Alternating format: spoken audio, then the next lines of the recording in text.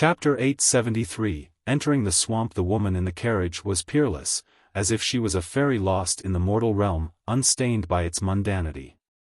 No matter how beautiful a girl might be, she would appear inelegant in this woman's presence. Fairy Ming. Someone recognized this woman and their mind fluttered after seeing her supreme beauty and unmatched elegance.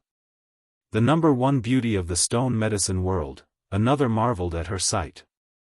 The new arrival was Ming Yeshua, the alchemy kingdom's descendant. She attracted countless eyes and enchanted many souls. Ming Yeshua came down from her carriage in the spotlight and went before Li Qie to speak softly. "I'm late." She was always elegant and charming no matter the occasion. In terms of features, Long Jingxian was no worse than her.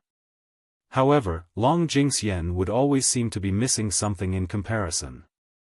If Long Jingxian was an elf, then Ming Yeshua was a fairy bathing in moonlight. Li Qie gently nodded and stroked her hair while saying, "Come in. This day has been long overdue. Keep going forward without fear. This is a homecoming for you. Once you reach the end, you will understand the truth." Countless were both jealous and envious after seeing the intimate action between the two. Even a peerless genius wouldn't have the chance to be so close to her. She gently nodded and looked at Li Qie with her bright eyes. "You said that you will tell me a few things. Girl, I won't lie to you. The answer is before your very eyes." Li Qie revealed a smile full of tolerance and love as he said, "Follow your heart and feelings to find the answer." She took a deep breath before nodding her head with decisiveness, then she started to head towards the master mansion. The moment she stood before it, the heavy gates opened and allowed her entry. Everyone that watched this scene wanted nothing more than to rush forward into the mansion. However, no one dared to act recklessly while Li Qie was standing there. After the gates closed completely, Li Qie stared into the far horizon. Mei Aonan still didn't appear. However, Li Qie wasn't going to wait for her since he already made the arrangements with the golem. When she arrived, she would be able to enter as well. Eventually, he entered his carriage and the bull carried him out of Bayan City, disappearing under everyone's eyes. After confirming that Li Qie was gone, the majority of the crowd immediately rushed to the front of the master mansion. They wanted to open the gates, but no matter what they tried, the gates remained shut. Even paragons and incomparable geniuses couldn't open them. Li Qie was northbound after leaving the city. The bull was actually moving at a speed so incredible that it was downright frightening. If one saw this scene, they wouldn't think that it was a bull dragging a carriage but rather an imperial dragon soaring across the world, as fast as lightning. With regards to speed alone, even Li Qie's tetrawar bronze chariot couldn't compare to the bull. It could be said that the bull was one of the fastest mounts in the world with virtually no peers. Li Qie eventually arrived at the edge of the beast world thanks to the bull's incredible speed. Very few people had set foot in this place ever since the beast world had first opened. One could only see an endless swamp in the near horizon. Moreover, it had an evil aura that restricted one's movement. Even the strongest beings wouldn't be able to fly in this place. Moreover, they would be infected by this evil energy and might die at any given moment. Without access to flight, one would also be vulnerable to drowning in this horrible swamp. Like quicksand, they would be unable to escape from it. This was a dangerous location in the beast world. Li Qie had undergone an adventure in this place a very long time ago. Back then, when Mei Aonan's master lost his position, he was also exiled here. He had two choices at that time, either leave the beast world forever or accept being exiled to this place. For a golem from Bayan City, leaving the beast world was akin to seeking death. In the end, her master chose to be exiled. Later on, Li Qie brought the young immortal emperor Tun Ri to this place. At that moment, Mei Aonan's master attempted to bewitch the young emperor, so Li Qie nailed him into this swamp. It wasn't until later when immortal Emperor Tun Ri interceded on the golem's behalf that Li Qie released him, allowing him to live. This swamp was extremely dangerous. Even a god king wouldn't recklessly come to this place. However, Wuxia rushed inside on his carriage without any hesitation and disappeared into the thick and evil aura in the blink of an eye. The bull was not only fast but also adept in risky adventures. It was able to avoid dangers and remove poisons as well as predict future ominous events. Because of this, it was the best mount to enter any ominous ground and also the reason why Wuxia went to the celestial peak to find it again. In a distant era, the Tetra chariot was Wuxia's war vehicle while the bull was the mount he rode to enter the forbidden grounds and other ominous locations. Why did this happen? When the news of the prince's death in battle arrived at the ravine, the whole place was sent into turmoil. For instance, a scream echoed across the place right at this moment. The ravine couldn't swallow this anger, especially the experts from the Golden Crow tribe. Even the other elders couldn't let this go. They wanted to mobilize their armies to kill Wuxia for vengeance. The ravine master, on the other hand, did not agree to this approach and rejected the elders' decision. Thus, the meeting became quite interesting. Under the anger of the elders, the entire ravine seemed to be shaking, causing many disciples to be frightened. I agree with Miao Chan's logic. We have been too arrogant in the past few generations. Golden Crow took the vanguard for Yi Qingcheng and represented the world to reinstate the Bian agreement. This made many people angry. Even though we are a sect with two emperors, above us are behemoths like the Alchemy Kingdom and the Jianlong clan. When we mobilize against others, what will these sects think of us? The master did not want to mobilize their troops. Meanwhile, some elders and high elders and even a few ancestors, especially the big shots from the Golden Crow tribe, swore to seek revenge. In fact, the master was in a weak position at this time. Although his Miao clan had a pivotal position in the ravine, the Golden Crow tribe held even greater influence. Master, don't forget, if it wasn't for your refusal to let my grandchild borrow the Emperor's true weapon, he wouldn't have died to that little animal. A great character from the Golden Crow tribe spoke coldly. We only have 2 Imperial Fate weapons, so the decision wasn't made lightly. They are our defining treasures meant for the sect's survival. If we lose an Imperial Fate weapon during my reign, then I will become a sinner of the ravine, a sinner towards our forefathers. The master raised his voice. In fact, the master had no affection for the prince. In the beginning, he actually wanted him to marry his daughter, but towards the end, he no longer held such thoughts. Regardless of what happened, our descendant definitely cannot die in vain. If we don't mobilize and kill Wuxia, how can we intimidate the world? How can we establish our eternal prestige? One ancestor uttered in all seriousness. Although the master had a high-ranking position and was well respected, the majority of the high elders and even ancestors were in support of the Golden Crow's branch. The meeting became very rowdy. Some supported the master's decision, but more approved of the Golden Crow tribe's choice. On a peak inside the ravine, Miao Chan could be found seated there, stupefied. The tears in the corners of her eyes had yet to dry from her quiet weeping. As a character that had made decisions for the ravine, she had never missed a meeting before. But today, she did not participate. At this moment, everything became meaningless in her eyes. Everything she did was for the prince, but he was now dead, so everything vanished like smoke. Strength and strategies were no longer important in her mind. She sat there in silence with no one around to help shoulder her grief. Her expression carried a tinge of coldness and sadness. After some time, the ravine master came along and sat down next to her. It was obvious that he was furious. Miao Chan composed herself after a long period and looked at her father to softly ask, "Are we mobilizing?" "Ignore them." The master was clearly livid. He struggled to suppress his anger and looked at his daughter. He couldn't help but feel hurt as he gently placed his hand on her shoulder. "Child, do you want to get revenge for that bastard as well?" "Revenge?" Miao Chan bitterly smiled with a touch of helplessness, disappointment, and some despair. Against whom? Li Qie? Or perhaps Yi Qingcheng? Although Li Qie killed him, he died playing in Yi Qingcheng's palm. The ravine master indignantly stated, "Humph, that bastard didn't listen to good advice. Look at him now, he threw his life away. But that doesn't matter.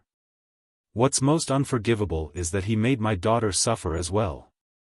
The woman in the carriage was peerless, as if she was a fairy lost in the mortal realm, unstained by its mundanity. No matter how beautiful a girl might be, she would appear inelegant before this woman's presence. Fairy Ming, someone recognized this woman and their mind fluttered after seeing her supreme beauty and unmatched elegance. The #1 beauty of the stone medicine world, another marveled at her sight. The new arrival was Ming Yeshue, the alchemy kingdom's descendant. She attracted countless eyes and enchanted many souls. Ming Yeshue came down from her carriage in the spotlight and went before Li Qie to speak softly, "I'm late." Chapter 874, Yi Qingcheng's Might. After a good while, Miao Chan closed her eyes with teary lashes and softly spoke, "Father, revenge, to me, no longer has any meaning. He is already dead, so what can we do? If we mobilize our troops, it would be playing right into the hands of Yi Qingcheng. He dreams about us sending troops to the rest of the world to become his pawns. I don't want to seek revenge if it means the ravine will become his cannon fodder." Miao Chan softly said, "His killer is not Li Qie, but Yi Qingcheng. He had always viewed him as a brother while Yi Qingcheng only used him as a pawn. Humph, if that bastard had you in his heart, then this wouldn't have happened as he would have listened to you. Kindness lost to ill intent, treating a villain as a brother. Now, he died without a grave and even dragged the ravine down with him into this mess." The master hatefully voiced his thoughts. "I knew that he wouldn't have a good end when he went to find Yi Qingcheng last time, he just didn't listen to me." Miao Chan's eyelashes fluttered a bit as she murmured, "I don't blame others but only myself for my lack of determination. I gave him the illusion that he was truly the #1 genius in the ravine. Child, it is not your fault. You can only blame that bastard." The master responded, "If he listened to you, then he wouldn't have become Yi Qingcheng's dog. But now, the only thing he accomplished was making you heartbroken." Miao Chan stayed quiet for a very long time. She eventually sighed bitterly and spoke with a voice full of sadness, "I chose the wrong person. I thought I could make him change his mind and wake him up, but I was wrong." The master felt pain as well upon seeing the tears in his daughter's eyes. "Child, forget him. We'll leave the ravine together. The edges of the world are endless, there has to be a place that can bring you peace of mind." "Father, you are the ravine master," Miao Chan uttered.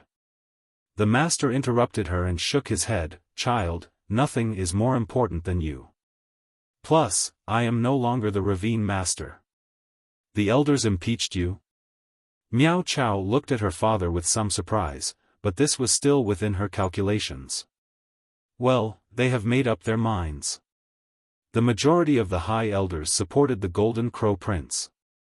I don't have any sentiment for the position of ravine master either, so I quit on the spot. It's good to leave the ravine for a bit.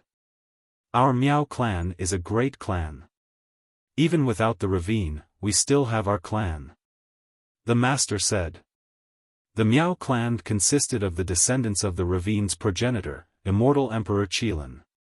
Later on, their Miao clan declined, causing their influence within the ravine to be far inferior to the Golden Crow tribe.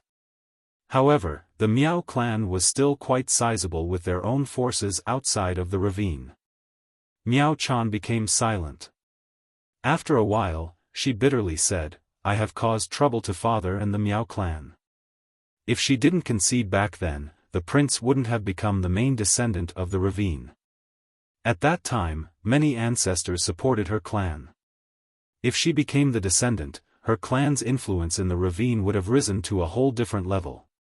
However, she gifted the position to the prince, causing the Golden Crow tribe to rise once more. No, it is not your fault, it is all because of that bastard. He truly let you down. The master bitterly spoke. Miao Chand pondered for a long time before nodding gently. Father, I am willing to leave the Heaven Hoof Ravine to take a trip outside. Good, I'll take you away tomorrow.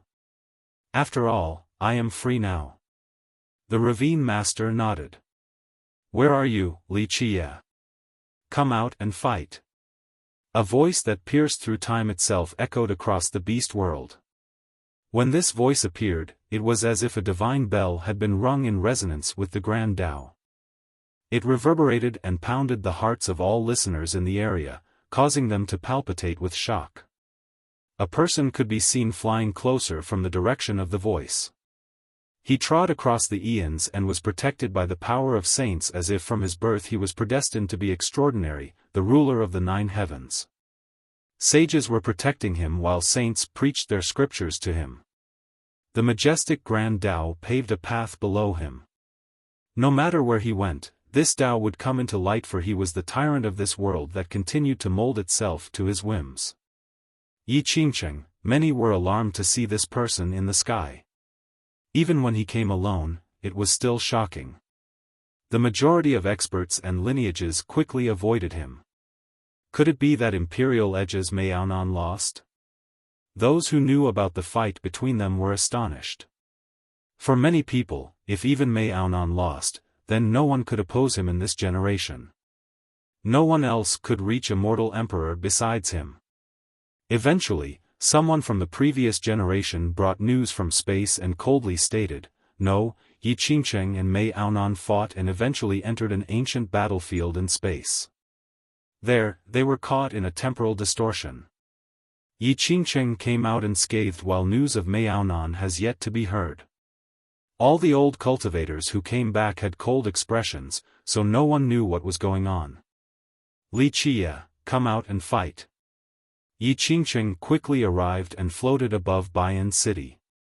His profound glare swept by as if he could see through all of it. However, Li Qie had already left. No one would come out to answer his challenge. Li Qie, listen well. You have slain my brothers and massacred my friends. I will continue to seek vengeance until one of us dies. No matter where you may be, this world is only big enough for one of us. Yi Qingcheng stood up high and heroically proclaimed before everyone. He swore to have revenge for the dead Lion Emperor and Golden Crow Prince. To have a good friend like this, one cannot ask for more in life. Someone said with emotions after listening to these grand words.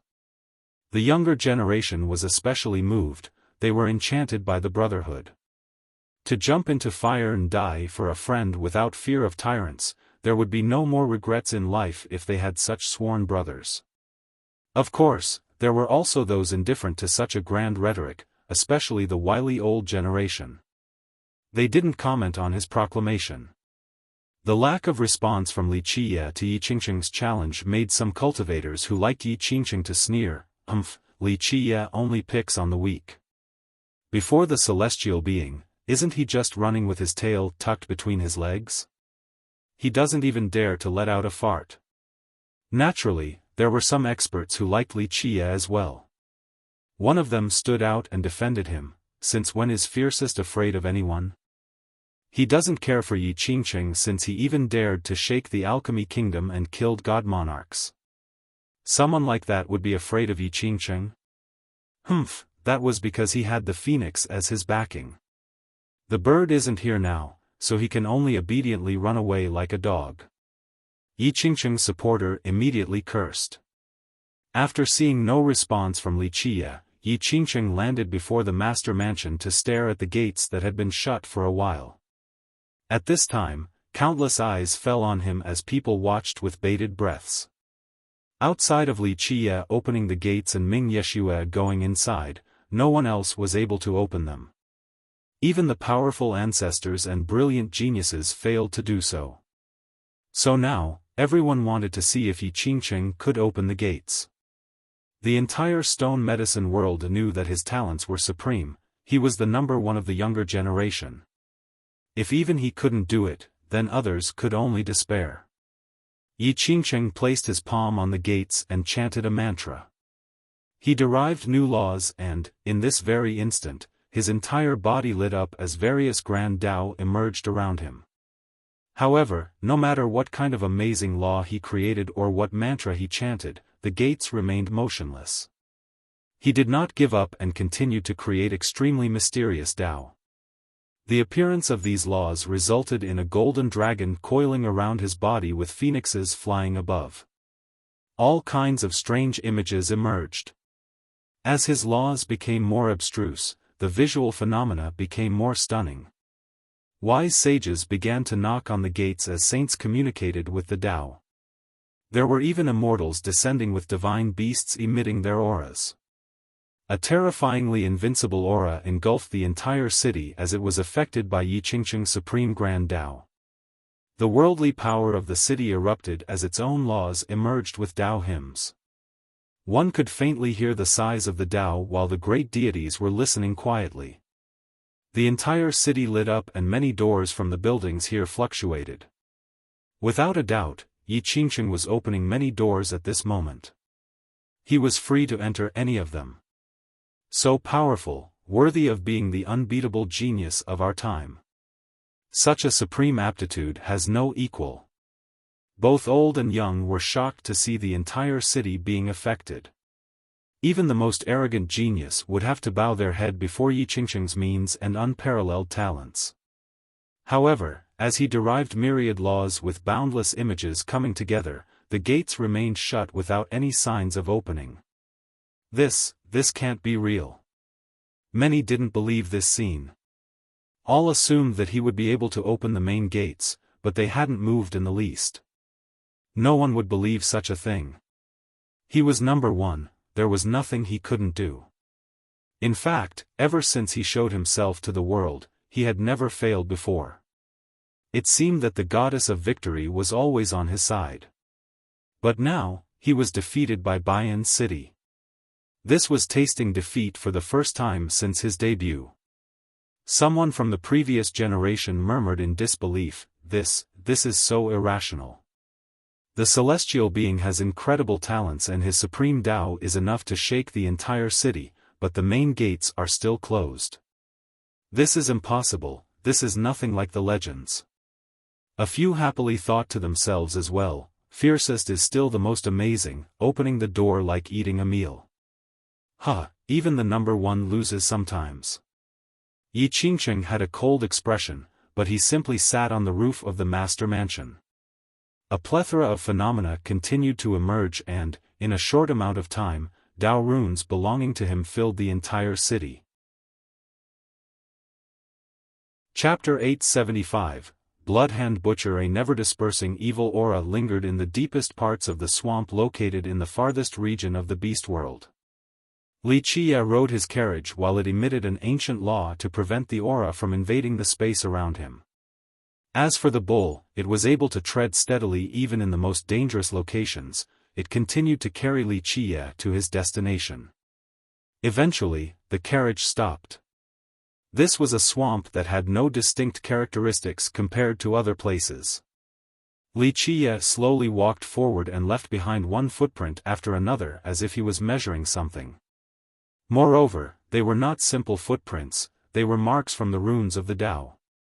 Finally, after imprinting enough footprints, the Tao runes began to move and intertwine to form laws. These laws then formed a door above the muddy ground. Li Qia formed a mudra with both hands while chanting a mantra. His mind opened as his sea of memories roared. A second door superimposed itself onto the first one. Right when the two came together like two keys of a pair, Li Qia shouted, "Open." A series of heavy sounds could be heard. A cave entrance emerged from the mud and morphed into the shape of a small fortress. As the two doors floated around, the fortress let out a sound that signaled the true opening of the door. Li Qia withdrew his mudra and closed his mind before sitting back on his carriage once more. Beyond the entrance was a completely silent scene. It was also pitch black as if this little fortress was a prison. No need to play dead, I know you are still alive. I spent countless efforts to trap you all here so that you could continue to survive. Wuxia lazily looked at the entrance while he remained on his carriage. Hue hue hue, a strange laughter came from the cave, then was a sinister response. Dark Crow, my Dark Crow, after so many years, you still haven't given up. Hue hue hue. Go ahead and try all of your means. My old bones can handle the worst torture in this world. I believe that. Wuxia chuckled, I have destroyed your bones time and time again, but you continued to persevere. This is indeed very admirable. Bloodhand Butcher, this not just an empty title. So kind, so kind. But compared to you, I'm still lacking a little. The victor is the king while the loser becomes the bandit. I dominated 1,000 generations only to lose to you in the end. The strange laughter continued inside the cave. Likewise. Didn't you order immortal Emperor Tian II to capture me back then as well? Wuxia chuckled, Feng Shui will continue to change. However, it is in my grasp and will never come back to you. You have lost and will never be able to reverse the tides. Those who have died in my clutches are too numerous to count. The myriad races in the 9 worlds have all lost loved ones due to me. In fact, they amount to no less than the number of the ancient Ming I've massacred. However, I have never shown mercy just because of their races. In the past, some fools thought that they could change your ancient Ming, some idiots thought that they could befriend you and take advantage of each other to rule the era. It was these fools who led the wolves into their home, resulting in darkness spreading across the 9 worlds to forever exile the light. Wuxia coldly smiled at this point. Hue hue hue, no matter what, Dark Crow, even if you keep on torturing me and grinding my bones, I will still agree with these words. The strange voice responded, I can only blame some fools from my clan who showed mercy, some idiots who gained emotions from intermarrying. They actually thought that they became human or something, even forgetting that they are forever ancient Ming with an eternal evil flowing through their blood. The fools made that stupid decision. Hue hue hue, what is this about enslaving other races? This is simply a ludicrous choice. We should have killed all the races in the 9 worlds from the beginning without leaving even a single survivor. Then, the world would have been ours forever. Stupid? Wuxia chortled in response, Bloodhand, oh Bloodhand, still uttering these silly words to me. It is undeniable that your creed was to slaughter my myriad races. However, do you dare say that you didn't have your own hidden intentions? This intention made you agree with the decision of Tian II's group.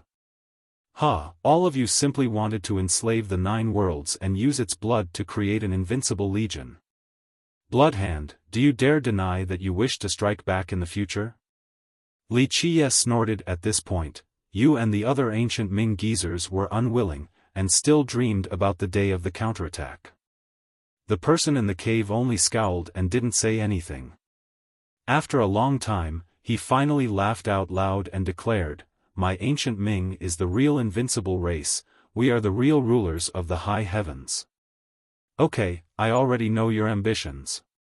Wuxia smiled and shook his head, there's no need to bring up the past again. I only have one thing to say, let your ambition die. Your ancient Ming will never have the chance again. There is only one fate awaiting all of you, extinction. The person in the cave only smiled grimly without saying anything. Wuxia was half lying down on his carriage as he lazily said, Bloodhand, I didn't come this time to blabber on and on with you since we could have done this in the old eras. I came this time for only one thing, just like before, hand over the corporeal zone, then perhaps I will spare your life or maybe give you a swift death. Your choice. Hue hue hue, so many generations have passed, Dark Crow, yet you still haven't given up. Like I said, I don't have the corporeal zone. The person in the cave laughed. I have heard this many times before. Wuxia shook his head gently, you incessantly repeated these words over the years, too many times for me to remember, in fact. Correct, you truly don't have the corporeal zone on you, but you know where it is as well as the hiding spot of the remnant ancient Ming. I have no comment about that.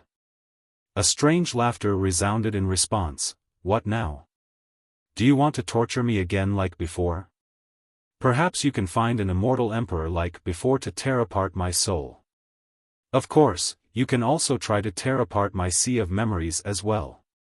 I don't care either way since you have performed countless agonizing tortures on my body. You have destroyed my cultivation and my flesh as well as grinding down my bones. Okay, Bloodhand, there's no need to pretend to be pitiful before me. You and I are not good people. If you want to act pitifully and curse me for being vicious, then you should first think about those who died at your hands in the past. The young ones whose bones you took to build the evil palace. Their dismay before death was 1,000,000 times worse than yours. Li Qia coldly interrupted him. Hugh, I didn't torture them in countless ways like you did. Their agony only came from their primal fear, but me? I have no fear, not even of an eternity of pain. The strange laughter sounded again. Will you experience fear when I destroy your ancient Ming? Li Qia couldn't help but smile. I know you are not afraid of death or pain, but without the ancient Ming, what is left for you? You are the oldest controller of the ancient Ming. Without it, you have nothing, you would just be a lost ghost. Such words made Bloodhand silently contemplate. After a while, he let out an ominous laugh. Unfortunately, Dark Crow, you will never have that chance. You are too confident. Li Qia smiled. There are very few things across the eons that I cannot do. Don't forget, I have patience and plenty of time. I will find them one day. I'm afraid you will never have that chance. Just let this idea die, Dark Crow. Even until the day your human race faces extinction, our ancient Ming will never perish. A never-dispersing evil aura lingered in the deepest parts of the swamp located in the farthest region of the beast world. Li Qia rode his carriage inside while it emitted an ancient law to prevent the aura from invading the space around him. As for the bull, it was able to tread steadily even in the most dangerous locations. It continued to carry Li Qia to his destination. Eventually, the carriage stopped. This was a swamp that had no distinct characteristics compared to other places.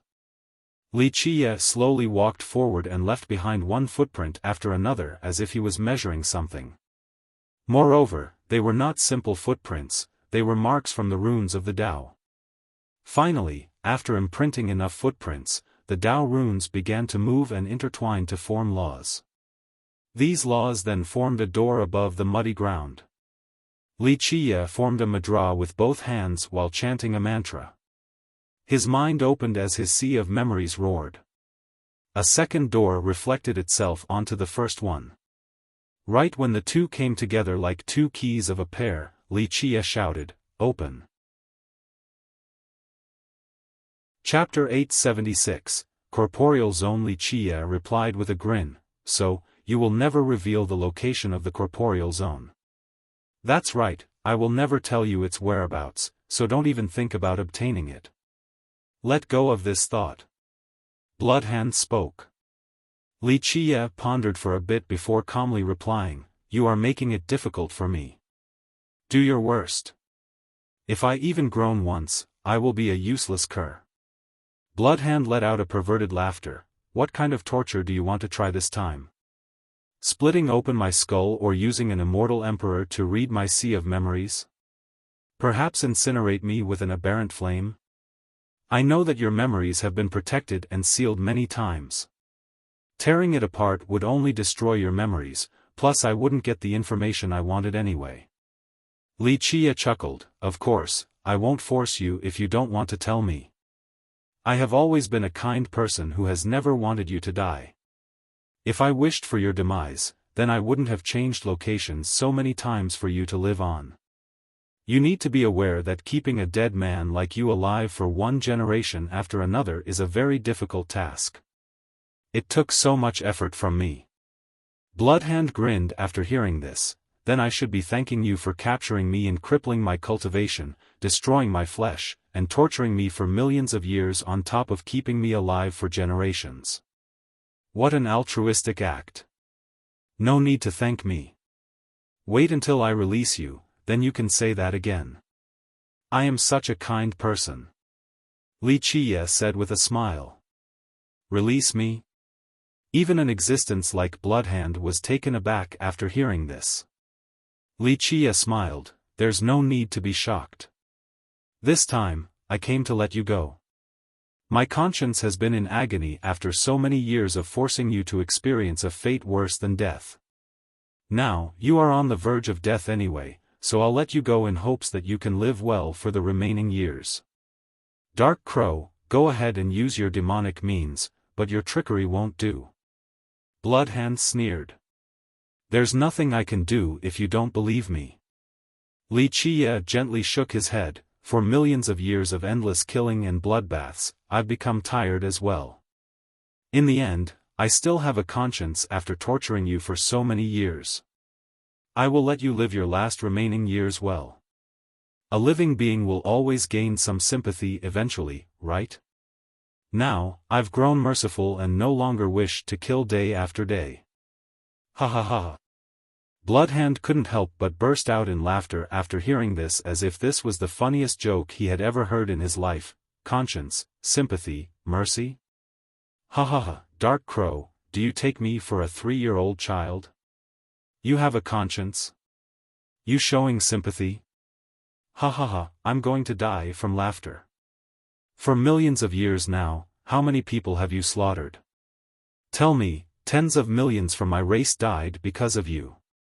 And during that last battle of our era, how many people from the other races of the 9 worlds died in your hands? Ha! You destroyed countless sects and murdered numerous countries before slaughtering an untold amount of clans. Ha ha ha, a butcher like you having a conscience and showing mercy. Ha ha, I'm dying. This is a tiger telling a rabbit that it has become a vegetarian. Ha ha ha, Bloodhand laughed hysterically. You're right. I have killed countless people, but I have never denied my hands being stained with blood. In that last battle, I indeed annihilated every single lineage that conspired with you, ancient Ming. Li Qiye smiled. However, Bloodhand, I don't need to prove my conscience to you. I only know that if I don't release you from this place devoid of sunlight, I will feel guilty in the future on my deathbed. He paused for a bit before continuing. In short, I'm letting you go this time. It is up to you to believe it or not. Bloodhand mused it through. Such a thing was too sudden. He definitely didn't believe a brute like the Dark Crow would release him without a reason. Hew. Eventually, he smirked and said, Dark Crow, others might not know you, but I know exactly just what kind of person you are. You're someone who will never give up before reaching your goal. I'm living very well right now, completely worry-free with no fear of death. This is quite a nice situation, so I think I would rather be imprisoned for another 1,000,000 years. Even if you don't want to leave, I'll release you anyway. Li Qiye chuckled on his carriage. As for whether you leave or not, it is your business and has nothing to do with me. Hew. Bloodhand laughed. Ah, Dark Crow, you just want to pull a snake from its nest, letting me go so that I will lead you straight to the corporeal zone. Unfortunately, it is just your wishful thinking. After millions of years, I no longer know the locations of the ancient Ming and definitely not the location of the corporeal zone. Even if you let me go, you won't be able to gain anything from it, it is just a waste of time. Bloodhand, you think too much of this. I don't necessarily need the corporeal zone in this generation. After so many moons, I remained invincible and capable of suppressing the 9 heavens and 10 earths. I can do as I please, even without the corporeal zone. Li Qiye smilingly shook his head. Bloodhand laughed and stated, Hoo, my Dark Crow, your ambition only stops there. For you, sweeping across the 9 heavens and suppressing the myriad realms are nothing. You even had the chance to beat the immortal demon Grotto, but you chose not to do so. Ha, just reveal your true intentions. Bloodhand, you think so little of me. Wuxia flatly said, yes, I indeed had the chance to do so, but I would never let so many souls die there just for my own vendetta. If it takes blood to regain freedom and innocent lives for my own gain, I would never resort to such a thing. In fact, I look down on it. Otherwise, I could have made immortal Emperor Min Ren recklessly attack the grotto during his era. Hugh, Bloodhand smiled, the murderer Dark Crow is spewing such benevolent words, not wishing for the innocent to die. This joke isn't funny at all, Bloodhand, it seems like I've thought too highly of you. To think that you might understand me. Wuxia shook his head, that's right, I am a mass murderer whose hands are covered in blood. But for millions of years until now, I can swear by my life that I have never used innocent blood in exchange for my freedom. My life has been filled with bloodshed along with letting many people down, but I have a clear conscience in this matter. This applies to the past, present, and the future. Wuxia smiled at this point, Bloodhand, we have known each other for so long as enemies, but it seems like you really don't know me. I suppose I can tell you that for humans and the 9 worlds, I can slaughter any existence because this world has things worthy of my remembrance. However, to sacrifice others in order to escape the grotto, this is something I will never do. I shall carry out my vendetta myself. Bloodhand grew quiet once more before continuing with his strange laughter. Hugh, Dark Crow, even if you are right, do you deny the fact that you were using the immortal demon grotto? Outside of not sacrificing the innocent, your choice of not destroying the grotto is because you want to use it for eternal life, correct? Ha, don't tell me you do not miss the sensation of being indestructible and everlasting. Hekekek, Bloodhand laughed loudly, even the villainous heavens cannot deal with your type of indestructibility. Destruction or suppression, neither can annihilate you. It must be a great feeling that would cause even immortal emperors to drool. Do you dare to tell me that you don't miss that feeling? My Bloodhand. Wuxia shook his head, you truly have grown old. Although you have lived for a very long time while hiding behind the ancient Ming and obtaining glory for your race, you are now old. You have sealed yourself for too long and lost sight of the world. Your ideas and knowledge are no longer relevant. There are too many things and secrets unknown to you. Hugh. Perhaps I really am old now, but I know one thing for certain. Dark Crow, you will never give up on the corporeal zone. Trust me, I know you are just like me, ha. You wish for the day of reversal, a day to counterattack, ha, so you need the corporeal zone. Bloodhand responded. Perhaps. Wuxia chuckled, I won't deny that. One day, I will stand above the 9 firmaments, one day, I will become eternity itself, one day, the things that people of the past couldn't accomplish and people of the future will continue to fail at shall be achieved by my hands. However, if you think I need the corporeal zone for the counterattack, then you are gravely mistaken. Wuxia continued, nothing would be better than having the corporeal zone. However, if this is not meant to be, I trust that I can find a backup plan, something else to replace the zone. You should know that since the very beginning, the things that I could not manage are too few and far in between. Chapter 877, Plan culminated from millions of years. Bloodhand thought about Wuxia's words. He was once the Dark Crow's greatest opponent, so he knew that no matter what, the Dark Crow would never give up before succeeding. It was just like he had said, there were very few things he couldn't do. It doesn't matter if you believe me or not, I don't necessarily need the corporeal zone. Wuxia lightly smiled, to tell the truth, I'm getting tired of thinking about how to get you to open your mouth each generation, thinking about what kinds of torture would make you spill. Such devious acts are not pleasant for anyone. Basically, all shall end in this generation, so I'll let you go even if you don't talk. Of course, nothing would be better if you are willing to speak. Hugh, Bloodhand responded with a creepy laughter, Dark Crow, I have never believed your words before. If you truly have the desire for a counterattack, to pierce through the 9 firmaments once you stand above them, then there is another option, and that is to work together with me. You should know full well that I can pave the way for you, allowing you to become even more powerful to show off your might. Bloodhand, I'll repeat myself again, you really think too little of me. Wuxia smiled, no matter the era or circumstance, I will not work together with an ancient Ming. Ha ha ha, it was precisely due to such idiotic thoughts that the fools in the past trapped the 9 worlds in darkness. Humph, you will regret it. Bloodhand snorted, without the corporeal zone, even if you are as strong as an immortal emperor or even more powerful, your end will still be very miserable. I actually don't believe that. Wuxia smiled, I have experienced the worst of things and I don't care about even death, what is there that can make me worry? Bloodhand only smiled coldly, unwilling to speak further. Eventually, Wuxia spoke, okay, our conversation ends here. It doesn't matter if you believe it or not, you are now free. Bloodhand smiled in an awkward manner, Dark Crow, if you are as benevolent as you are claiming to be, then give me relief and kill me. If I have awareness below the 9 springs, I will appreciate it. I would rather die to avoid being nervous and cautious of you all day long after being released by you. No, Wuxia shook his head, if you want to die, then you can commit suicide. I won't kill you.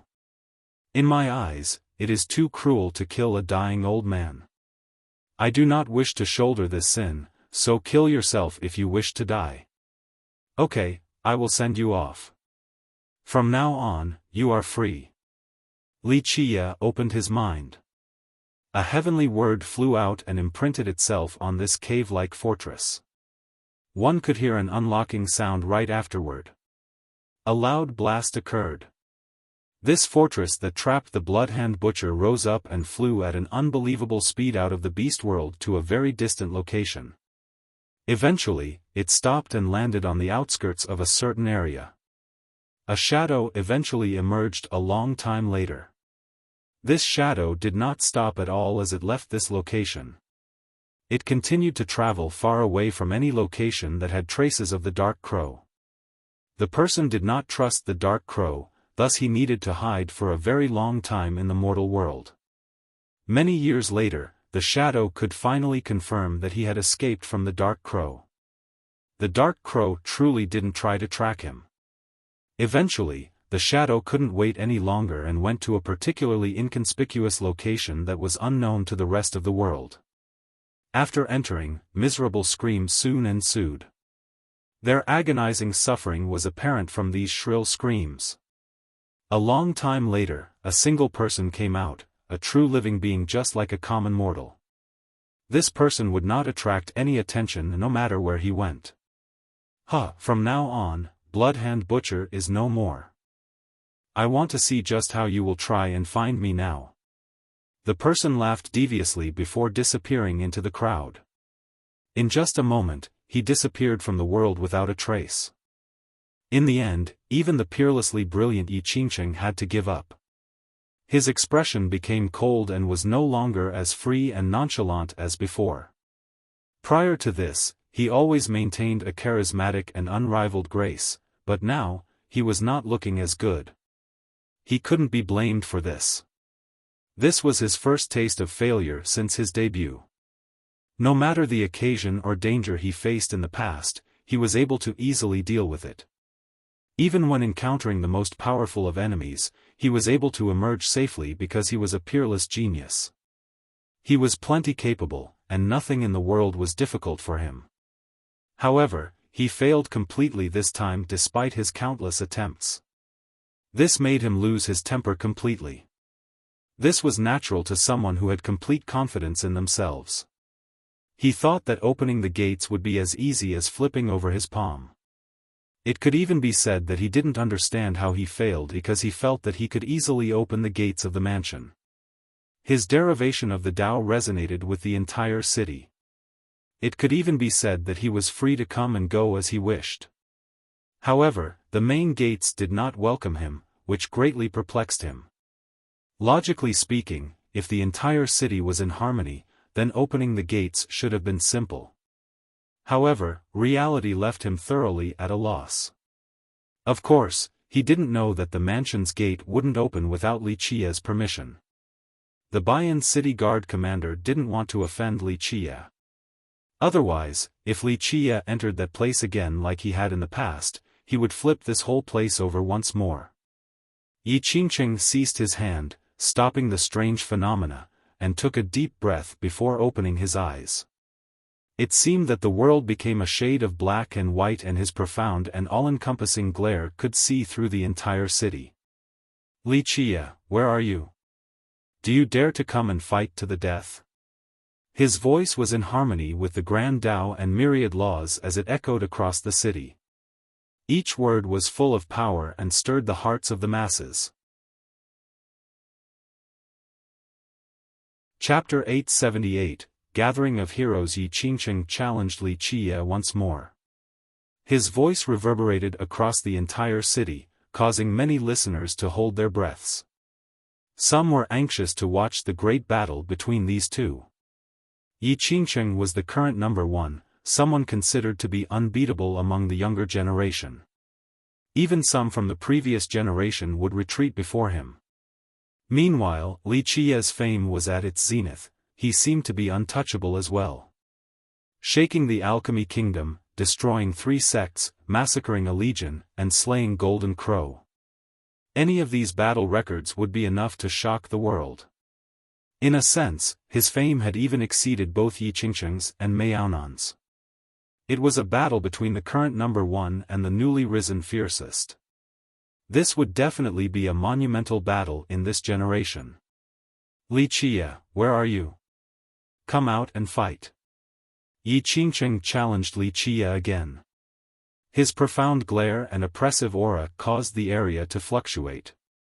He was in control of the entire city at this point as he stood above the master mansion, seeming to be one with the area. This was his peak condition. Not to mention commoners, even gods and devils would give way before him. Perhaps even paragons wouldn't want to provoke him in this situation. Bah, only a little pebble, acting all arrogant my ass. A voice filled with disdain came in response to this challenge. Many people were stunned after hearing these words, since no one in the younger generation would dare to mock Yi Qingqing like this. They followed the voice and saw 2 girls entering the city. Both were charming beauties with endless grace. They would be the center of attention no matter where they went. The Jian clan's golden daughter. The majority recognized one of the 2 girls, but very few knew the identity of the other. It was Long Jingxian and Jian Wuxuang who had just arrived. The speaker was naturally the more playful Long Jingxian. Both were very arrogant, but their styles were completely different. Jian Wuxuang didn't bother acknowledging anyone. In her eyes, everyone was the same. Meanwhile, Long Jingxian especially looked down on geniuses since they were not worth mentioning to her. Very few knew Long Jingxian's origin and were at a loss for words after seeing her disdainful attitude towards Yi Qingqing. However, many of the people here had witnessed her destroying the grand formation of the Celestial Array School, so they didn't dare to underestimate her. Yi Qingqing's profound gaze fell onto the girls. He gently shook his head and said, "Both of you ladies can be considered supreme, but you shouldn't oppose me. What's the big deal?" Jian Wuxuang snorted with her ever-arrogant attitude. She would dare to fight against even Yi Qingqing. "That's right, ha ha ha, you're no big deal." Long Jingxian smiled playfully. "Aren't you just a little rock that experienced the cultivation of countless paragons and god monarchs?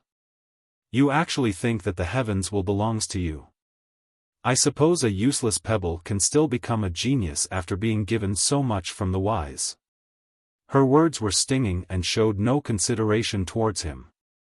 This girl was truly arrogant, very few people could get into her sight. Many people glanced at each other due to her blustering nature. This girl was way too overbearing. "If you two wish to oppose me, then very well, I'll take you both on at the same time." Yi Qingqing smiled freely, full of confidence and arrogance. "No need for both of us.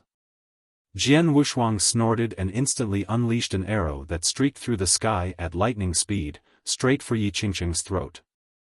The velocity of her arrow was too swift for the eyes to perceive. However, Yi Qingqing simply swung his sleeve at this lightning-fast arrow, creating an elemental shift in the air.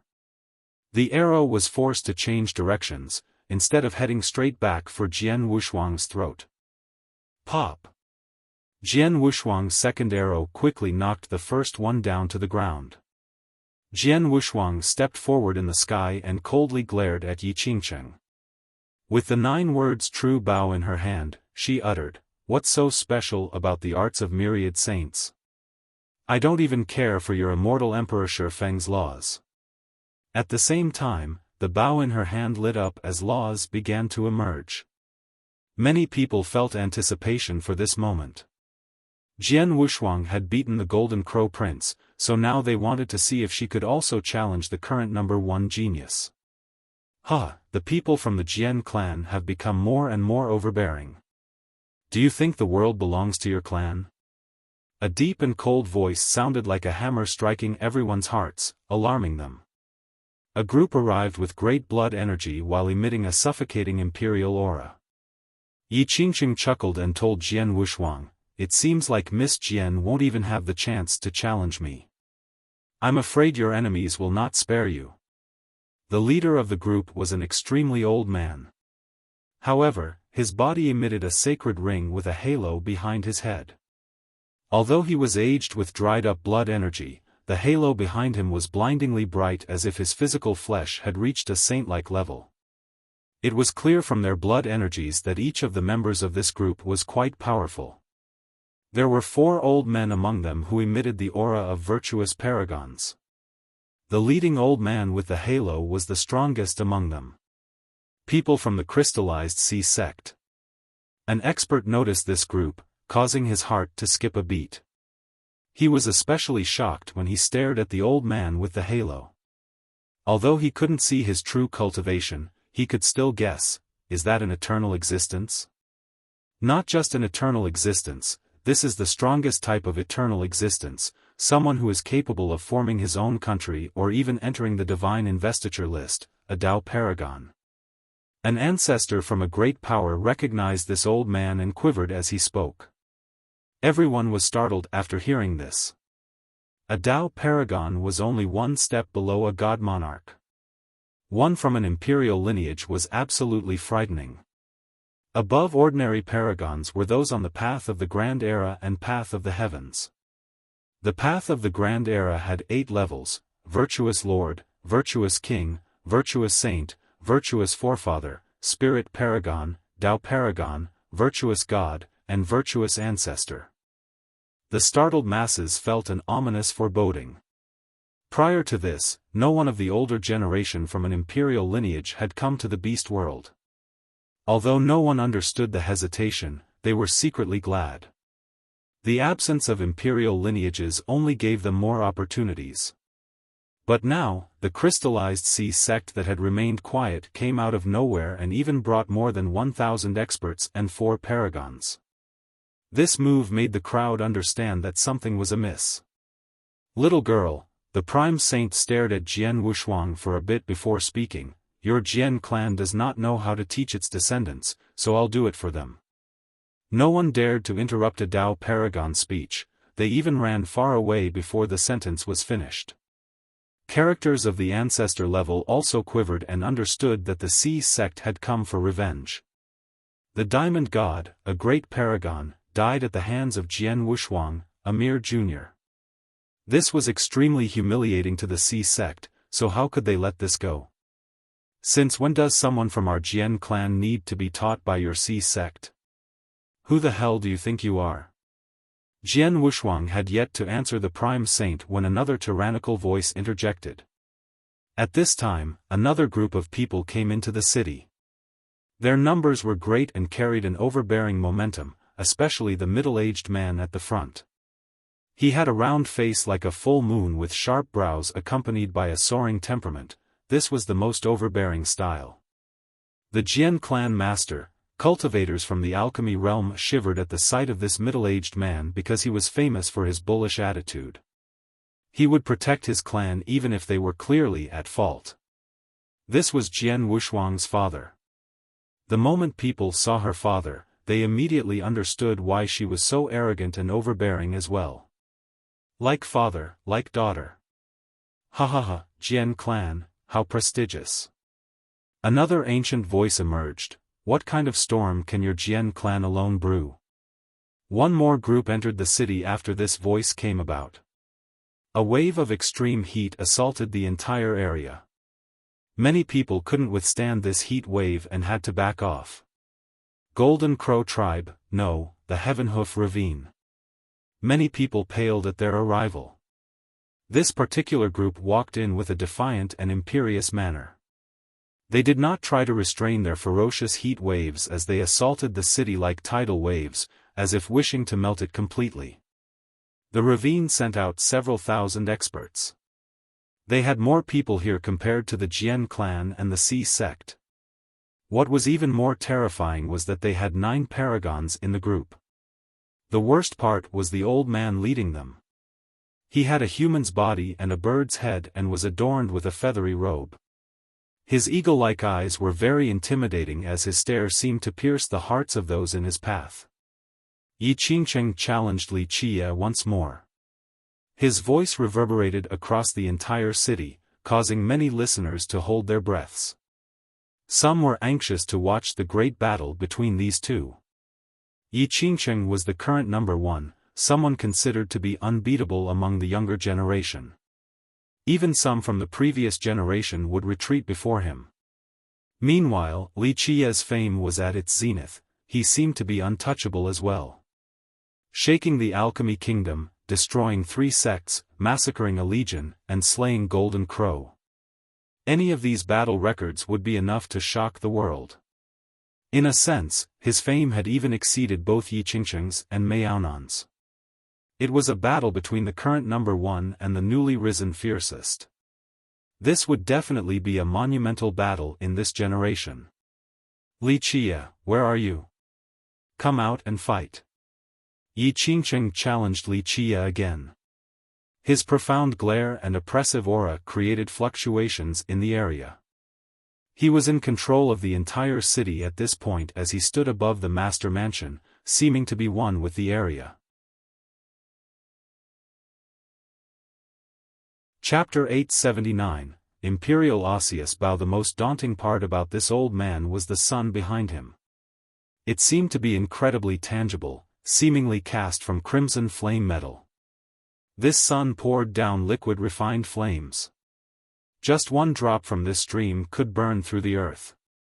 Golden Crow's Taiyang Wang, an ancestor from the beast realm, greatly changed his expression and murmured after seeing this old man. He is known as the Grand Golden Crow God Monarch. The Citadel and the Ravine were the most powerful imperial lineages in the beast realm. Since the Citadel kept to itself, the Ravine became the leader of the beast realm. However, it was difficult to tell which was stronger. Ha ha ha, Dragon Tiger brat, isn't your Citadel known for not bothering with the world? What now, you all can't sit still due to the beast world's appearance and want to break your ancestral teachings? Taiyang Wang snorted after seeing the monarch. Everyone knew that the Beastmaster Citadel, the Alchemy Kingdom, and the Jianlong clan kept low profiles, so now, the emergence of the Citadel bewildered everyone. The Dragon Tiger monarch calmly smiled. We do not dare to violate our ancestral teachings, but we heard that your ravine wants revenge against young noble Li, so our Citadel is here to lend him a hand. Besides, even though we choose not to come into being, us old bones from the Citadel will consider coming out if anyone dares to bully my baby girl. The monarch lovingly patted Long Jingxian's shoulder at this time. After hearing this, everyone finally realized Long Jingxian's identity. So she was the golden daughter of the Citadel. No wonder why she had no one in her sight. At the same time, the monarch's words made everyone jump on the inside. The Citadel had been quiet for a very long time and no one knew how many ancestors they had left. If these ancestors that had been hidden for countless years suddenly came into being, it would mark an incredibly terrifying occasion. Huh, since when did your citadel become someone else's dogs?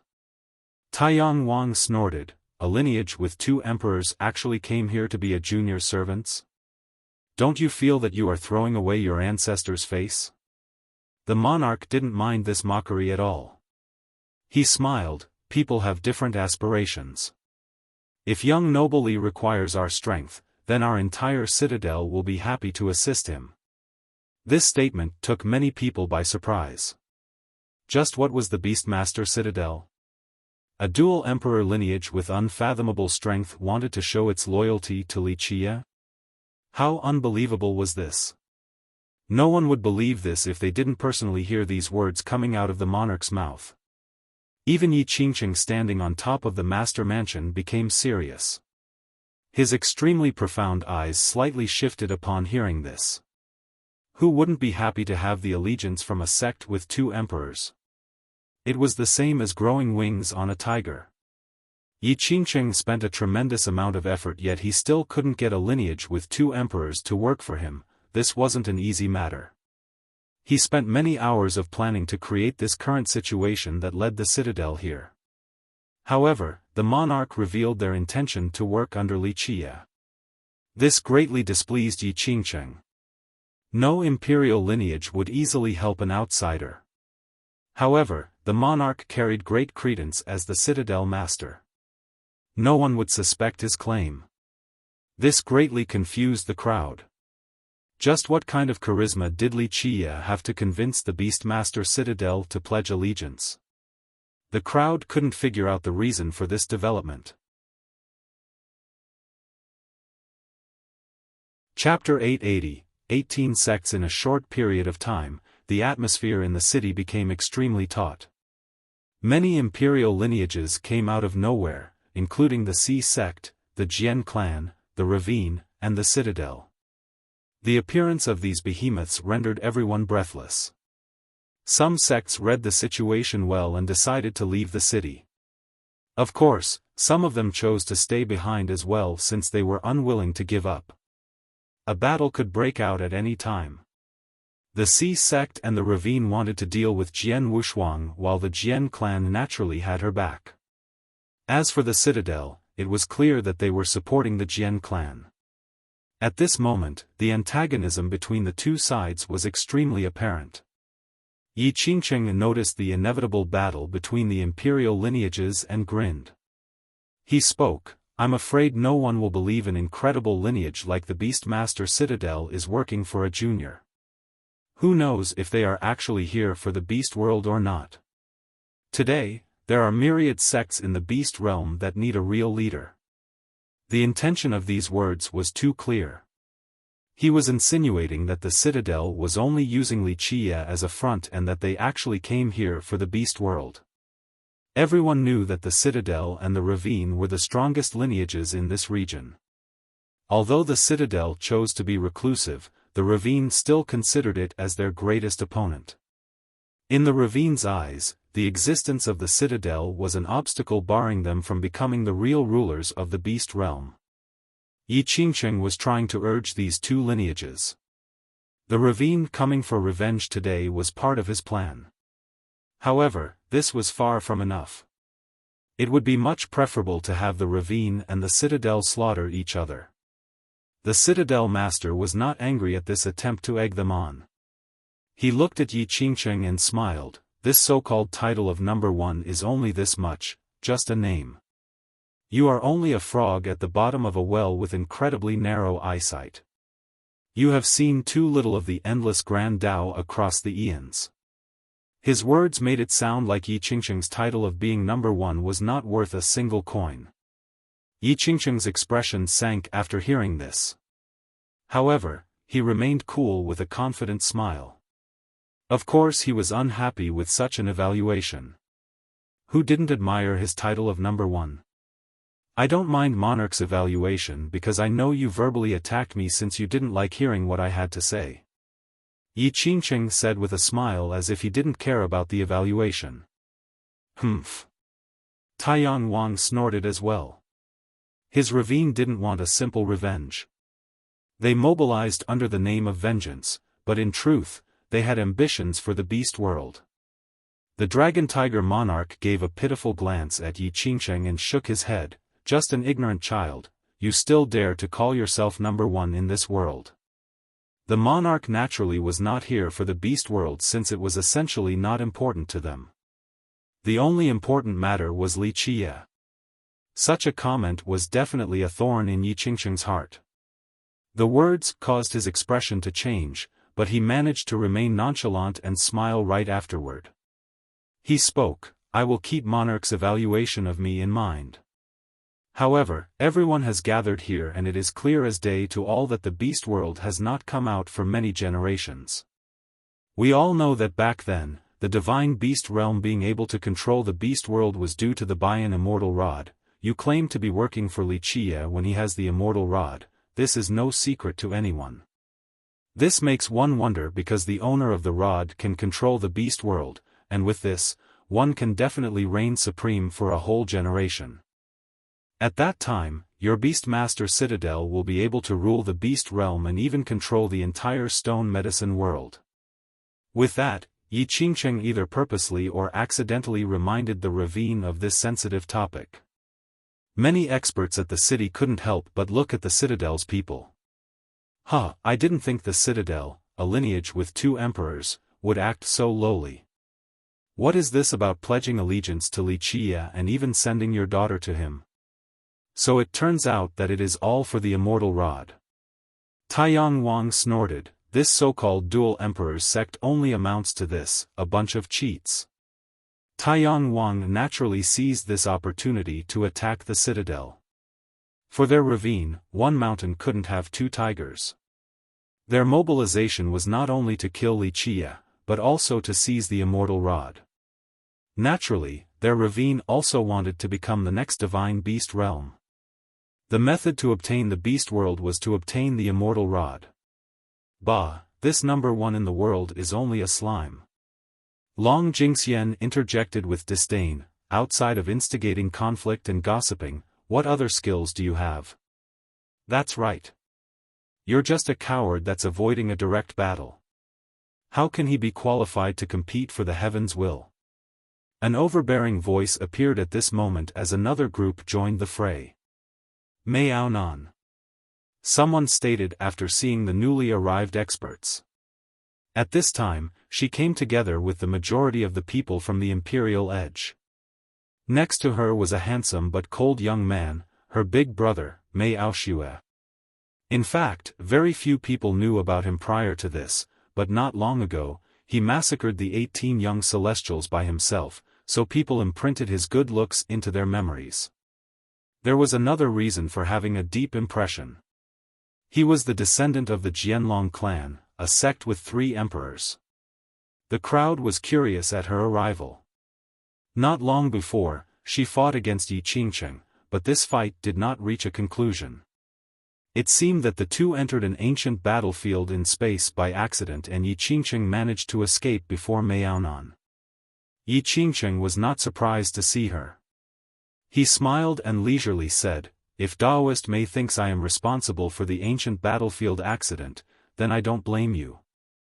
You can hide for now, but not forever. Miao Nan glared at him and tyrannically declared, only one of us will survive on the path for the heaven's will. Today, Bian City will be your grave. Yi Qingsheng smiled and gently shook his head, Daoist Mei, I also want to settle the score with you. However, I'm afraid we won't be able to do so today. There are others who want to deal with you. With that, he gently clapped. The clap rallied an army right outside of the city with great momentum. Inside were the surging auras of virtuous paragons. 18 great powers. People were startled to see this new army that had essentially surrounded the entire city. This force was composed of the 18 sects that the young celestials came from. They were all very powerful. Some were even imperial lineages. Despite not being as strong as the Beastmaster Citadel, they still incited fear in others. Their sudden appearance made a lot of people jump. 7 paragons are in there. One person counted the figures among the army. Even a heavenly king couldn't see through the true cultivation of these 7, he only quietly speculated, among the 7, I think 3 are eternal existences, 2 are legendary masters, and the rest are ordinary ancestors. What are they trying to do? Are they going all out? One ancestor noticed that something was about to go down and ordered his disciples to retreat from the city. This army came as a surprise to everyone. The 18 powers truly mustered all of their strength. The Jianlong clan's descendant murdered more than 10,000 of our disciples. We demand an answer. An eternal existence inside this army declared. He continued to glare at Mei Aoshue, but Mei Aoshue remained cold and aloof without responding.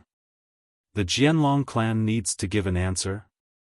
Mei Aonan coldly stared at this paragon and uttered in a domineering manner, yes, we did kill these 18 young celestials, but that has nothing to do with the Jianlong clan.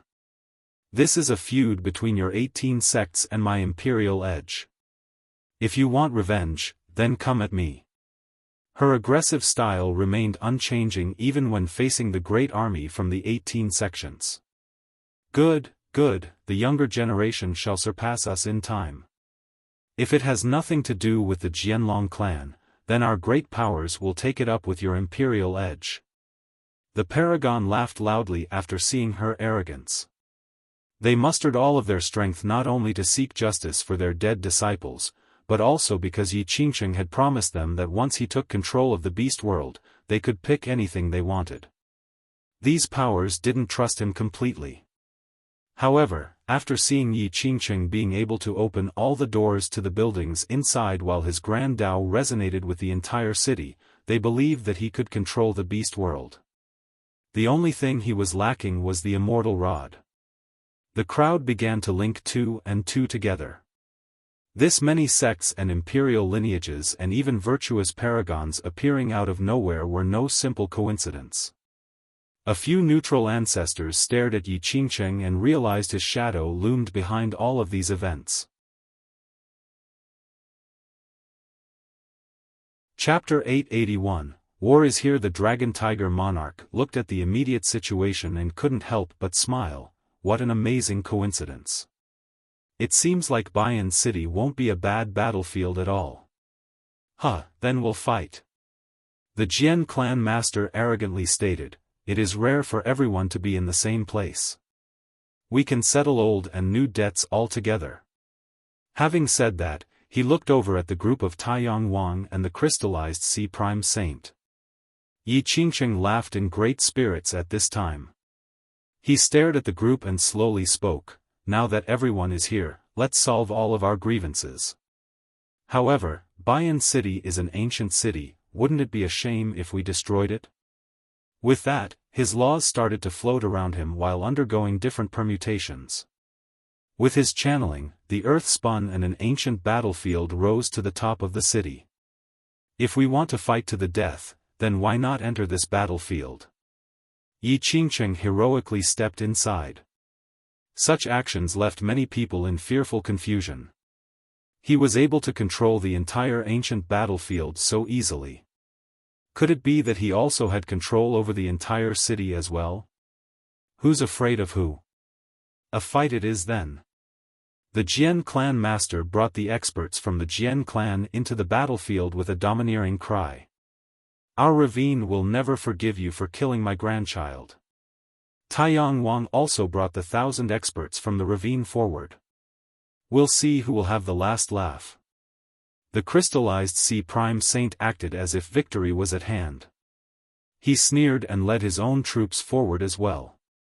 The reason for his confidence was due to his alliance with Yi Qingsheng. He knew that victory would be theirs. The Dragon Tiger Monarch gauged the situation before smiling, a bit interesting, I also want to see what kind of schemes you have in store. With that, the Citadel's force joined the fray as well. There was no need to mention the 18 powers. They had been on Yi Qingsheng's side for a long time, so their armies also rushed in. Universal laws floated around this ancient battlefield that had an air of death. No one knew who created this battlefield, but it was definitely capable of withstanding attacks from virtuous paragons. In an instant, two sides formed on this battlefield. The Sea sect and the Ravine had grievances against the Jian clan, so they were naturally together. Yi Qingqing smirked. He had complete confidence in controlling the situation today.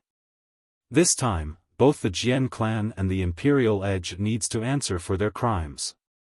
Yi Qingqing uttered slowly, "The Golden Crow Prince was my sworn brother, yet Miss Jian hurt him, then ordered Li Qie to kill him. The 18 young Celestials had deep ties with me, but the Imperial Edge murdered them. I will not let these go." The Jian clan master smilingly asked, "Bold words, but can you take charge of this situation?" Yi Qingqing didn't care as he answered with beaming confidence, "Jian clan master, I am confident that I have the strength to do so. If the Jian clan remains unrepentant, then I will support the Sea sect and the Ravine in their quest for justice. It seems like you are certain of victory. What about the Heaven Hoof Ravine?" The Dragon Tiger Monarch smiled at Yi Qingqing.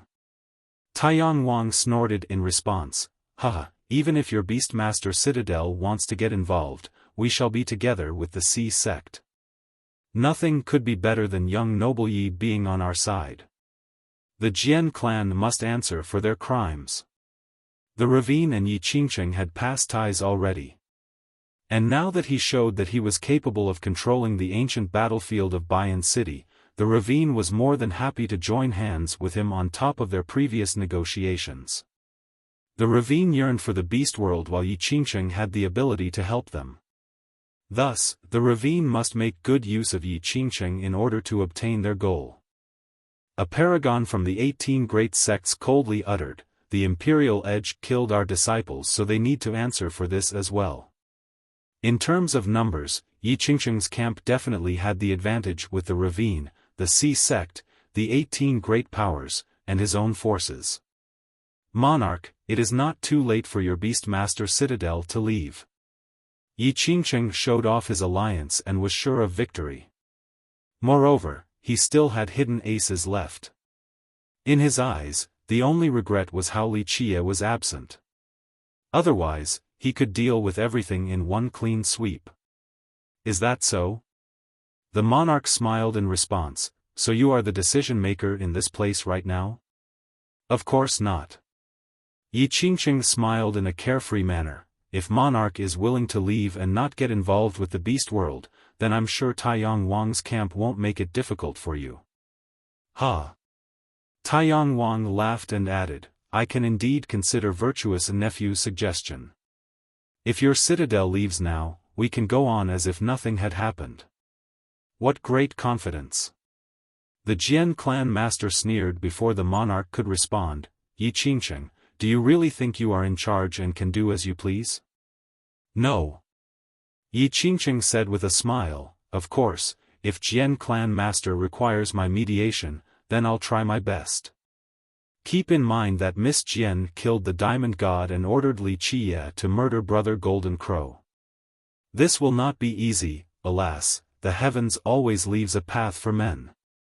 Despite Brother Golden Crow's death, if Miss Jian is willing to stay by his wake and marry him, then perhaps this could solve the grudge between the two sides." His words made him sound determined to resolve the grievance, but it was more of a deliberate attempt to cause even more trouble, to strengthen the resentment between the two sides until it eventually resulted in a battle to the death.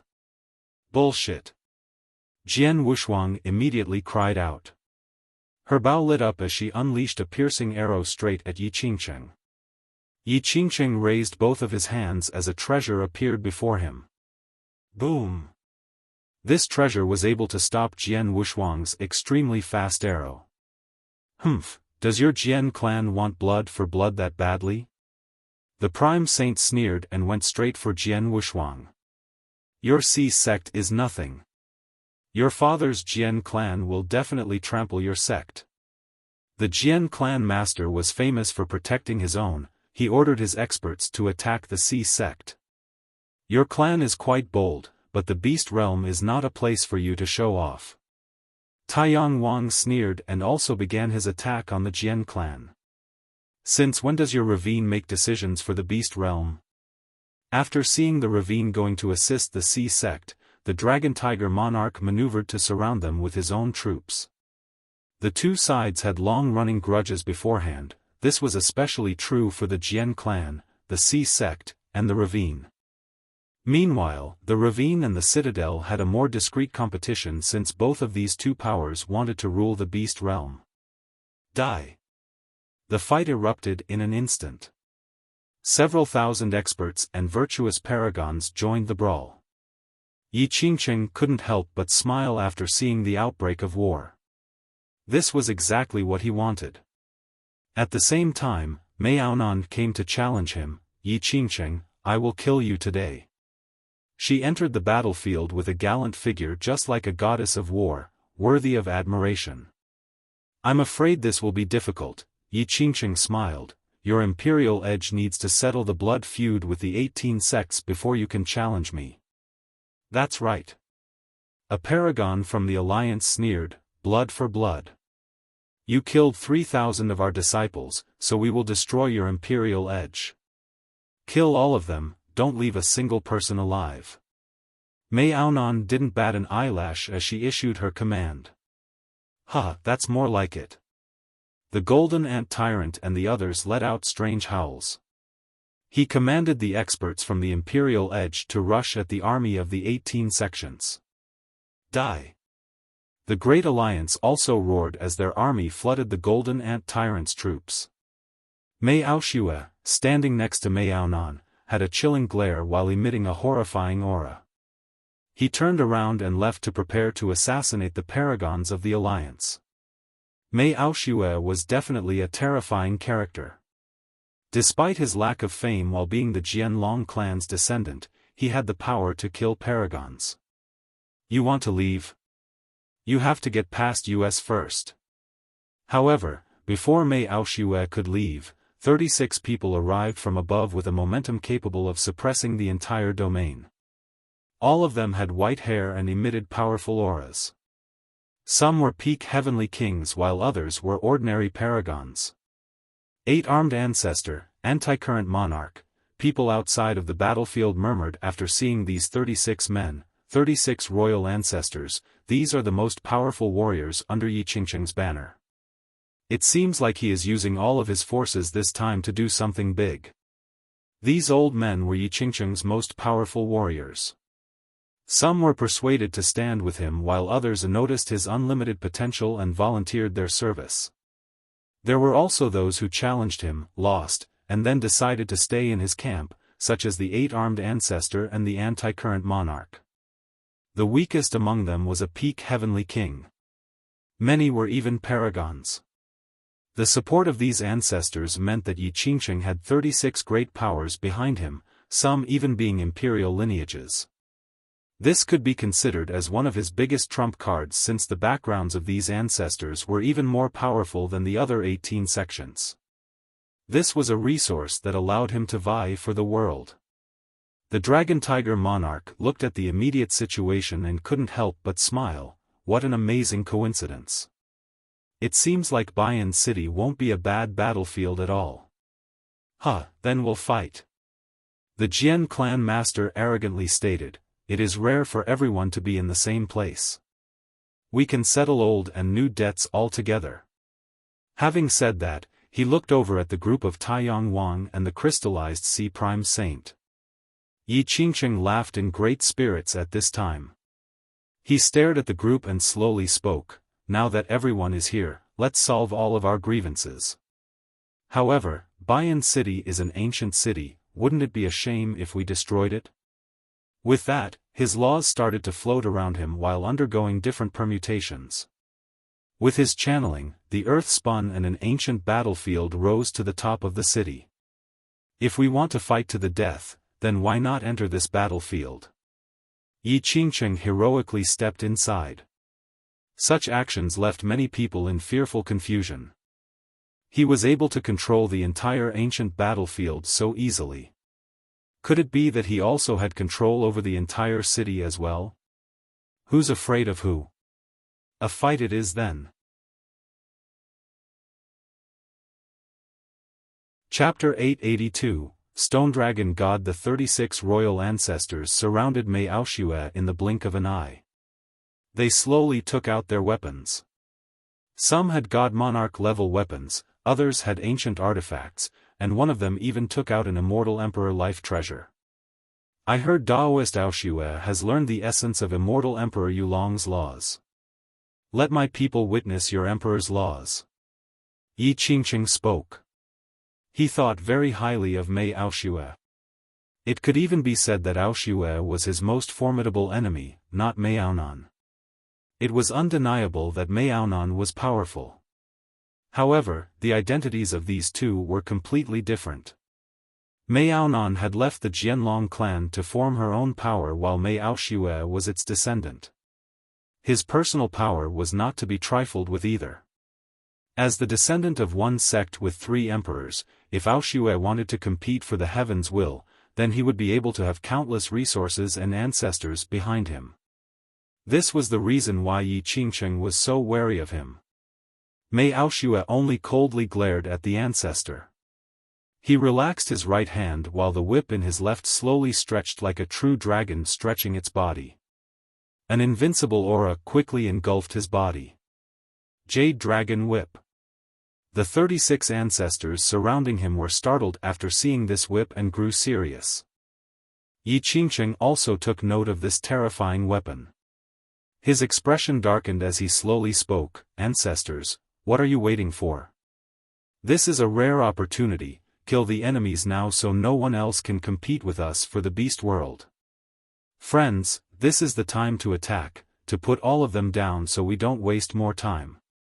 Unbeknown to everyone, an old man could be found standing behind Yi Qingqing. His voice echoed across the world. This old man still kept his stone body while adorning a dragon-scale armor and a bronze bell around his neck. The moment he stepped out, a dragon's aura filled the sky as if a divine dragon was occupying this spot. Stone Dragon God, Li Fanming. A big shot from the golem race jumped in astonishment and murmured after seeing this old man. Stone Dragon God, the person who competed with immortal Emperor Takong for the heaven's will? He had even pushed the emperor out of the stone medicine world in the past. Many people became excited upon hearing this name. In the previous generation, Li Fanming was a name that represented the pride of the stone medicine world. He was a great scion with a status no less than Yi Qingqing right now. Later on, he strode on the path for the heaven's will. The young immortal Emperor Takong at that time visited the stone medicine world. As a genius from this world, Li Fanming was the first to challenge the young emperor. The young emperor lost completely and was chased by Li Fanming to the very edge of this realm. Eventually, the young emperor managed to escape from the stone medicine world in a tattered shape. From then on, Li Fanming became known as the Stone Dragon God. He became the pride of both the golem race and the stone medicine world. Many people held him in high regard and believed that he could become the immortal emperor. Unfortunately, he was defeated the next time he met the young Takong. Later on, he challenged the young emperor again 3 times in a row, but all of his attempts ended in defeat. Afterward, he no longer dared to challenge the emperor and chose to live reclusively, especially after immortal Emperor Takong ascended to the throne. No one had seen him again after that. When the world was on the verge of forgetting him completely, Li Fanming once again appeared to become Yi Qingqing's Dao protector. A few characters from back then became emotional after seeing Li Fanming again. The untouchable genius of the past had ultimately failed. However, him standing behind Yi Qingqing caused many people to be breathless. With his protection, Yi Qingqing indeed had the power to compete for the heaven's will. Bang! The osseous bow was unstoppable. Old 8 instantly forced Taiyang Wang and the Prime Saint back once more. Humph, time to end this. Right when Old 8 was assuming an invincible position to end these two, a shadow descended from the sky and landed right in front of Old 8. His descent created a huge shockwave, knocking away many experts to all 4 directions with wanton regard for friends and foes. This vacated a huge area at the center of the battlefield. He had a human torso with scorpion legs. His upper body was not much different from a human's, but there were 6 large scorpion legs on his lower body. He had an ancient shield that emitted an imperial aura. However, this aura was not the frightening part. There was an air of bloodthirst surrounding him that was incredibly scary. Countless combatants suddenly turned weak after this aura caught up to them. It was as if they had seen the devil as fear assaulted their minds.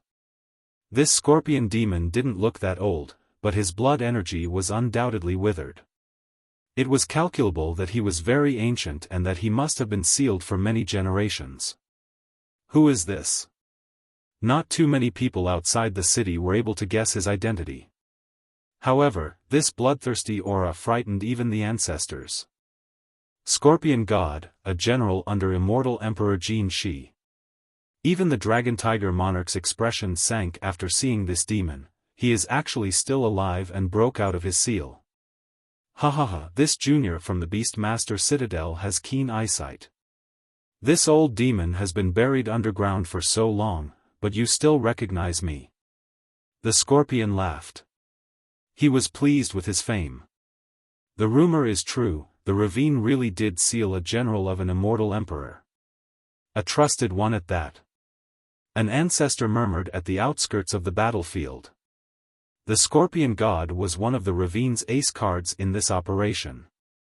Although he was not the greatest general under immortal Emperor Jin Shi, he was adored by the emperor and was even bestowed an immortal emperor life treasure, the Golden Serpent Shield. The 36 royal ancestors surrounded Mei Aoshue in the blink of an eye.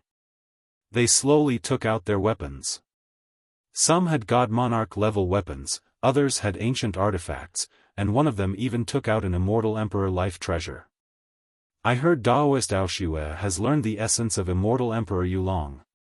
Let my people witness your emperor's laws. Yi Qingqing spoke. He thought very highly of Mei Aoshue. It could even be said that Aoshue was his most formidable enemy, not Mei Aonan. It was undeniable that Mei Aonan was powerful. However, the identities of these two were completely different. Mei Aonan had left the Jianlong clan to form her own power while Mei Aoshue was its descendant. His personal power was not to be trifled with. As the descendant of one sect with 3 emperors, if Aoshue wanted to compete for the heaven's will, then he would be able to have countless resources and ancestors behind him. This was the reason why Yi Qingqing was so wary of him. Mei Aoshue only coldly glared at the ancestor. He relaxed his right hand while the whip in his left slowly stretched like a true dragon stretching its body. An invincible aura quickly engulfed his body. Jade Dragon Whip. The 36 ancestors surrounding him were startled after seeing this whip and grew serious. Chapter 883, Scorpion God, Old 8, I'm afraid today will be your funeral. Taiyang Wang loudly laughed after seeing the arrival of the Scorpion God. This time, the ravine, the Sea sect, and even Yi Qingqing came prepared with powerful cards. They wanted to deal with all of their enemies in one swoop, then swallow the Bayan beast world entirely. Die! Old 8 uttered a loud cry and pulled the string of his bow all the way back. A murderous aura filled the sky alongside a surging imperial power as he unleashed an arrow straight towards the Scorpion God. Anyone else would be trembling in fear against an existence like the Scorpion God. However, Old 8 was a domineering man that would even fight against someone this powerful. The Scorpion God didn't dare to block an arrow from the osseous bow. The golden serpent shield in his hand emitted a blinding imperial light as vast as a sea. Inside this sea of light, a huge golden serpent leaped into the sky. Boom! Even the sky shattered. However, this serpent inside the shield was able to block the arrow. I would have instantly ran if it was immortal Emperor Dai Jian firing the bow. Unfortunately, your cultivation is too shallow. Even a more vicious weapon cannot exert its true power in your hands. The scorpion sneered and pounced towards Old 8 without using any techniques. He slammed his shield with lightning speed, this was a strike capable of shattering myriad realms, and it headed straight towards Old Eight. Old Eight shot out countless arrows in response as his own murderous imperial aura erupted. Boom! Nevertheless, not even his strongest arrow was able to stop the impact of the golden shield. He was smashed flying while spurting blood. The sounds of bones breaking were very crisp. The osseous bow was indeed unbeatable. However, Old Eight and the Scorpion God had too big of a gap in cultivation, especially when the Scorpion had the golden serpent shield as well.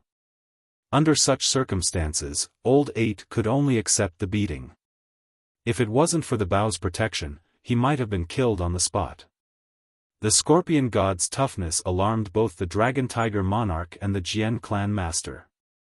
Old Eight was not his match even with the osseous bow. Go, lend Old Eight a hand. At this moment, Mei Aoshue, who was fighting against the 36 royal ancestors, cried out. Upon his call, a popping noise resounded. One person stepped into the ancient battlefield, his pace caused the entire place to shake. However, it would be a mistake to think that this vibration was due to the person's enormous size. The newcomer was an old man as thin as a bamboo pole. It seemed that even a gust of wind could blow him away. The truth was that in terms of looks and aura, this old man was not eye-catching at all. Right when the Scorpion was attempting to finish off Old Eight with his shield, this thin old man instantly blocked his path. He took out a war horn and blew on it, creating a sound that echoed across this domain. A loud tiger's roar rang out as a white tiger landed from the sky. This white tiger slowly entered the battlefield and became one with the old man. At this point, the tiger resembled a living divine beast, worshipped by all of its peers. Even the mountains trembled before its terrifying aura that permeated the battlefield. The white tiger raised its fangs to the sky and ferociously assaulted the incoming shield from the Scorpion. Boom! A huge explosion resulted from their impact that shook the entire battlefield. Normally, even an eternal existence would be killed from one attack from the golden serpent shield. However, the white tiger managed to block this attack. Nevertheless, it still staggered backward from the blow. Eat this! Old Eight jumped into the sky in an instant while gathering energy in his osseous bow. The deities shivered before the incoming arrow. With its utmost tyrannical might, this arrow went straight for the Scorpion. The Scorpion wouldn't take an arrow from the osseous bow lightly. It used the shield for protection. Meanwhile, the white tiger pounced into the air, then lunged towards the Scorpion with its claws. In just a moment, Old Eight and the white tiger worked together to fight against the Scorpion, causing the space around them to molder.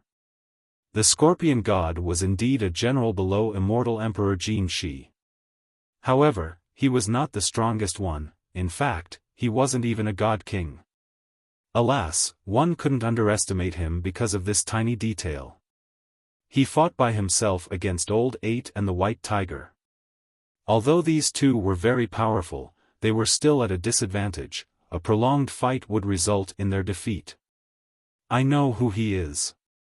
A demon king from the stone realm finally murmured after seeing the skinny old man that had turned into a white tiger. His name is Shouhu, an enlightened white tiger with an innate bloodline from the tiger god.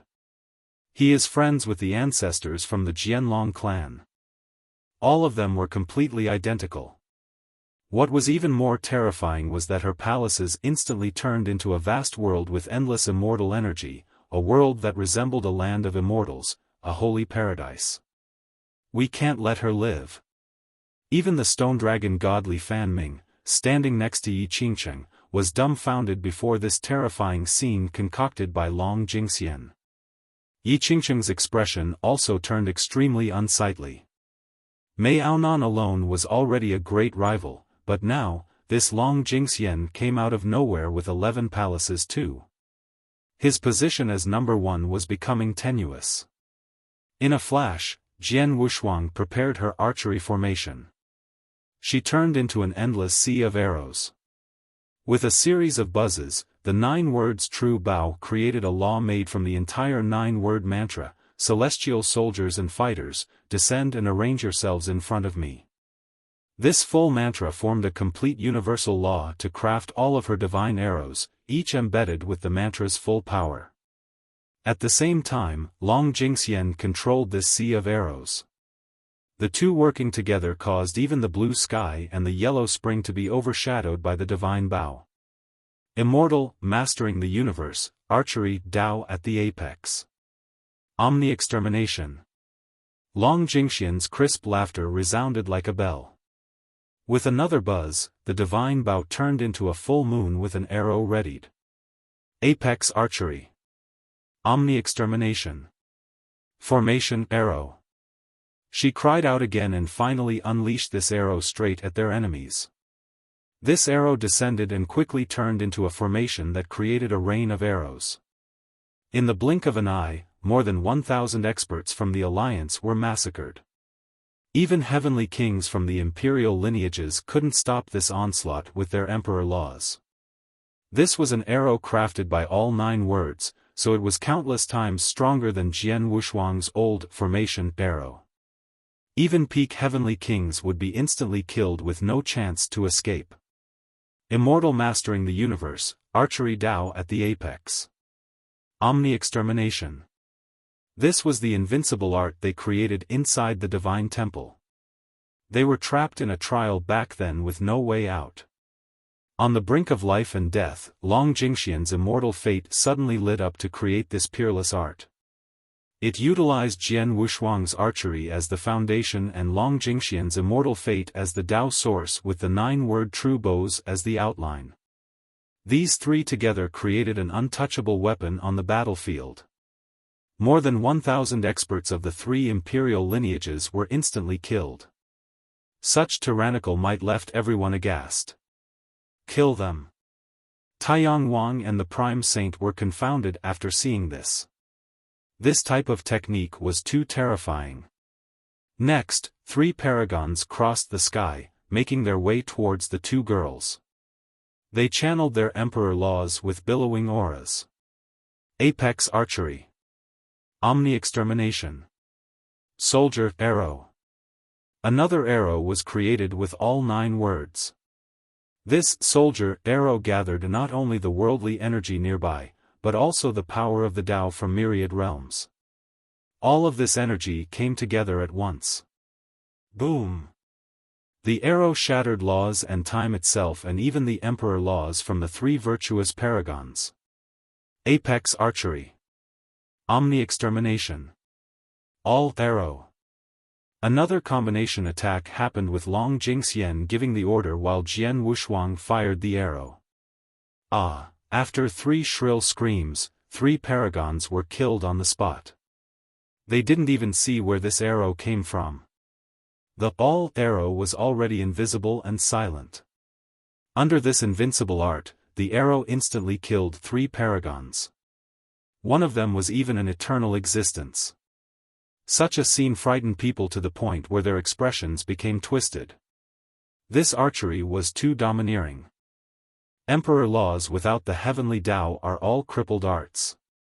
Long Jingxian uttered an outrageous statement after killing 3 paragons with 1 arrow, shocking the crowd. This statement was unbelievable. Emperor laws, in the eyes of the masses, were already invincible arts, but now, Long Jingxian treated them with contempt. However, there was logic to her words. Emperor laws unleashed by immortal emperors were completely different. They were significantly weaker when used by immortal emperors before their ascension. Before ascension, if a young emperor could enter his own heavenly Tao to create a peerless technique, then this law would become an emperor law for future generations. They also had supreme power by borrowing the power of the heavenly Tao. The peerless technique naturally was in perfect harmony and resonated with the emperor's own heavenly Tao. This was the reason why emperor laws were so powerful in the hands of their respective immortal emperors. Thus, to be completely accurate, emperor laws were only truly invincible when used by their immortal emperors. Future descendants could not replicate their power. Even if someone had perfected the art with a flawless interpretation, they still couldn't reach the same level of profoundness and invincibility as the immortal emperor in the past. Chapter 884, Unbreakable Emperor. Emperor laws without the heavenly Tao are all crippled. Just how aggressive and arrogant were these words? Through the ages, very few people dared to look down on emperor laws. At this moment, Jian Wushuang's divine arrow had locked onto Taiyang Wang and the Prime Saint. Open. Both Taiyang Wang and the Prime Saint changed their expressions and instantly summoned their imperial weapons that exuded powerful auras. Apex Archery. Omni-Extermination. Celestial Arrow. Long Jingxian cried out with a surging immortal aura. This endless force poured into Jian Wushuang's Tao of archery. Pluff. Pluff. 2 arrows shot out and instantly sent the 2 flying. Even with the protection of imperial weapons, they were still knocked away by the impact. These arrows from all 9 words were too powerful, completely incomparable to their own imperial weapons. Kill them. Taiyang Wang and the Prime Saint initiated a counter-offensive. They used their weapons' power and went straight for the 2 girls, aiming to kill. However, Long Jingxian and Jian Wushuang were not afraid of them at all. Another divine arrow shot out and forced the 2 back again. These arrows could strike down the sun high above and pierce the palace of hell below. Both Taiyang Wang and the Prime Saint were powerful paragons. To see their attacks fail to take down the girls once, twice, thrice, this alarmed and infuriated both of them. The crowd was also shaken at the same time. My supreme art can even suppress heaven's will secret laws. If a god monarch comes, I can still make him run for his life. Long Jingxian declared in an arrogant manner. However, this was not far from the truth. Taiyang Wang and the Prime Saint were not too far off from being god monarchs. However, if they didn't have imperial weapons, they would have already died to the girls' arrows. Is this the power of harmonizing with the heavenly Tao? These 2 have embarked on a heavenly Tao that belongs to them. If one of them becomes an immortal emperor in the future, this would be an emperor law fused with a heavenly Tao that would definitely suppress past laws. Anyone would be alarmed at such tyrannical archery. It was simply too powerful. Perhaps even the Tao of archery created by immortal Emperor Dai Jian would be put to shame. In the past, very few people were able to form this type of connection with the heavenly Tao. Once successful, these laws would have unimaginable power. Yes, yes. That's my daughter. The Dragon Tiger monarch was extremely happy to see this scene despite being in the middle of a chaotic battle. He knew that leaving his daughter with Li Qia was the wisest decision he had ever made. Only an existence like him would be able to teach his daughter well. The monarch naturally had confidence in his daughter. However, the only thing that gave him headaches was that she paid no mind to cultivation. But now, after seeing this, how could he not become excited? Her immortal fate was finally being put to use. Even the prideful Yi Qingsheng was astonished by the 2's heavenly Tao fusion. This was because he couldn't create such a Tao. Those who were able to could absolutely be considered the top geniuses since the start of time. There was no way around it. Who was to blame for giving Long Jingxian a natural immortal fate? Even Yi Qingsheng couldn't compare to her in terms of raw talents. Her combination with Jian Wushuang created an heirs-hawking heavenly Tao as if it was just a matter of time for it to happen. These are emperor laws? Bah, too weak. The haughty Long Jingxian laughed mockingly when Taiyang Wang and the Prime Saint's offensive was shattered by their arrows. The emperor laws that they were so proud of were being viewed by Long Jingxian as nothing. This made the 2 quite exasperated. If they knew that this would be the case, they would have brought along immortal emperor true treasures. Kids these days don't understand the immensity of the heaven and earth. They already think they are invincible after creating 1 or 2 arts. A cold voice emerged after the two girls repeatedly pushed Taiyang Wang and the Prime Saint back with their heavenly Tao. Another person entered the scene with a boundless sacred light like mercury pouring across the battlefield. Anyone would tremble after being touched by this light, as if an invincible existence was suppressing their minds. It was another old man wrapped in sacred light, making him seem like a deity from the immortal world with unquestionable prestige. Anyone would prostrate before him. Who is this? No one dared to look at him straight due to his holy radiance. It had a strange power that made their knees weak. Unbreakable Emperor. Even the dragon tiger monarch cried out and paled after seeing this old man. The younger generation at the borders of the battlefield didn't know who he was, so one of them asked a senior, "Who is this unbreakable emperor?" Even an ancestor from a great power shivered while murmuring a response, "Unbreakable Emperor, a legendary existence that wouldn't lose to even an immortal emperor, the greatest genius of the crystallized sea sect aside from immortal Emperor Jingyu. He had cultivated his crystal physique to last for 9 days and 9 nights. I can't believe he is still alive. Not losing to even an immortal emperor? Anyone would be shocked after hearing this. Immortal emperors were invincible, so to withstand one was an incredible feat. It is said that his crystal physique stood strong for that long against an emperor. The emperor couldn't forcefully break it. The ancestor was greatly frightened. This legend astonished everyone present. Ancestors and eternal existences were no longer worth mentioning. His fame alone already suffocated everyone. The remaining experts of the Beastmaster Citadel blanched. One of them whispered to the monarch to ask for his opinion, "Should we invite an ancestor out?" The monarch had a serious expression as he was alarmed at this time as well. However, he was still able to remain calm and gently shook his head. "No rush, we can't just call an ancestor out unless there is no other option. Because of the pact, our ancestors can't come into being so easily." The unbreakable emperor looked down on the entire world, then glanced at Long Jingxian and Jian Wushuang to slowly speak. "It's only a little art from some tiny juniors, yet you two still dare to look down on the emperor laws of my sect?" With that, he raised his hands and derived an emperor law to attack the two in a crushing manner. It was still an emperor law, but the power was completely different under his utilization. The 9 worlds became eclipsed under his might. Both the monarch and the Jian clan master were shaken. This emperor law from him was truly too overbearing. Boom! However, before this law could crush Long Jingxian and Jian Wushuang, a gigantic palm came crashing down and instantly buried his emperor law. Next, this giant hand flicked its finger, creating a loud blast. Even the unbreakable emperor was forced back several steps by this finger. "Who are you?"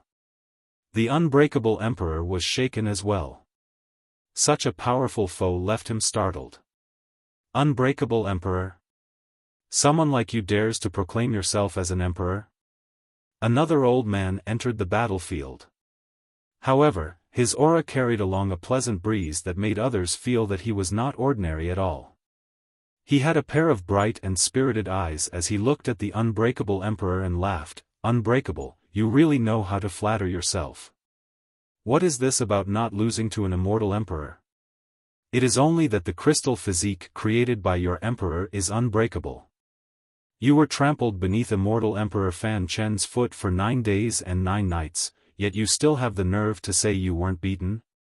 Immortal Emperor Fan Chen didn't kill you out of the consideration that it wasn't easy for you to reach your level.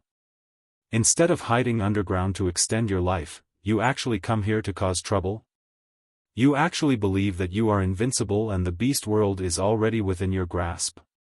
This old man immediately revealed the past with his entrance, causing the unbreakable emperor's expression to twist. His title alone was enough to frighten many people. He claimed that he was unbeatable in the face of an emperor. Of course, he only dared to do so after immortal Emperor Fan Chen's generation. Back then, he did rely on his crystal physique to challenge the emperor. The emperor indeed couldn't break the crystal physique, but his strength was insignificant before the emperor. Even with the crystal physique protecting him, immortal Emperor Fan Chen still stomped on him for 9 days and 9 nights. After this period, his crystal physique lost its effect. Without it, he was only an ant before the emperor, but the emperor chose to spare his life since it wasn't easy for any existence to reach such a level in the Tao. Thus, during Fan Chen's generation, the unbreakable emperor was very humble in his actions. However, right after this generation ended, he made bold claims about being able to fight an emperor for 9 days and 9 nights without losing. Future generations were truly frightened by this battle achievement. Someone immediately recognized the newly arrived old man and murmured, "Alpine Tree Father." Alpine Tree Father, people were spooked to see this old man. His title was also one that shook the entire stone medicine world. It had once affected all the 9 worlds as well. The stone medicine world had 2 great demon forefathers. These 2 were existences that had seen several immortal emperors. An invincible god-king that was feared even by archaic beings. This is impossible. Even the stone dragon god next to Yi Qingcheng was astonished and had to murmur, "How can this be? Shouldn't this old man be stuck in the Alpine mountain range for the rest of his life?" Everyone knew that although the Tree Father was unstoppable, he had never stepped out of his mountain. So now, his appearance here naturally shocked everyone. This was shattering a legend. The unbreakable emperor's expression was unsightly to the extreme. The tale of him challenging immortal Emperor Fan Chen was something he used to deter the future generations, to look down on the 9 worlds. He couldn't help but become proud when he told this story to his juniors. Because of this, he called himself the Unbreakable Emperor. But now, the Tree Father revealed the truth of his story, turning his face red. Everyone now knew that this supreme existence was trampled on by immortal Emperor Fan Chen for 9 days and 9 nights. Old Devil Alpine, you shouldn't involve yourself in these muddy waters. Be smart and stay at your mountain and live on. No one will come to provoke you. If you choose not to do so, it will bring about a calamity for your mountain. The emperor uttered coldly. The Tree Father's response was to laugh at the emperor. "Unbreakable, you alone will destroy my Alpine mountain? If it wasn't for the heavens will crystal physique, I could annihilate you with a single hand." The emperor's expression became even worse. His unbeatable prestige was being held in disdain by the Tree Father. This was a great humiliation to him.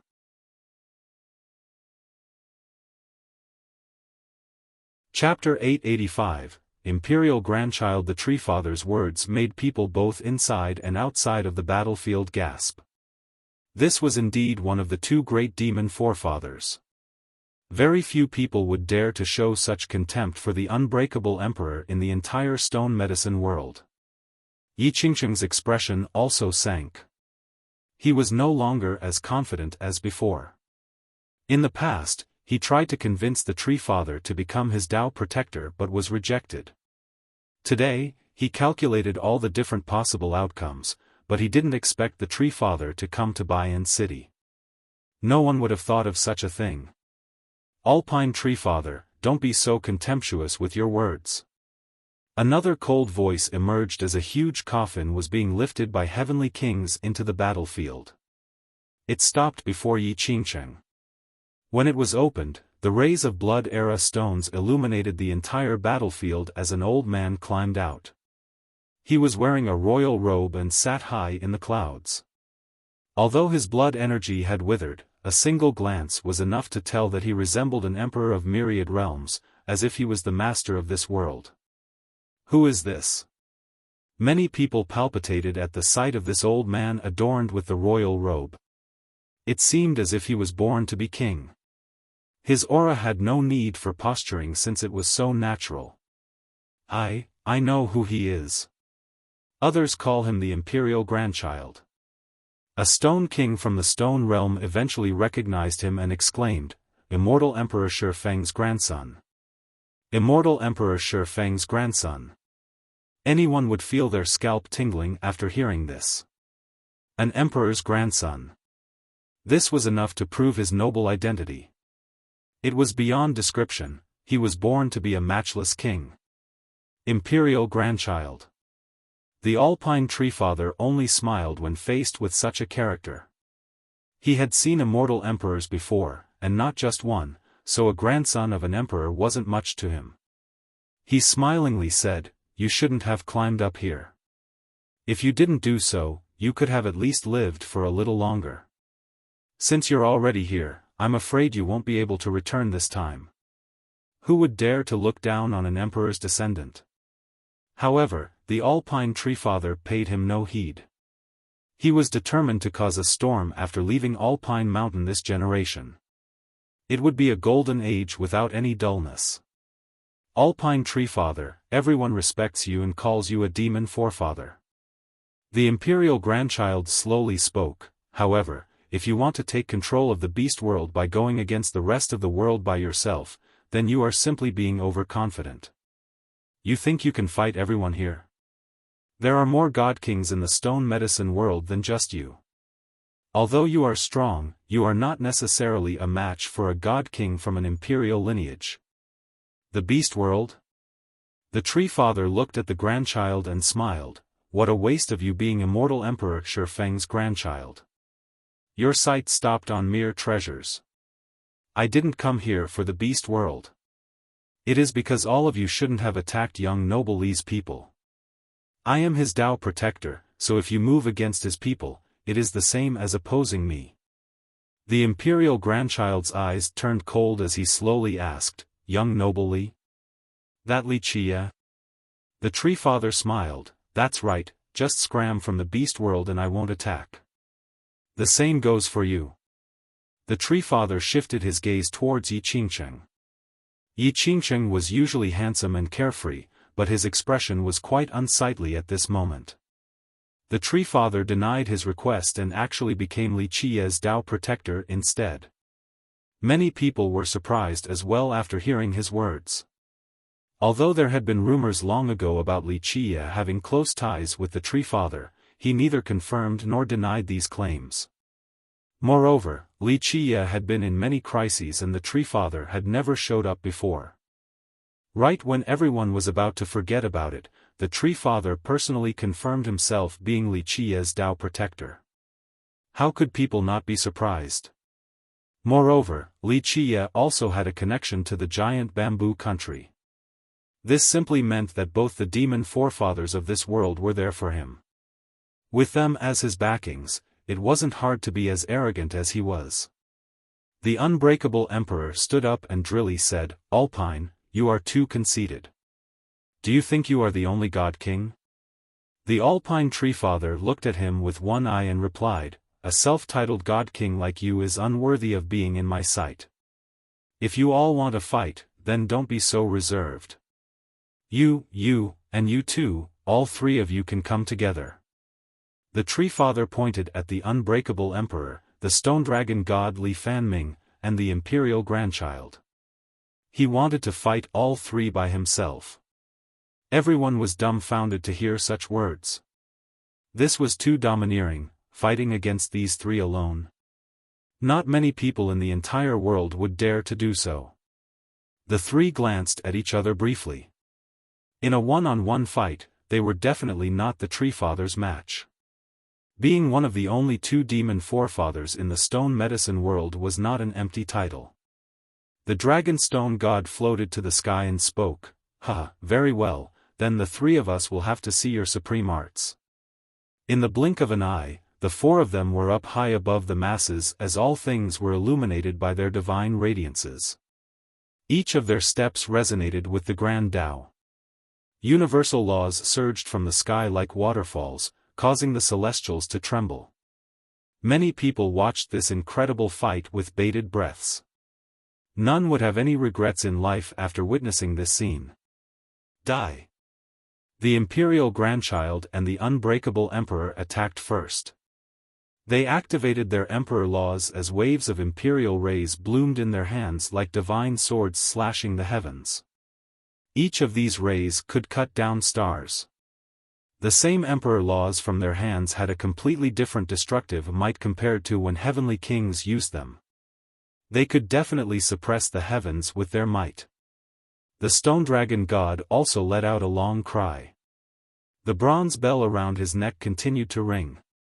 A dragon flew out from within the bell and unleashed a destructive breath towards the Tree Father in unison with him. The three of them could be considered among the most powerful ancestors in the stone medicine world. Their combined attack could shatter this world and its deities. Countless laws howled due to their divine aura. Laws even more powerful than these would not be able to withstand such a force. The Tree Father was not in a rush to deal with this combined attack. His hands leisurely formed an imperial seal. The moment his imperial seal was formed, the sky lost its colors. Even the deities prostrated before him. As for the immortal emperor's laws, they were overshadowed as well and were subjected to a great suppression. With a bang, both emperor laws and the huge dragon were instantly stopped. Another loud blast resounded and the imperial grandchild and the unbreakable emperor's laws shattered. They were blown away from the residual shockwaves. The stone dragon god's huge body was forced to fall from above due to this oppressive seal. This Madra from the Tree Father could suppress all emperor laws across the ages and massacre immortals in the higher realm. Not to mention the weaker spectators, all three of his foes felt that they were being suffocated since their laws were all suppressed. What technique is this? Many people trembled to see even emperor laws being beaten. This art was too terrifying. The legendary emperor suppression art. The monarch, hailing from the citadel, recognized the identity of this technique since it had left a deep impression on them before. In the past, when Empress Hong Tian annihilated the divine beast realm, her emperor suppression art also caused myriad laws to recede, likewise with emperor laws. She was an invincible empress across the eons. Some even considered her to be equals with immortal Emperor Xiaofan. Open! The imperial grandchild shouted. He activated the heavens will secret law from immortal Emperor Xiaofan.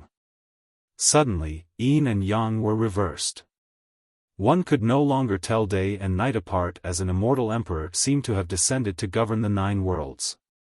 The unbreakable emperor also screamed and used his most powerful emperor law. His life wheel spun as his longevity blood empowered a boundless blood energy like the oceans of myriad domains. The Dragonstone god also uttered a battle cry. He didn't mind consuming a huge amount of blood energy to turn into a golden dragon. His claws ripped the sky apart and sealed the world to attack the Tree Father together with the unbreakable emperor. Even heavens will secret laws won't do. The Tree Father's God-King power also erupted. His blood energy condensed into the form of a true dragon. He flipped his palm to perform the unchallengeable emperor suppression art. He had been cultivating this art for several 100,000 years. Later on, when Li Qie gave him the complete version, he was like a tiger with wings, his law became countless times more powerful. Bang! Bang! Bang! He derived his emperor suppression art to the limit and took on 3 foes by himself. He easily suppressed the howling laws and Tao. This was absolute suppression. Even the heavens will secret law from the imperial grandchild couldn't gain any ground against the Tree Father. Die!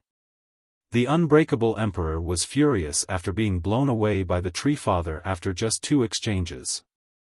He finally activated his heavens will crystal physique and attacked with other emperor laws. The Tree Father raised both his hands and separated spacetime to create a gap between him and the unbreakable emperor. At the same time, he attacked with his emperor suppression art once more. Boom! Both the imperial grandchild and the stone dragon god were blown flying while spraying blood. In just 3 moves, both of them were tattered and bloodied. This scene shocked everyone. This is too domineering, can anyone actually go up against him? Many people shivered when they saw the Tree Father's might. Activate! Both the imperial grandchild and the unbreakable emperor no longer hid anything. They both summoned their imperial weapons. In an instant, stately imperial auras burst towards the Tree Father. The Tree Father's words made people both inside and outside of the battlefield gasp. This was indeed one of the two great demon forefathers. Very few people would dare to show such contempt for the unbreakable emperor in the entire stone medicine world. Yi Qingqing's expression also sank. He was no longer as confident as before. In the past, he tried to convince the Tree Father to become his Tao protector but was denied. Today, he calculated all the different possible outcomes, but he didn't expect for the Tree Father to come to Baiyan City. No one would have thought of such a thing. Alpine Tree Father, don't be so contemptuous with your words. Another cold voice emerged as a huge coffin was being lifted by heavenly kings into the battlefield. It stopped before Yi Qingqing. When it was opened, the rays of blood-era stones illuminated the entire battlefield as an old man climbed out. He was wearing a royal robe and sat high in the clouds. Although his blood energy had withered, a single glance was enough to tell that he resembled an emperor of myriad realms, as if he was the master of this world. Who is this? Many people palpitated before this old man adorned with the royal robe. It seemed as if he was born to be king. His aura had no need for posturing since it was so natural. I know who he is. Others call him.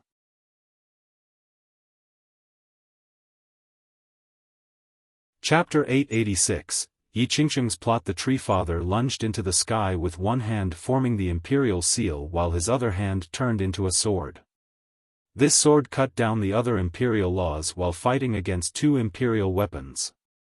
Each attack from this battle blinded the world and shattered the sky. In this amazing battle, the once famous Stone Dragon King suddenly became the weakest link. The main force on this side was the unbreakable Emperor and the Imperial Grandchild. As these two took the Tree Father head-on, the Stone Dragon King would occasionally try to ambush him. Despite their onslaught with Imperial weapons and the secret law, they didn't seem to be able to take care of the Tree Father in a short period of time. However, at the very least, they were able to even out the playing field. The Tree Father could no longer blow them away like earlier. With the Emperor suppression art and his agile hands, raising his palm could destroy myriad realms while lowering it could destroy the heavens. He was able to hold his own against the combined effort of the three. He is way too strong. Even an ancestor from a great power fell to the ground at this scene. Fighting against three ancestors with his bare hands, even against a secret law and imperial weapons. The Emperor suppression art was too strong. The Tree Father remained standing in such a dominating fashion. If the Tree Father had an imperial weapon, would he be able to challenge immortal emperors? A matchless existence saw this scene and felt a chill inside. The Tree Father was strong to the point where he could instill fear in everyone. Alpine Tree Father, this is one of the two great demon forefathers of our world. Someone couldn't help but murmur at this time. In just a moment, the name Alpine Tree Father became an unsurpassable existence in everyone's minds. It was as if he was a gigantic mountain that no one could climb. Prior to this, everyone knew that the Alpine Tree Father had lived for a very long time and met many immortal emperors. However, the world rarely saw him take action. But today, his offensive methods made myriad worlds tremble in fear. Boom! A dragon roar resounded in the sky. An invincible true dragon soared up high and slammed down with its head, destroying all things in its path. Its overbearing imperial aura swept across all enemies in this world. Mei Aoshue had used his longevity blood to empower the Jade Dragon Whip to unleash an unstoppable attack against the 36 royal ancestors. Weapons shattered one after another as the 36 ancestors were blown away. A few of them were even killed on the spot, rendered into a bloody mist. Is that a heavenly annihilation? Everyone exclaimed after seeing Mei Aoshue's terrifying attack. A virtuous paragon with an imperial weapon on the other side still couldn't stop him and was drenched in blood as well. Almost almost a heavenly annihilation. The descendant of the Jianlong clan is unbelievable, to almost be able to unleash a heavenly annihilation. Anyone would be creeped out after seeing him almost being able to use a heavenly annihilation with his jade dragon whip. Not just anyone could unleash such a blow, even if they had an imperial true treasure. Even a virtuous paragon wouldn't necessarily be able to. To a large extent, one would need the recognition of the weapon on top of having supreme talents before being able to accomplish such a feat. Break for me. Maonan was raging at this time as well. Her 11 palaces floated to the sky as she erupted into a terrifying state. Her palaces turned into a kingdom and trapped 3 virtuous paragons inside. Pluff. Pluff. Bang. Even if these 3 were stronger, they would still have had to withstand the suppression inside her kingdom. In a split second, Maonan killed 2 of them with her shield and decapitated the last one with her sword. Without an imperial weapon or emperor law, Maonan slew Yi Qingcheng's 3 paragon avatars.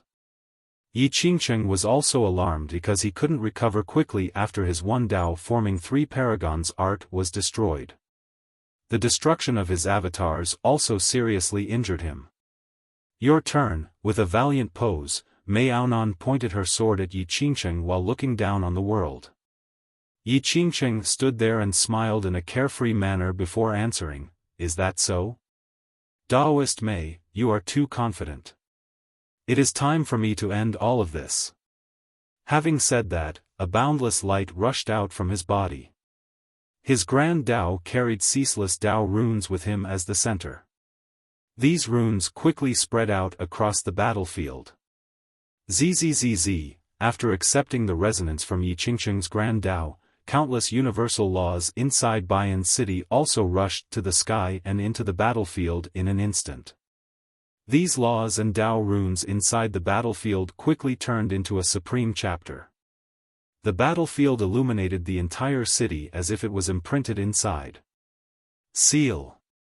Yi Qingcheng shouted and formed a supreme mudra with both hands. Boom. A huge seal appeared in the middle of the battlefield. Once this seal appeared, all the experts from the Beastmaster Citadel and Jian clan were affected, no matter if it was the Dragon Tiger Monarch, Old 8, Maonan, or Jian Wushuang. Even the Tree Father, who was powerful to the extent of being invincible, was greatly affected. All of them felt a powerful suppression in the form of mighty chains coiling around their bodies. They became much slower and weaker. In the blink of an eye, screams resounded as many of the experts on this side were instantly cut down by the enemies. Die! Maonan uttered a battle cry. Her world-shattering shield and star-slashing sword attacked at the same time, aiming straight for Yi Qingcheng's head. Buzz! However, a huge seal appeared before Yi Qingcheng and instantly stopped her attack. Give me a hand, use all of your blood energy to maintain this seal. Yi Qingcheng screamed a command to all the experts from the ravine, the Sea Sect, and the 18 powers. After hearing this order, the experts' blood energy rushed into the seal above the battlefield without any hesitation. Rumble. The heaven and earth began to spin. After receiving a huge amount of blood energy, Yi Qingcheng instantly communicated with Bayan City. It seemed that the city was awakening and its endless power poured into the battlefield to strengthen the seal to an indescribable level. Pop! Many experts at this time couldn't bear such a powerful suppression and dropped straight down to the ground. We have to work together. The Dragon Tiger Monarch immediately realized that they must work together after seeing the seal receiving an influx of blood energy on the other side. In just a second, the blood energy from all the experts on his side also condensed to stop the suppression of the invincible seal. At the same time, the Alpine Tree Father in the sky was greatly affected. This powerful seal was strong not because of the people from the ravine or Yi Qingcheng, but because it had the support of the entire Bayan City. Boom! Boom! Boom! Right when the Tree Father was weakened, the unbreakable Emperor and his allies crazily bombarded him. In just a moment, even the Tree Father was in a bad spot and could only defend himself. Evacuate a group first. The Dragon Tiger Monarch commanded. Their combined effort was able to weaken the power of the seal. Those with weaker cultivations from the Citadel, the Jian clan, and the Imperial Edge retreated from the ancient battlefield. If they lingered any longer, they would eventually be locked completely and be at the mercy of others. However, the moment these disciples left the battlefield, they were instantly killed as their blood splashed everywhere. A group of golems from the city was standing right outside. The moment anyone left the battlefield, these golems would start killing. Moreover, the amount of golems continued to increase, as if they were about to surround the entire city. Bang! Bang! Bang! The suppression from the seal became more powerful. Even the Dragon Tiger Monarchs group couldn't move at this moment. They had lost their best chance to escape. There was still a chance if they chose to run away in the beginning. However, elders like them couldn't flee ahead of time and abandon their disciples. Do we invite our ancestors now? The Beastmaster Citadel's group couldn't handle this oppressive force any longer. One elder quietly asked the monarch, but the monarch remained quiet and couldn't send the order right away. It's time to end all of this. Yi Qingcheng looked at the Tree Father in the sky and noticed that he couldn't break this suppressive force in a short period of time, so he slowly uttered, "I am the master of Bayan City, the one with complete control. You all underestimated me and thought that I could only open the battlefield. I can communicate with the entire city, its strength is my strength. No, even the entire beast world is within my grasp." A rare gloating look could be found on his face in contrast to his usual cool demeanor. He had planned for this to happen for a very long time. Prior to this, he was able to communicate with the city's Grand Tao to resonate with his own, allowing him to control the entire city's power. When the battlefield was opened, although he didn't enter the battle, he continued to derive these universal laws to move the city's power in order to create an extremely powerful seal. He intended to capture all of his enemies in one fell swoop by sealing them inside. Once the Dragon Tiger Monarchs group was sealed, he would have the final say.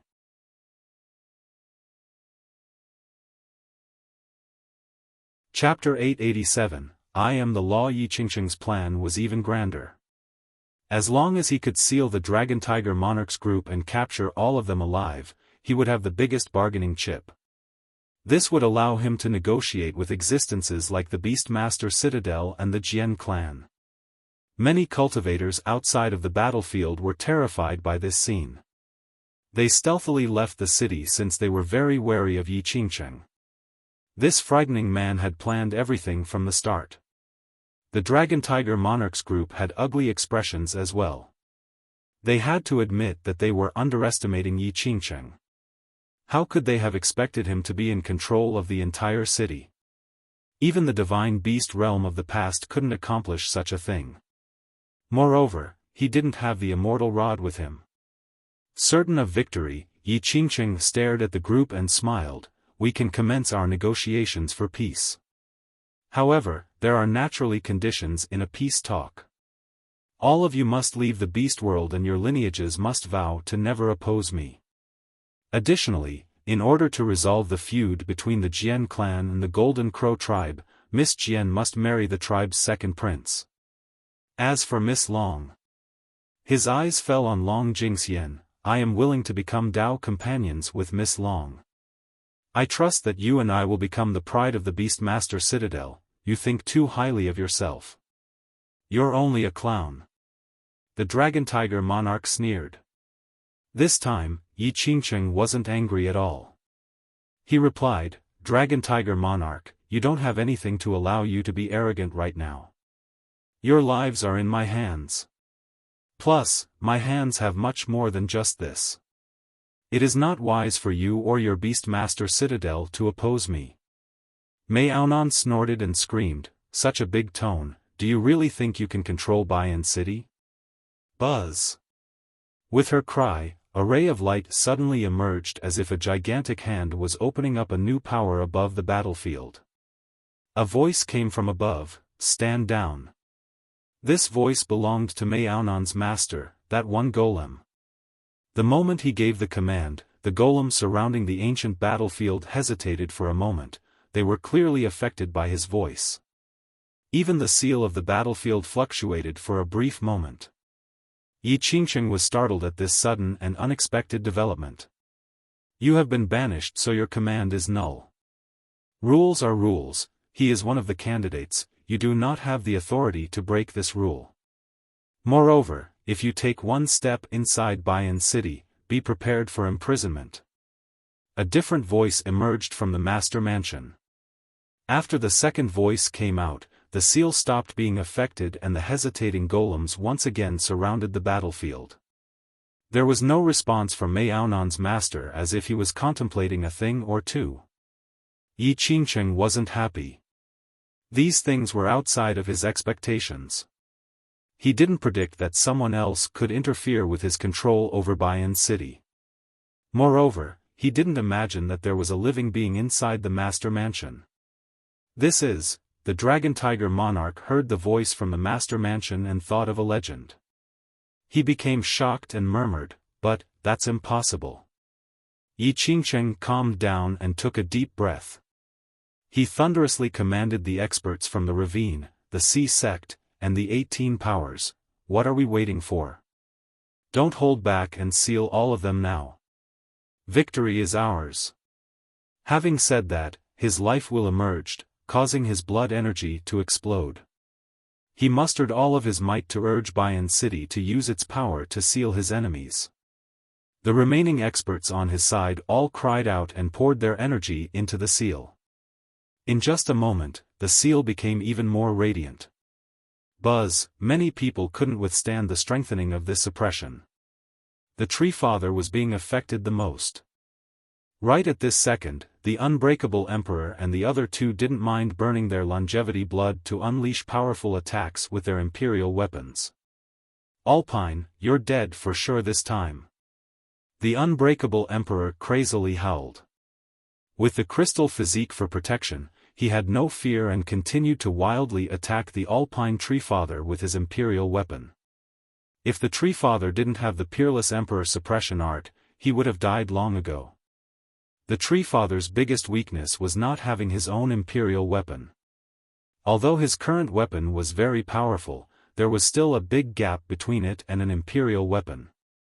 Rumbly, suddenly, the gates to the master mansion opened and a supreme woman came from inside. It was Ming Yeshua. The myriad Tao hummed in resonance the moment she stepped out. Different laws emerged around her body along with various phenomena before her Tao runes engulfed the city. "Bayan, return." Ming Yeshua began to chant a mantra to seize control of the city.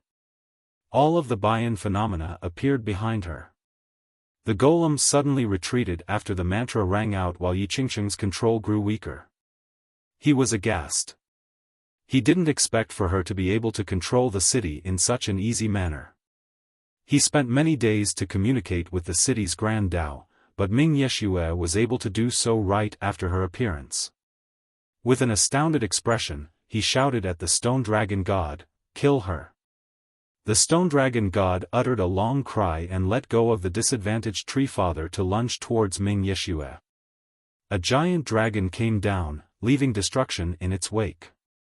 It should be able to kill all juniors. Not to mention heavenly kings, even ordinary paragons would be murdered by it in an instant. Ming Yeshua's expression changed. She had to let go of controlling the city to take out her imperial weapon. Boom! She was able to block the first attack. However, she was being held back by him, so Yi Qingcheng was able to wrestle back control of the city. He was both angry and scared since he didn't expect that her mastery over the city was even more powerful than his own. He coldly uttered, "Lady Ming, you shouldn't oppose me. If you and I were to join hands and become Tao companions, we would be unstoppable in this world." Ming Yeshua ignored him and continued to attack the Stone Dragon God with her imperial weapon. Alas, this god was in existence who competed against immortal Emperor Ta Kong for the heaven's will. It was not such an easy matter for her to defeat him. Everything ends now, Yi Qingcheng cried out. He poured all of his blood energy into the seal to imprison everyone. What is this about candidates and rules? All rules, break for me. A lazy voice resounded at this time, right now, I am the ruler, I am the lord of Bayan City. With a buzzing sound, all the universal laws from the city quickly sank into the ground. Its power returned to the source and all the golems retreated like the tide. Without the support of Bayan City, the seal inside the battlefield quickly shattered. Such a development left the alliance in shambles. They quickly retreated to avoid any further unforeseen circumstances. After the smoke dissipated, Li Qiye entered Bayan City and then the battlefield. He stood there inconspicuously, but the entire city was in his hands, for he was its ruler. The cultivators watching outside were in disbelief as they exclaimed, How can this be possible? How? Yi Qingcheng shrieked. There was suddenly a void while the seal broke. His control over Bayan City was ripped away. Everything was in the palm of his hand, so who would have thought that Li Qiye's sentence could strip it all away? He couldn't believe such a thing. Li Qiye stood in the sky and stared at him nonchalantly. You shouldn't have opposed me or come here. I am the ruler and lord of this place. Yi Qingcheng was furious and fearful at this moment. He had always viewed Li Qiye as a great rival, but Li Qiye's capabilities far exceeded his imagination. Scram! The Tree Father shouted with a seal that suppressed the myriad Tao completely. With a loud blast, even the imperial grandchild who was protected by his weapon was immediately blown away while vomiting blood. Li Qiye glanced over the battlefield and said, Tree Father, leave everything to me. I'll take care of them. The Tree Father looked at the unbreakable emperor protected by the heavens will crystal physique then turned back to stand to the side. Li Qiye glared at the remaining enemies and slowly uttered, Kneel and surrender then cripple your own cultivations. If you do so, I shall spare your sex from a massacre. Ha ha ha, such a big tone. You alone dare to say these words, little beast? I will chop off your dog head and get revenge for my descendant. Taiyang Wang howled at Li Qiye. Junior, I'll have your head right now. However, before Taiyang Wang could attack, the unbreakable emperor couldn't handle Li Qiye's arrogant tone and aimed straight at him with his imperial weapon. Zzz, a clear radiance emerged from Li Qiye's body right when the emperor attacked. Even the impact of his imperial weapon couldn't harm Li Qiye in the slightest. Heavens will crystal physique, even the emperor staggered back in dumbfoundedness after seeing this clear light. Everyone stared at Li Qiye in amazement. Even Yi Qingcheng cried out in shock while looking at Li Qiye's physique. He had always wanted this physique from the Sea sect, but he had not been successful. And now, this physique appeared on Li Qiye. You. How can you cultivate my Sea sect's crystal physique? The emperor was in disbelief because their secret law was never released to outsiders. Unbreakable, a cowardly nobody like yourself dares to come out now? Are you not afraid that I will destroy your Sea sect? Li Qiye stared at the emperor insipidly. Little animal, even if you have the crystal physique, you still won't escape death today. The imperial grandchild solemnly said, Brother Unbreakable, we'll behead this little animal together. The imperial grandchild immediately knew that Yi Qingcheng had met a terrifying enemy the moment Li Qiye appeared. There was no chance for Yi Qingcheng to become emperor if they didn't destroy Li Qiye. Yes, all of us together with an ultimate attack. It will definitely be able to defeat Li Qiye. Yi Qingcheng also shouted the order and encouraged the entire alliance. Kill him.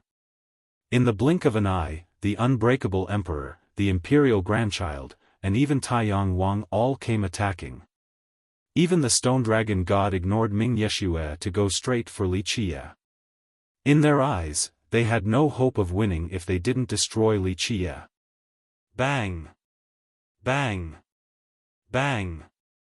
All kinds of attacks fell on Wuxia's body, but they were all nullified. Emperor laws and imperial weapons were all ignored.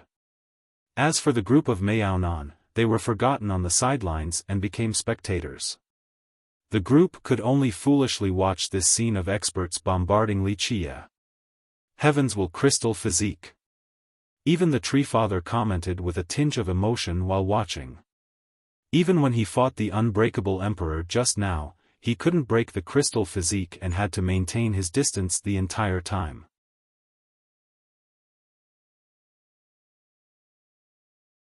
Chapter 888, Heavenly Annihilation. Many weapons crazily unleashed a barrage of attacks on Wuxia. An ordinary god king wouldn't be able to handle this kind of onslaught. However, the crystal physique was completely untouched.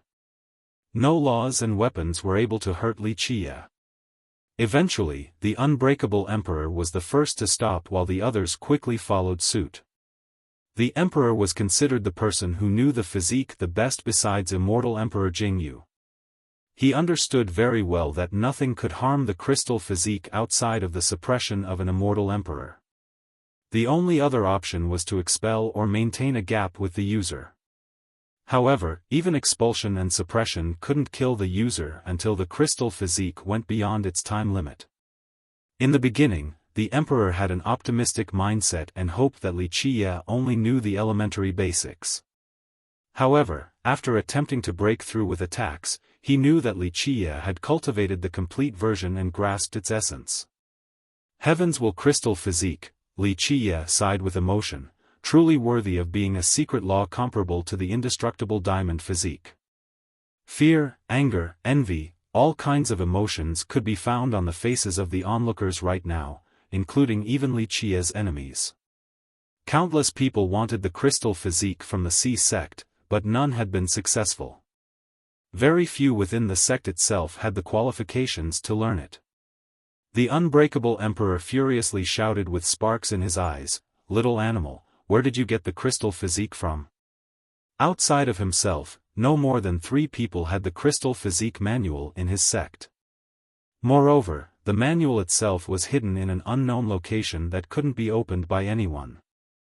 However, Wuxia was using it right now. This was truly unbelievable. Yi Qingcheng was more jealous than anyone. He had dreamed about this physique as he was an unparalleled divine stone. If he had this physique, then he was completely confident that he would be able to cultivate it to the highest level and might even be able to reach the level of immortal Emperor Jingyu of the past.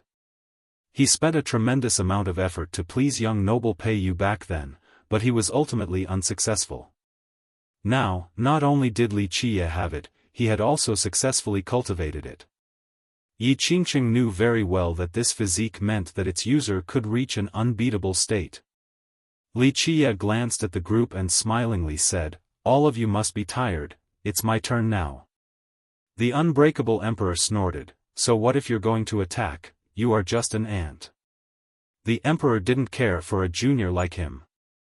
He also had the crystal physique that would last for 9 days and 9 nights. No one would be able to kill him. Is that so? Wuxia chuckled. With that, one fate palace opened and the world seal flew out from within. This was his true fate weapon. Boom! The world seal lit up and instantly turned into a bamboo basket that slowly opened. Impossible!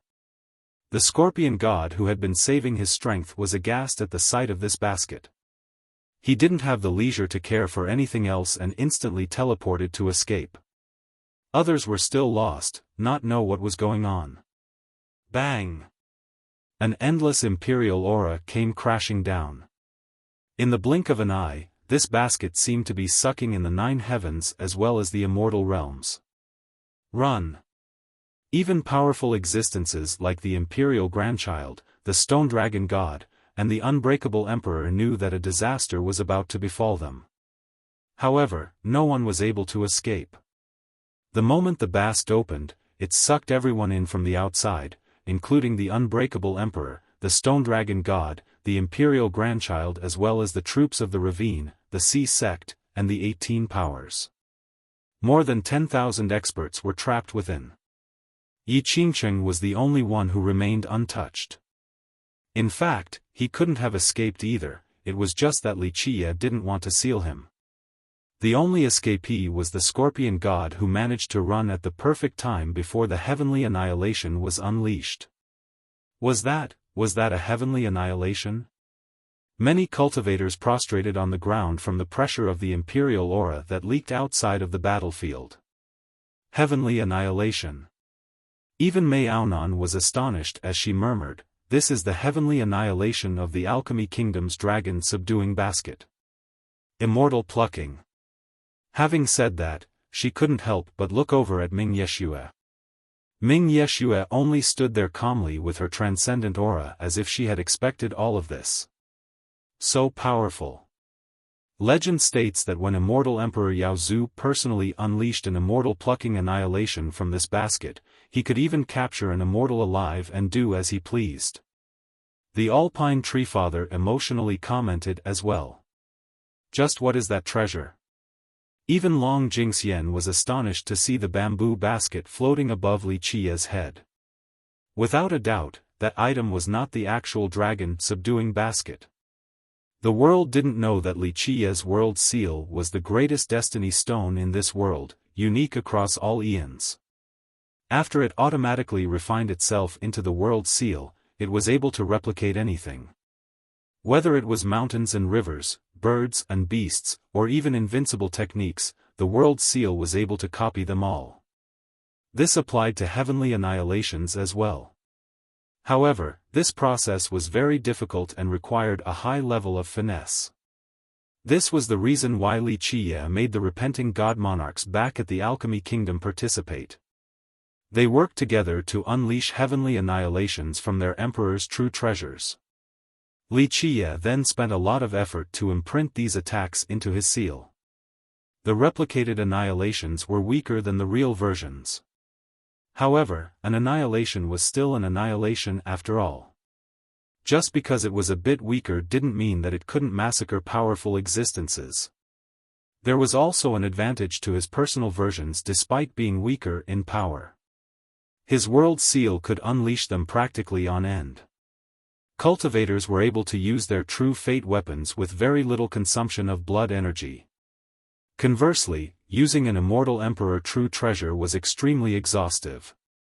Even a god king couldn't unleash a second heavenly annihilation right away. They would need time to recharge. However, Wuxia's world seal could use them one after another without any need for rest. Heavenly annihilation, immortal plucking. Many people dropped down to the ground, flat on their rears after seeing the bamboo basket above his head. Even existences more powerful than the ones present wouldn't be able to escape from this type of annihilation, they would definitely be captured alive. Worthy of being the tyrant across the eons. The dragon tiger monarch paled in veneration. He was the only one who could hear his own murmurs. Wuxia recalled the bamboo basket floating above the battlefield as well as his crystal physique. He stared at the unsettled Yi Qingcheng and spoke, "Do you know why I didn't capture you? It is to give you a chance. Since you challenged me, so be it, here is your chance." Yi Qingcheng was still a genius after all. He took a deep breath and gravely said, "Good, I shall fight you. Do you dare to fight bare-handed?" He understood very clearly that with regards to weapons, he was absolutely not a match for Wuxia, so he relied on a direct physical confrontation. A bare-handed battle? Wuxia couldn't help but laugh. Why do people keep thinking that they can actually fight me bare-handed? Fine, since you have the confidence to do so, I'll entertain you. Everyone eagerly waited for the upcoming fight with bated breaths. Yi Qingcheng had the title of number one, but Wuxia the Fierce had far exceeded his fame. Everyone understood that if this was a fight with weapons, Wuxia's heavenly annihilation would instantly destroy Yi Qingcheng. An unarmed battle made this worth watching. Yi Qingcheng had swept through the younger generation before without any weapons. It was known that he was adept at unarmed combat, so everyone wanted to see if he could fight Wuxia given the current circumstances. Among the crowd, only Jian Wuxuang sneered with disdain. She was the only one who understood that one should never fight against Wuxia in an unarmed battle. Buzz. Various phenomena appeared one after another around Yi Qingqing. Ancient paragons appeared, including god-kings and time-worn demons. There were also images of suns rising to the sky while true dragons dove down into their marshes as myriad realms bloomed. He didn't hold anything back at this time. His life wheel appeared with his surging longevity blood. Moreover, his longevity blood was being burnt. A god monarch's aura erupted from his entire body as if he had climbed up to this level. So frightening. The blessings of the wise sages and the burning of his longevity blood are allowing him to exert the power of a god monarch. Many people were startled to see his current level. He was the ultimate gem blessed for generations by the paragons of the Stony Edge Kingdom. Even immortal Emperor Xiaofan had blessed him before. Moreover, he accepted the blood energy from its citizens for ages. This gave him the best conditions that no other could even dream of. Burning one's own longevity blood was taboo to cultivators, but Yi Qingqing paid this no mind. In his eyes, Wuxia was his most terrifying foe. If he didn't grasp this chance, there wouldn't be another. Boom! Yi Qingqing attacked. One palm accompanied by his majestic Grand Dao went straight for Wuxia. It seemed that there was an immortal emperor strengthening this palm strike. It didn't only have the early outlines of an emperor's attack, it also had the power of protection from saints. Saint Guard Emperor Palm. Yi Qingqing chanted an empowering mantra, allowing his palm to exude its greatest might. The world shook in submission. Not to mention heavenly kings, even virtuous paragons wouldn't necessarily be able to withstand this palm. The Grand Dao power continued to rise as if this palm was endless. The power of this attack would continue until the world moldered.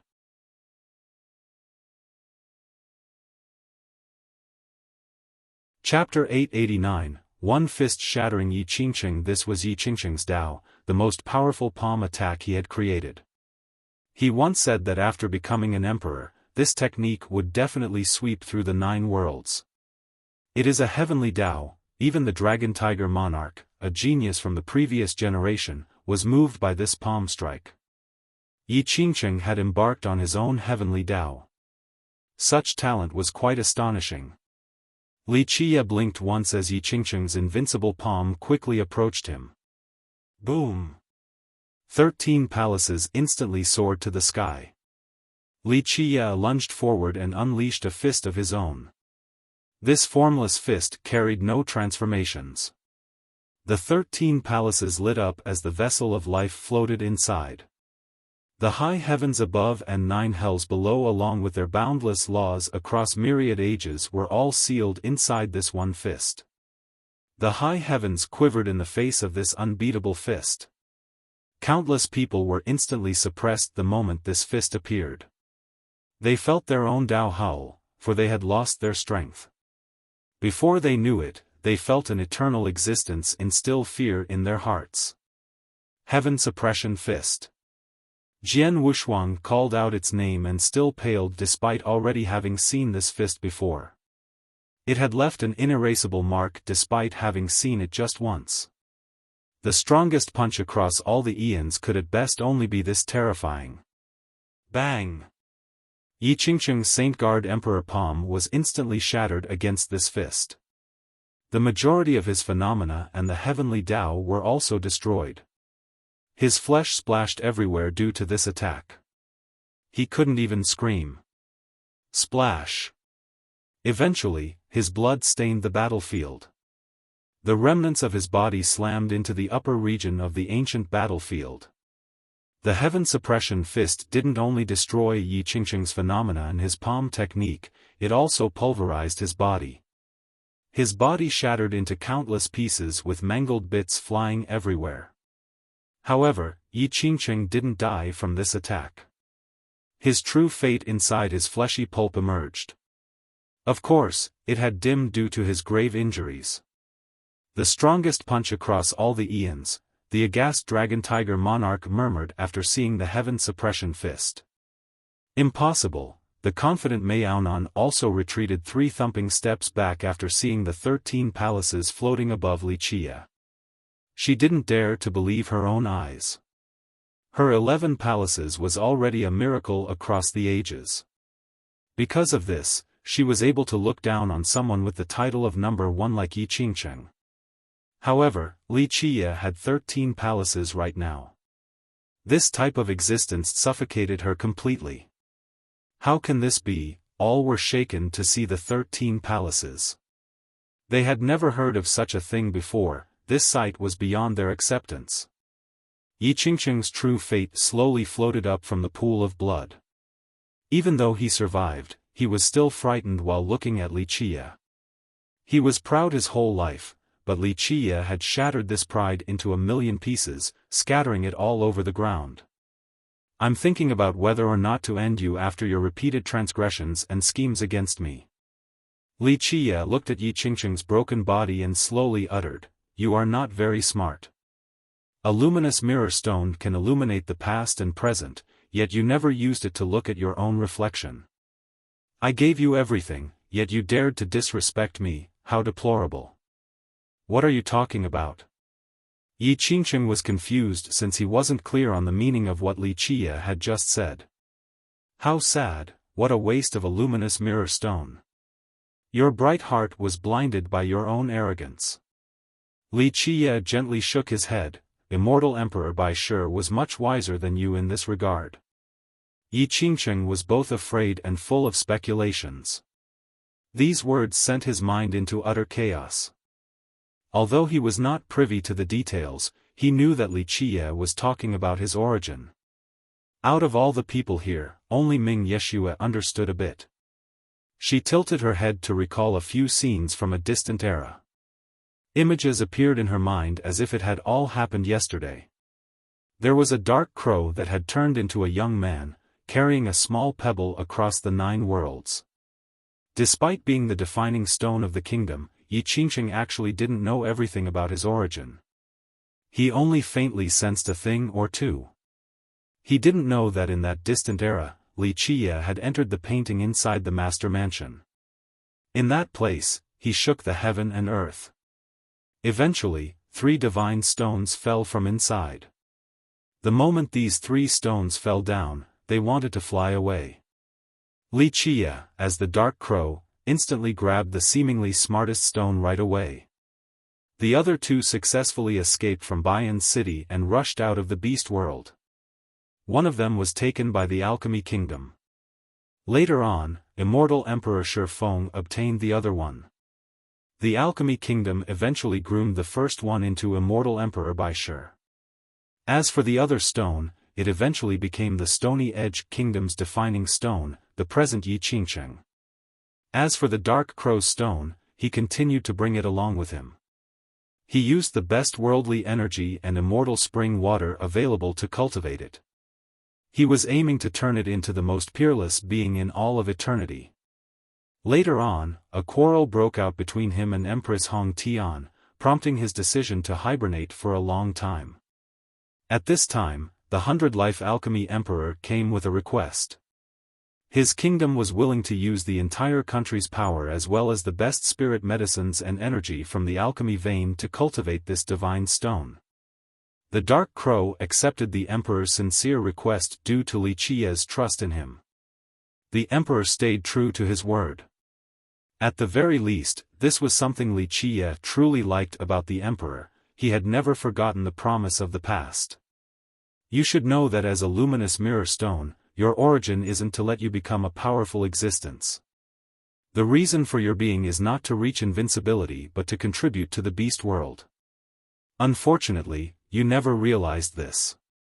Wuxia stared at the startled Yi Qingcheng and shook his head. He slowly walked closer towards Yi Qingcheng and said, "Time for this to end. There is no turning back after one wrong step." Yi Qingcheng was aghast. He retreated and screamed, "Senior, don't forget our deal." With that, a shadow descended from the sky, landing in front of Yi Qingcheng to protect him. He emitted a terrifying aura that flooded the scene. Each strand of his energy brushed by the people present. Everyone gasped after seeing this person. This was a demon that couldn't be more decrepit. It had an ox's head and a human's body with 3 legs. What was even more frightening was that he emitted a thick aura of a god king. Each of his strands of energy was as vast as a waterfall, capable of collapsing the heavens. A god king. Even the tree father became serious as he stared intensely at this old man. So it is a remnant of the divine beast realm. Wuxia smirked after taking a glance at the monster-like old man. The old man was surprised to find Wuxia being able to recognize him. He let out an ominous laugh. Youths nowadays are quite unfathomable. After millions of years, someone still recognizes these old bones. Someone from the divine beast realm? Many people jolted in fear after hearing this. The divine beast realm had reigned over the stone medicine world for several generations. After its destruction, its disciples had never appeared in this world again. But now, an old man from this sect appeared out of nowhere, and he was a god king at that. How could people not gasp in astonishment? The knowledgeable dragon-tiger monarch murmured, "This was once an ancestor of the beast realm. It is already nice enough that a bunch of remnants like you get to hide in the divine valley where even birds don't want to shit. At the very least, no one is hunting you down. But now, you old bones are crawling out, this is not a good idea." Wuxia looked at the old man and smiled. "This is our divine valley's business, there's no need for you to worry."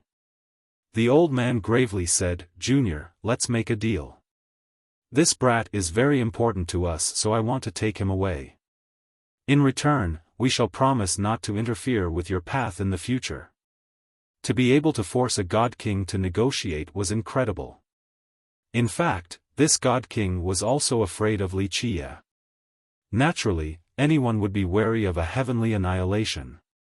"You are mistaken," Wuxia said. "If you hellspawns wish to crawl out from the divine valley, then I will definitely slay you all. A mud Buddha crossing a river cannot protect even himself, let alone defend other people. Junior, don't push it. If I take action, you may not be able to hold me here. I will take this kid away." The old man lowered his tone. "Such a big ambition. Your beast realm actually still wants to seize the beast world again. Yi Qingcheng can communicate with this place, so he does have some use for you. Alas, this is but a pipe dream, you should let go of this thought." Wuxia sneered. "Go." In an instant, the old man summoned a banner that released unending dragon roars. There was a lively golden dragon embroidered on this flag seemingly about to fly out. Coiling dragon banner. Wuxia's eyes lit up as he focused his gaze on it right away. Die. The old man spat out a little bit of longevity blood onto the flag. An imperial aura surged in an instant. Aoo! A howling golden dragon flew out and directly flew towards Wuxia. This golden dragon did not seem like an image, it was more like the real deal. This dragon was absolutely incredible. Go! After doing so, the old man shouted at Yi Qingcheng. He intended to retreat as he didn't want to fight a long battle against Wuxia.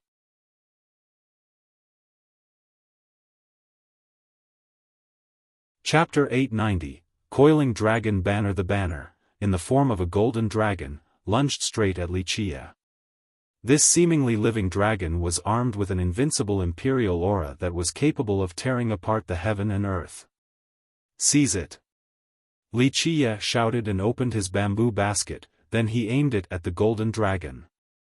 The opening of the basket signaled the arrival of a heavenly power, myriad existences prostrated before it. Even a stronger existence would be captured indefinitely. Heavenly annihilation, immortal plucking. Wuxia unleashed another annihilation, causing many people to quiver. Some directly fell to the ground under its pressure. Aoo, however, this golden dragon seemed to have its own life force, it was full of intelligence and spirit. The moment the basket opened, it seemed to know that danger was swiftly approaching. It roared and instantly broke through the void to escape. The old man who was making way for Yi Qingcheng was shocked to see the dragon run. This was the weapon passed down by their ancestors, yet it ran away without hesitation. Yi Qingcheng ran out of Bayan City, but the old man holding the rear still hadn't made it out. Rare! A beast roar resounded out of nowhere. Amidst all the action, this roar suppressed all living beings. It seemed to come from a prehistoric age, the cry of the king of beasts. The stone statue of the Bayan on top of the mansion suddenly came to life. Pop! With a huge blast, its 4 heavy feet came crashing down on the old man. This ox demon with 3 legs was a god king. The moment he saw the Bayan coming, he let out a shout to derive a supreme emperor law in an attempt to block this attack. However, the Bayan cried again. The gates of the master mansion opened and an endless energy flooded out. It was as if there were countless Bayan inside that were all awakening at once. The stone Bayan suddenly became the god of all Bayan and borrowed this vast energy to crush the old man beneath its claws. Even this god king with incredible emperor laws was exterminated after being trampled by the Bayan. All of his Tao were destroyed.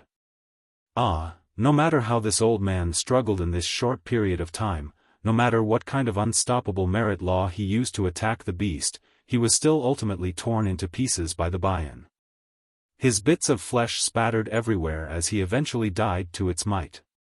A god king that was alive and well just now was torn into pieces. This shocking scene scared the wits out of everyone present. Prior to this, they assumed that the Bayan on top of the master mansion was only a carved statue, a work of art. No one thought that it was a living creature. But now, this Bayan thoroughly slew a god king, causing many people to shiver in fear. This existence was too terrifying. Some broke out in cold sweat while others were secretly praising their own fortune for not messing with this statue earlier. Otherwise, they could have been torn into pieces by it as well. After making short work of this god king, the Bayan stared at everyone as a divine beast would. Its stone eyes actually lit up, causing many people to lose their minds. It currently resembled a supreme divine beast looking over its territory. Those who were hit by its glance didn't even dare to breathe out loud. Return! Li Qiye shouted. The immortal rod was in his hand already, he was the one controlling this Bayan. After hearing his command, the Bayan jumped back to the roof of the master mansion and reverted into a statue. At the same time, the gates closed once more while the vast energy from before disappeared as well.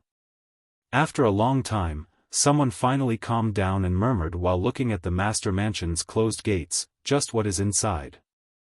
It was the endless energy from the master mansion that allowed the Bayan to kill a god king in an instant. This made people curious about the things inside the mansion. Just what was inside that could make the Bayan become so terrifying? However, when the doors were opened, no one dared to use the opportunity to rush inside. Even a god king was killed, so who would dare to act recklessly? Now, whenever people nervously stared at the Bayan statue, they felt that its eyes were still fixated on them like before. Li Qiye put away the immortal rod. Long Jingxian was surprised to see him so calm with no intention of chasing Yi Qingcheng. Come on, Yi Qingcheng fled already. Li Qiye smilingly said, "There's no need to rush. A monk can run but a temple can't escape.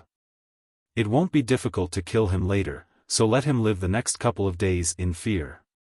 We'll deal with him after settling some matters here." Having said that, he opened the bamboo basket and gently shook it. In the blink of an eye, countless bodies fell onto the battlefield, issuing thumping sounds each time a body hit the earth. These were all experts from the alliance that he captured earlier. All of them had been killed, including Taiyang Wang and the crystallized Sea Prime Saint. Everyone took a deep breath after seeing these corpses piling into mountains. This was a massacre, annihilating an army with just one move. Buzz. the basket opened again as 3 more fell down. The stone dragon god, the imperial grandchild, and the unbreakable emperor were all hanging there while completely immobilized.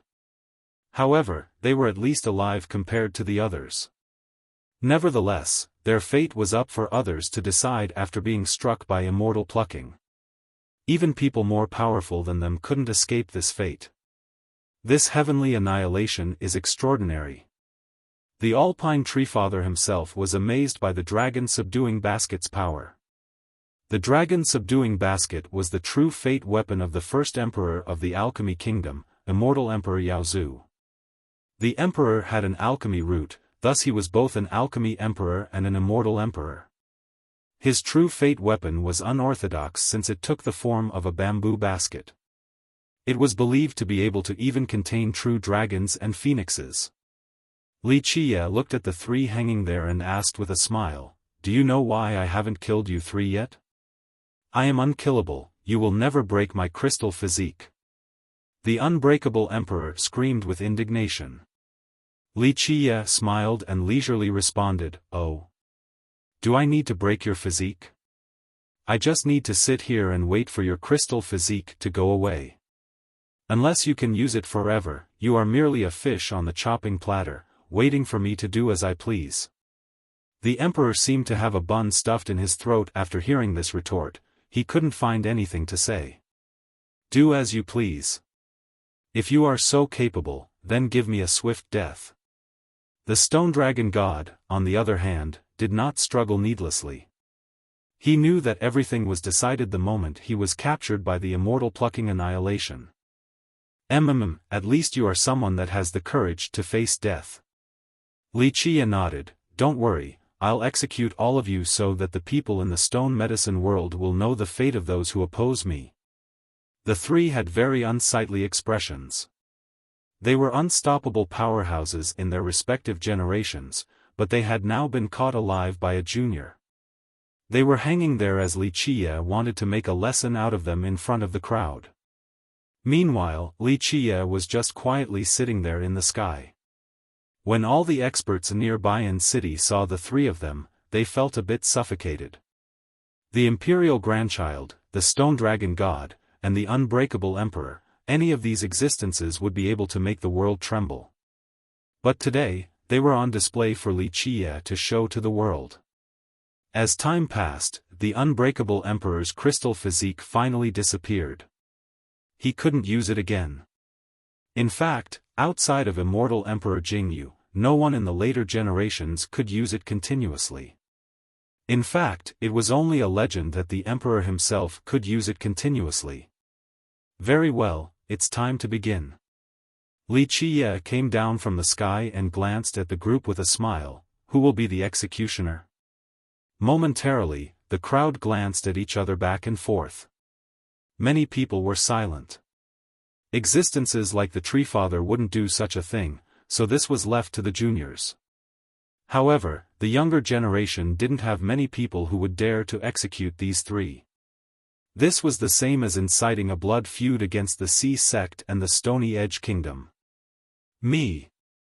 Long Jingxian was the first to jump down. This girl would dare to do anything, she was more than ready as she rubbed her palms together. The crowd was speechless after seeing this, thinking that this girl was too wild. "There's no need for you to do this. Making a girl be an executioner is too much of a waste." Wuxia shook his head and rejected her offer. Long Jingxian snorted and snappily retorted, "Humph, what's the big deal, I won't do it then. I didn't want to anyway." The 3 prisoners almost vomited blood from anger. They were all great existences, yet they had to suffer this humiliation. I'll do it." Someone else eventually came out. It was the 4-eyed basilisk who decided to join the fun. His sister, Venerable Basilisk, immediately glared at his advance. Decapitating these 3 before so many people was the same as declaring war against their sections. However, the 4-eyed basilisk mustered newfound courage out of nowhere and purposely ignored his sister. "Gutsy, I do appreciate courageous people." Li Qie looked at the basilisk and nodded with a smile. Okay, go ahead.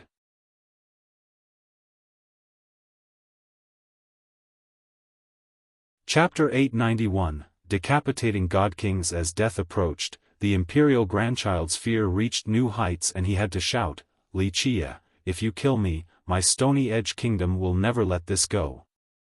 Although his lifespan was depleted, there would always be hope if he continued to live on instead of dying in this manner. The Stony Edge kingdom? Li Qie looked at him and cheerfully smiled. I'm sorry, but I am planning on trampling your kingdom soon afterward. A bunch of old geezers cultivated such a worthless genius. A great piece of luminous mirror stone was wasted by all of you. With that, he was too lazy to look at his prisoner and commanded the basilisk, okay, commence the execution. The basilisk brought out 3 sets of guillotines from seemingly nowhere and slightly bowed towards the 3 before smiling. Grandpas, for every grievance, someone is responsible, for every debt, there is a debtor. Please don't turn into ghosts and haunt me after death. The 3 prisoners all had cold expressions. There was no chance of them escaping death today, so they only wanted for this to go faster to lessen the humiliation. The entire scene was silent at this point. This situation was the epitome of shocking. 3 grand existences that were comparable to God-Kings were captured alive and were about to be executed. Just how unbelievable was this? Some people here had seen countless things and weathered uncountable waves, but they were still left in awe of this scene. No one had ever seen God Monarch or God King level existences being decapitated before. Outside of immortal emperors, no one else could carry out such a terrifying act. The decapitation of 3 God King level characters was definitely something that would deter the world. In the future, anyone in the stone medicine world would take the long way around whenever they saw Li Qie. If he even dared to kill God Kings, what could he possibly be afraid of? At this time, the 3 prisoners were pushed into position under the guillotines. They held cold demeanors and remained silent. The stone dragon god didn't really mind. He was someone who could handle defeat, so he told the basilisk, hurry up, kid. Give me a swift end, I'll appreciate it even after becoming a ghost. I can rest assured now that Senior has said that. The basilisk released the blade. Pluff. The head of the stone dragon god rolled very far. A genius that had once competed against an immortal emperor was now dead. Next was the imperial grandchild. His head also rolled for quite a while. When it was the unbreakable emperor's turn, he unwillingly shouted, no. However, the blade still came down and his head still rolled. His eyes were wide open since he couldn't accept this ending. His title was unbreakable, unkillable even by immortal emperors. But now, a junior decapitated him in front of everyone. This was the biggest humiliation of his life. Everyone was silent at this moment. No matter how powerful and arrogant one might be, they wouldn't necessarily be stronger than the unbreakable emperor. But now, what was his end? He was still decapitated so that Li Qie could make a point. People have been challenging my authority until now. Very well, today, I will let everyone see the result of those who oppose me. Li Qie glanced at everyone around Bayan City and spoke, I welcome all challengers. But, before challenging me, remember to bring a sharp executioner's sword so that we won't have to bother people to find us some guillotines. This was met with silence. No one dared to say anything as Li Qie's eyes swept through the crowd, causing them to tremble with fear. They knew they were nothing compared to the unbreakable emperor. The silent crowd all felt chills as they looked at Li Qie. His moniker, fiercest, would now terrorize the world.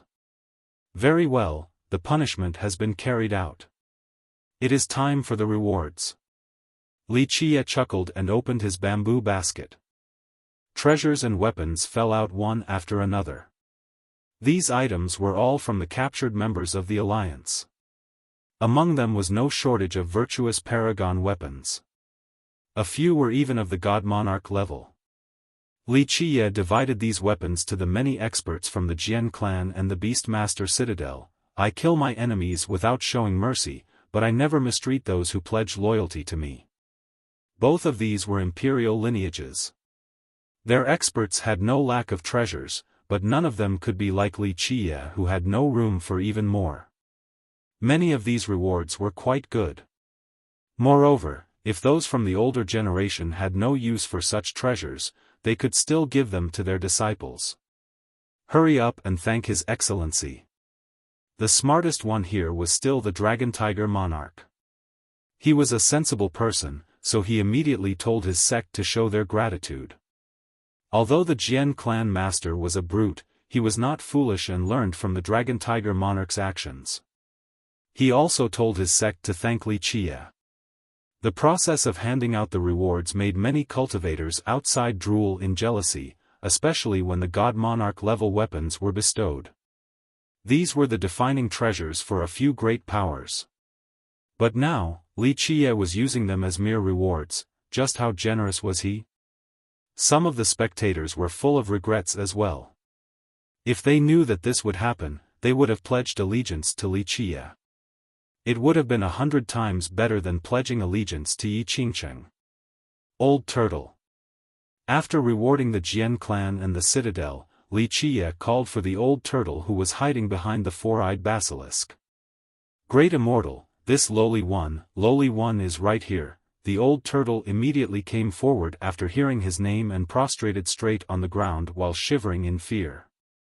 Li Qiye glanced at him and nodded. You did a good job as my driver for the last few days. Very well, I will allow you to return to the Quicksand River and also grant you one treasure. He shook his bamboo basket and a treasure fell down. It was the bronze bell that belonged to the Stone Dragon God. The Old Turtle didn't dare to believe his own eyes after this bell fell straight into his hands. This was the true fate weapon of the Dragon God, an existence that had competed against immortal Emperor Ta Kong. He wouldn't even dream about this type of treasure before, but Li Qiye actually gave him one today. This lowly one will never forget Great Immortal's generosity and will worship you for generations. The Old Turtle bowed his head 9 times and was moved to tears. He was forced to be Li Qiye's driver, so he had never thought about a reward. He was happy enough that Li Qiye chose to spare his life, so now this gift that was simply unimaginable made him feel grateful to the point of crying. The level of envy in the air was at an all-time high. The Old Turtle was only an ordinary little demon, but Li Qiye gave him such an extraordinary treasure. Boss, what about this lowly one? The four-eyed basilisk cheekily asked for a treasure. Don't be ridiculous. His sister couldn't help but yell at her brother. She was very wary of Li Qiye at this moment. A monster like him was definitely in existence who could destroy a sect with the lift of a single finger. Your basilisk tribe has always been sensible, and since you followed me, I'm going to treat you well.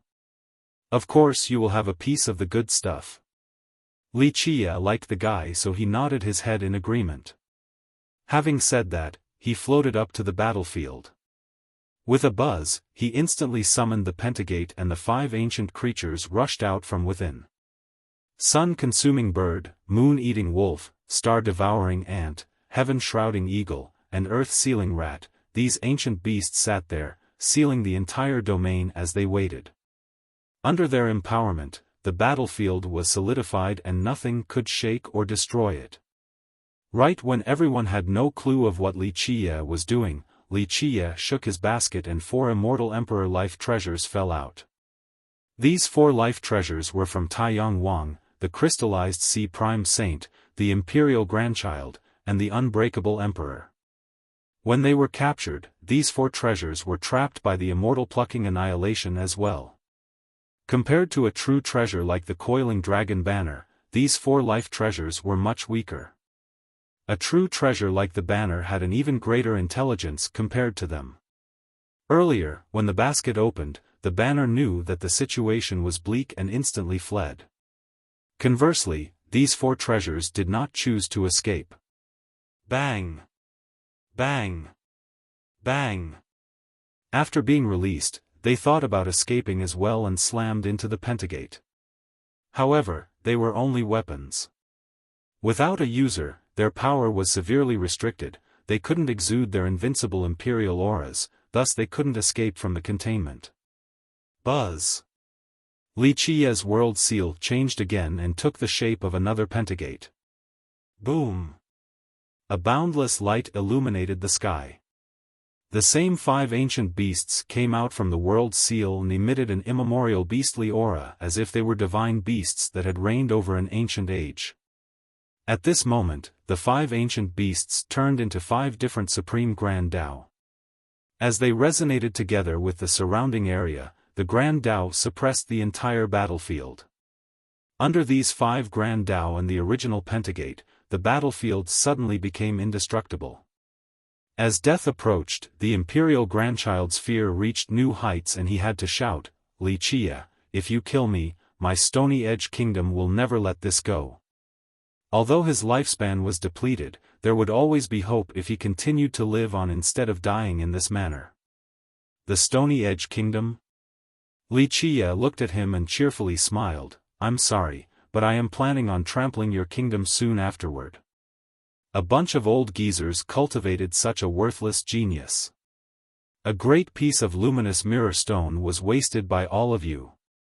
With that, he was too lazy to look at his prisoner and commanded the basilisk, "Okay, commence the execution." The basilisk brought out 3 sets of guillotines from seemingly nowhere and slightly bowed towards the 3 before smiling, "Grandpas, for every grievance, someone is responsible, for every debt, there is a debtor. Please don't turn into ghosts and haunt me after death." These are what I imagine the guillotines look like. The 3 in this picture are from Justice Bao. Yes, the judge's name is Bao. The dog one is for commoners, the tiger one is for officials, and the dragon one is for royalty.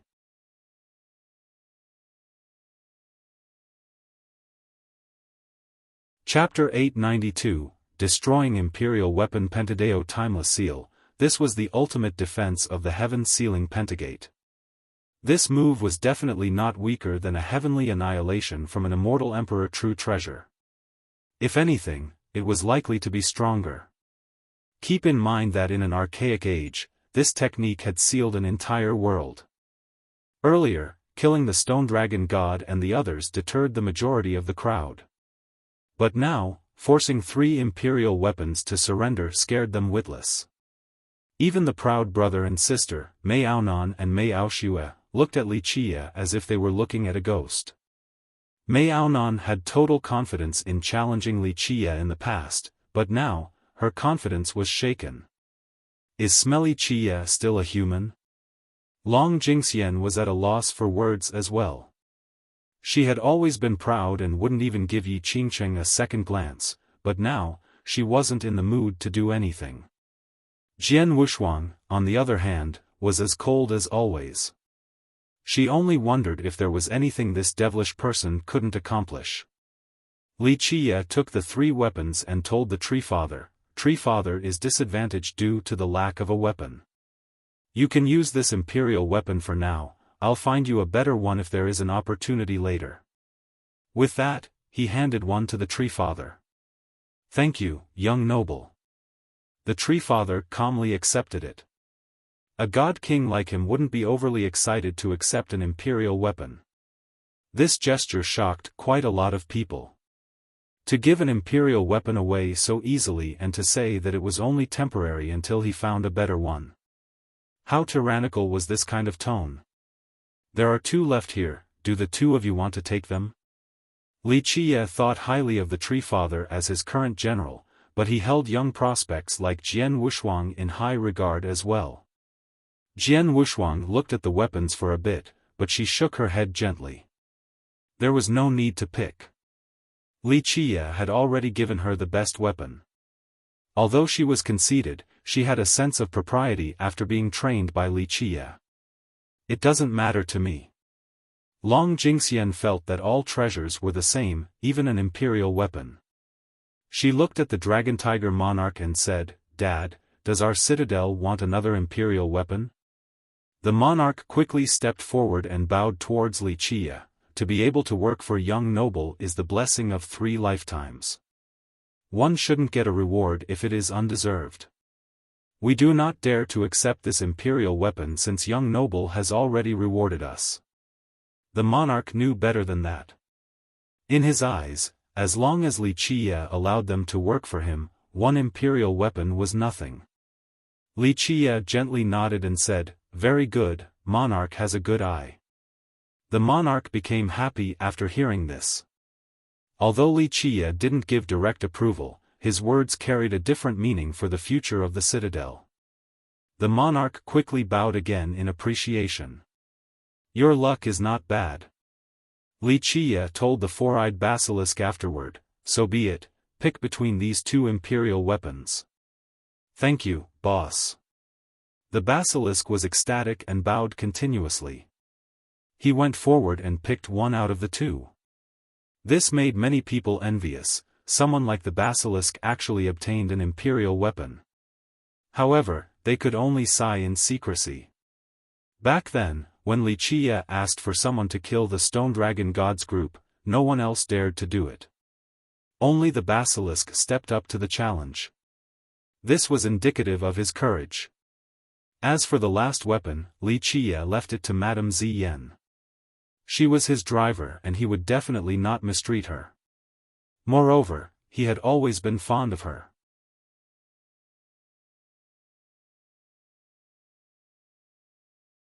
Chapter 893, Attacking the Stony Edge Kingdom. Those deserving have received their rewards, now it is time to settle some scores.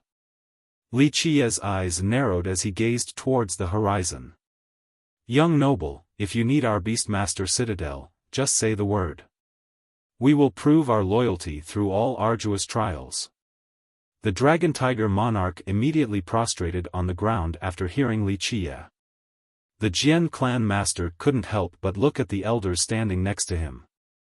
He knew very little compared to the monarch. This was because the Jian clan didn't exist back when the divine beast realm was destroyed. Despite his hesitation, he still learned a thing or two from the Beastmaster Citadel's actions. When Old 8 gave the signal with a gentle nod, he also stepped forward and prostrated to say, "If young noble needs our Jian clan, we are also willing to pledge our allegiance." This scene shocked many experts outside of Bayan City. Many of them took deep breaths. Both of these sects were imperial lineages. How could such existences pledge their allegiance to others so easily? But at this moment they actually did so for Wuxia. "Very good, very good." Li Qi gently nodded, "Rise. I will let you know when I require your service. As for the Stony Edge Kingdom, I will personally take care of it. It started in my hands, so I shall be the one to end it." The Tree Father didn't say anything. Him standing right behind Wuxia made his intention clear. He didn't need to show his loyalty. The command would come when Wuxia needed his service. On the second day, Wuxia appeared in the sky of the Stone Realm. This time, he came with great fanfare. There was no longer any hiding. His 13 palaces soared in the sky, they suppressed the high heavens above and sealed immortals and devils below. A supreme grand Tao paved his path with blinding celestials and howling laws. His Tao was above all else, he was the sole ruler of this universe. Stony Edge, you have 2 choices. Hand over Yi Qingcheng and disband the kingdom, or wait for me to come and annihilate all of you. Wuxia traveled alone through the Stone Realm, seemingly above the 9 heavens. At this time, his usual ordinary appearance could no longer be found. External features didn't matter. Even the most common-looking face under the radiance of 13 palaces would become supreme and gallant. Countless eyes in the stone medicine world were on his each and every action. Both legendary existences that could attack immortal emperors and overlords of the eras were quietly contemplating the palaces. Great geniuses had to bow their proud heads after seeing the radiant palaces. Numerous great powers were eclipsed by its light. "Wuxia, don't push us too far. The howl of Yi Qingcheng resounded from the kingdom as a response to his challenge. Yi Qingcheng appeared in the sky over the kingdom while many ancestors emerged from its ancestral ground with stately auras. They were ready to fight against Li Qie. Even Yi Qingcheng, who was known as number one and accompanied by his ancestors, was overshadowed by Li Qie's divine palaces. Li Qie's 13 palaces was unique across the eons. No one else can become immortal emperor but him. That's what I shall do. Those who block my path shall be killed without mercy, those who scheme against me shall be killed without forgiveness, those who conspire against my friends shall be slain without leniency. Li Qie was in high spirits. He was no longer calm like normal, instead he ready to sweep through the 9 heavens in his murderous state. At this second, the existence that had massacred the 9 worlds in the past had awakened. A boundless murderous aura from this supreme overlord engulfed the entire world. The gods and devils screamed beneath his steps and grand Tao. A boundless black curtain rose behind him and blocked out myriad realms. A vast river of blood seemed to be pouring down behind this curtain with the corpses of millions. Very well, let us fight to the death then. An ancestor from the kingdom shouted in response in place of Yi Qingcheng. Those who offend our kingdom will be killed without mercy. In just a moment, the two sides were heating up. The kingdom would not back down while Li Qie continued to move forward in the sky, intending to annihilate this nation. The majority of the inhabitants in this world were watching this scene. Most had nothing to say due to Li Qie's 13 palaces. An overlord buried underground murmured, the one and only person to have 13 palaces in history. Some older existences woke up as well, including the ancestors from the 3 behemoths. Their most powerful experts saw Li Qie traveling alone and all contemplated without making a single sound. A while later, one ancestor mumbled, "The world darkens when his eyes close and the world turns bright when he opens them." The tyrant behind the curtains throughout history. As the heavens itself was silenced, Li Qie entered the Stony Edge Kingdom and its ancestral ground. Sacred mountains were scattered about with rivers surrounding them. This land was full of worldly energy with incredible pavilions, a holy land. Because of this land, the Stony Edge Kingdom was able to erect an eternal foundation. Kill him. The kingdom was well prepared and commenced their ambush the moment Li Qie arrived. Countless experts that were waiting for this moment rushed forward from all directions. There were tens of thousands of disciples including heavenly sovereigns and kings. In an instant, Li Qie's 13 palaces blared and engulfed the sky. All grand Tao were suppressed while the yin-yang sea of blood lifted a bloody tsunami of endless height. A golden sun and bloody moon were floating in the sky as a boundless blood energy empowered Li Qie's inner physiques to the extreme. Due to the suppression of the Tao, many of the experts taking part in the ambush fell down to the ground.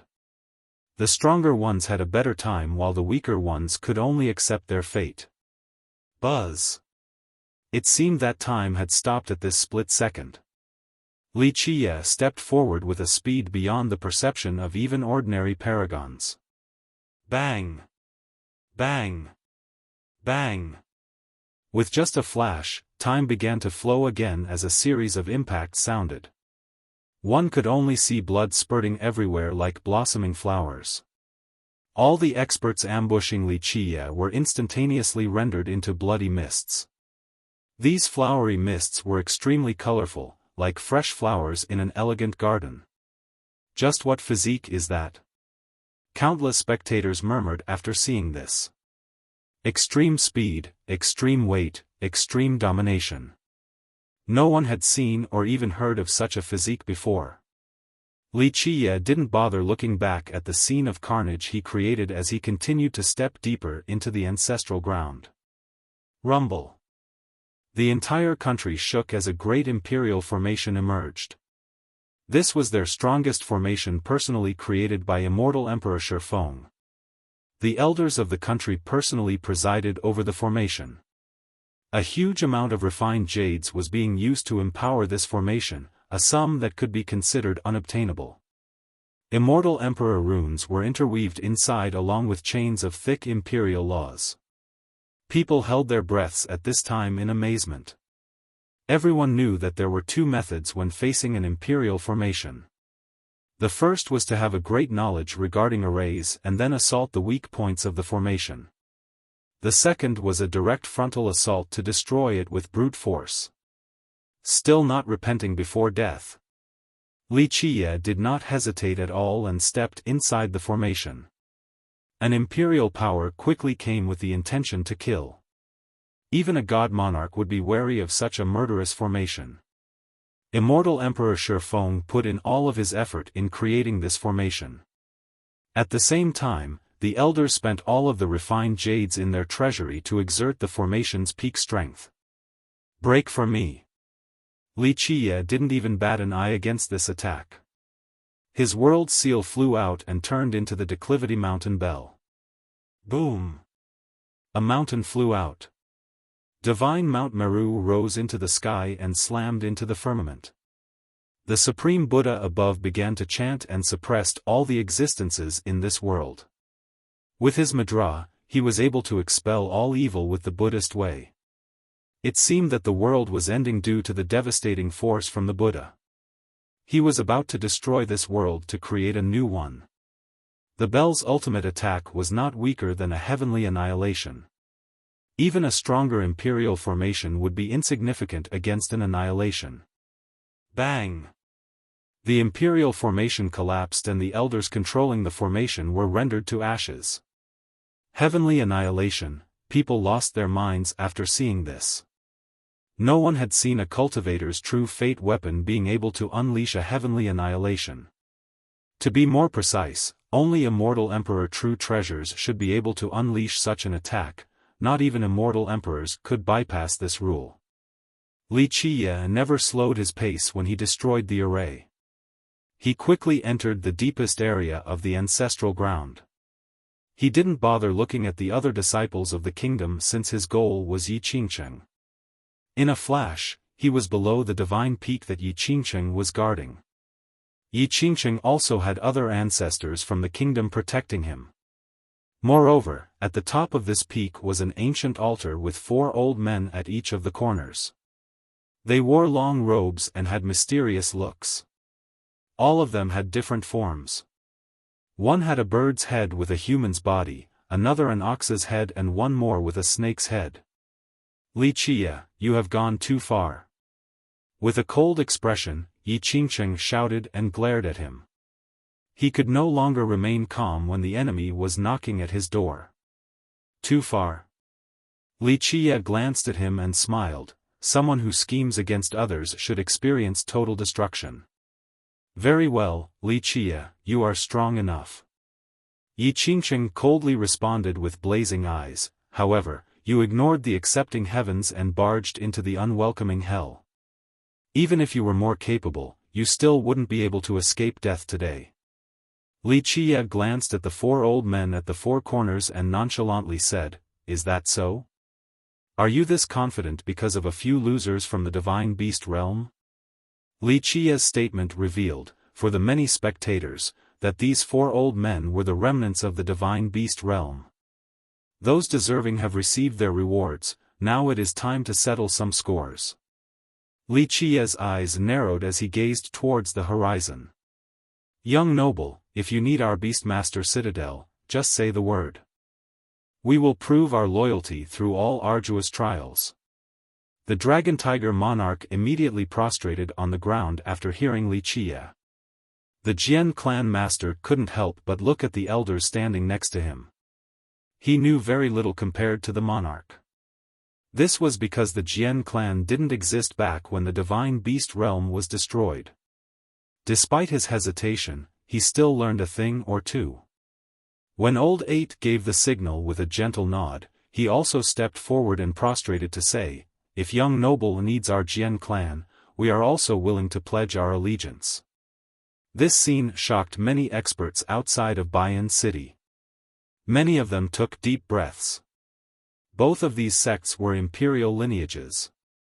How could such existences pledge their allegiance to others so easily? But they actually did so for Wuxia at this moment. Very good, very good. Li Qi gently nodded. Rise. I will let you know when I require your service. As for the Stony Edge Kingdom, I will personally take care of it. It started in my hands, so I shall be the one to end it.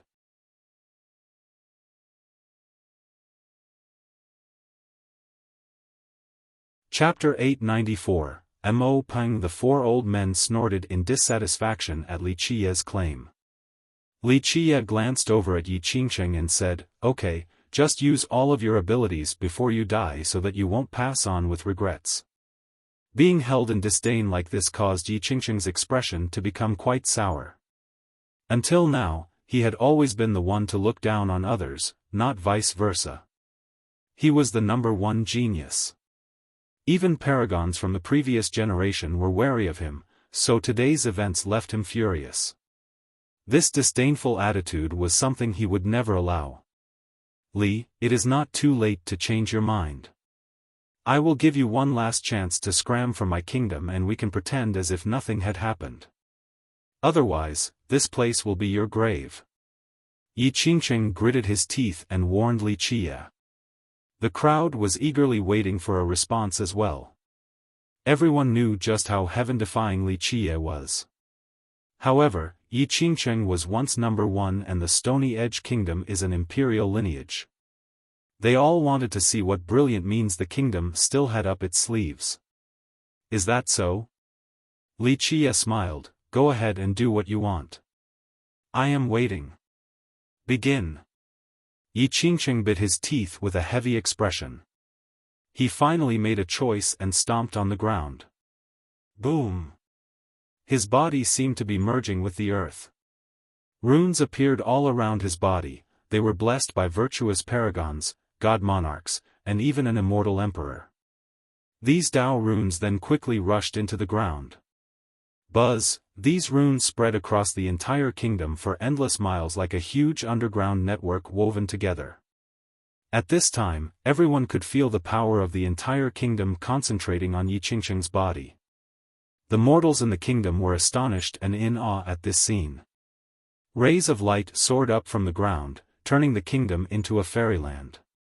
What is going on? A few experts were startled to see this. One ancestor from a great power who knew a bit about the kingdom explained, grand momentum. Yi Qingsheng was the defining stone of the kingdom.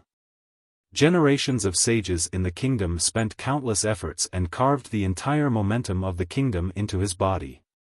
If he is inside the kingdom, he can muster all of its power to become invincible. Pluff! As Yi Qingsheng was activating the grand momentum of the kingdom, the bodies of the four old men on the altars suddenly shattered. Their longevity blood poured into the ancient altar. After their blood ran dry, they fell to the ground unable to stand back up. Rise, your majesty Mo Peng! Yi Qingsheng screamed as his entire body brilliantly glowed. It then spread a pair of terrifying devil wings, giving birth to an endless evil flame. This shadow flew around in the sky with its wings, creating explosions everywhere. Stars were destroyed in the sky, causing the entire world to tremble. What is that? Seeing the wings shattering the stars in the sky left everyone aghast. Even the god kings who were watching everything play out were startled to see this. This was definitely a horrifying existence. Boom! This shadow instantly descended onto a mountain from the upper level of the sky with an overbearing aura. I have returned. The shadow crazily laughed while standing above this mountain. Endless eldritch flames rose again with deafening blasts. These flames then turned into ominous laws as if this person had come from the domain of devils. People finally saw the shadow's face at this moment. This was a very handsome young man. His age betrayed the expectations of the crowd. Behind him were many bony outgrowths that seemed to be crafted from the legendary immortal bone steel. They were extremely sharp and dripped down a sacred Grand Tao. Although these Grand Tao were as thin as silk, they encompassed the power of 3,000 minor worlds. These bone spurs behind him came together to form a pair of skeletal wings that emitted evil flames. It was clear that this was a pair of devil wings. Who summoned me? The winged devil looked around for a bit in an imperious manner. The slightest action from him could suppress the heavens. Yi Qingcheng respectfully said right away, "Your Majesty Mo Peng, it was this junior who summoned you. I used the blood of 1 billion citizens to trade for your invincibility. I beseech you to kill my enemies." The big shots around the world watched with bated breaths. Yi Qingcheng's ruthless actions were to summon this kind of creature. He was indeed ambitious and cruel enough. "Ha ha ha, brat, you did a good job to summon me. Even if an immortal emperor comes, I can still assail them for you."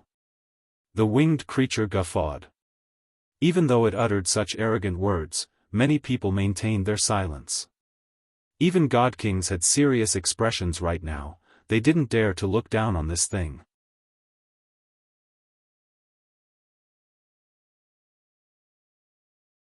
Chapter 895, Brave Tiger's Spire, such a big tone. Someone of your level might be able to fight a god king, but assailing an immortal emperor? You think too highly of yourself. A carefree voice answered the blustering creature. The creature glanced at the speaker and found that it was Wuxia. He boisterously laughed and said, "Junior, I, immortal monarch Mo Peng, like arrogant juniors the most when I was younger. Unfortunately, you are not very smart and chose to anger me." Immortal monarch Mo Peng? Wuxia couldn't help but smile. A little nine-head bird still dares to gild your face with such a statement? You think no one will recognize you after adding those heavenly eagle wing bones to your body? The creature was startled after hearing this. "Junior, you actually recognize me?" Wuxia looked at him and smiled. "Nine-head bird, how can I not remember you? If I am not mistaken, you were killed by Empress Hong Tian after she nailed you to the earth. The only thing that is surprising is that you are still alive." Well, what a knowledgeable junior. The creature laughed wildly. "Someone still remembers my past. What a shame, right? Hong Tian thought that I was dead, but I am someone who is blessed and lived on. Moreover, I even obtained the bloodline of the heavenly eagle and became invincible from then on. Too bad Hong Tian isn't in this world anymore, or else I would fight her to the death." Many people were surprised to hear the domineering words coming from the creature. Just how invincible was Empress Hong Tian? But right now, this person calling himself immortal monarch Mo Peng dared to bluster about challenging her. A big shot from the Jianlong clan noticed that his ancestor was slightly dazed, so he asked, "Ancestor, who is he?" "Heavenly Eagle Godchild, an incredible genius from the divine beast realm. He had the highest chance of becoming immortal emperor, but unfortunately, he was supposedly killed by Empress Hong Tian." The ancestor murmured in response. Wuxia leisurely smiled and said, "Nine-head bird, you weren't smart back then and you're still insensible right now. If I'm correct, you obtained the skeleton of a heavenly eagle that still had some divinity left, maybe even some divine blood. You did not accept your defeat to Empress Hong Tian back then and took the risk to change your bloodline and origin. This change in bloodline turned you into an evil bird, so the remnants of the beast realm had to seal you. Junior, you do know quite a bit." Immortal monarch Mo Peng was startled and stared at Wuxia from top to bottom as if he wanted to see through him. This creature was indeed the main descendant of the beast realm from back then. An incredible genius, the strongest opponent of Empress Hong Tian in the competition for the heaven's will. However, he still lost in the end and was struck into the ground till near death. Alas, when she attacked the beast realm, she assumed that he was dead and didn't pay him any further attention. This nine-head bird survived the cruel war. He did not give up and obtained the skeletal remains of a heavenly eagle that had some divine blood left. Keep in mind that a heavenly eagle was a divine beast, an existence compared to true gods. The godchild used an extreme method to swap his bloodline and origin. Although he managed to fuse with the skeleton, he was controlled by the beastly nature of the bird and went crazy. The ancestors from the beast realm who survived came up with different methods to seal him. After millions of years, the savage nature inside him was finally suppressed. This time, these elders wanted to use the blood of the citizens of the Stony Edge Kingdom to wake the heavenly eagle godchild's bloodline so that he could show himself to this world in his peak state.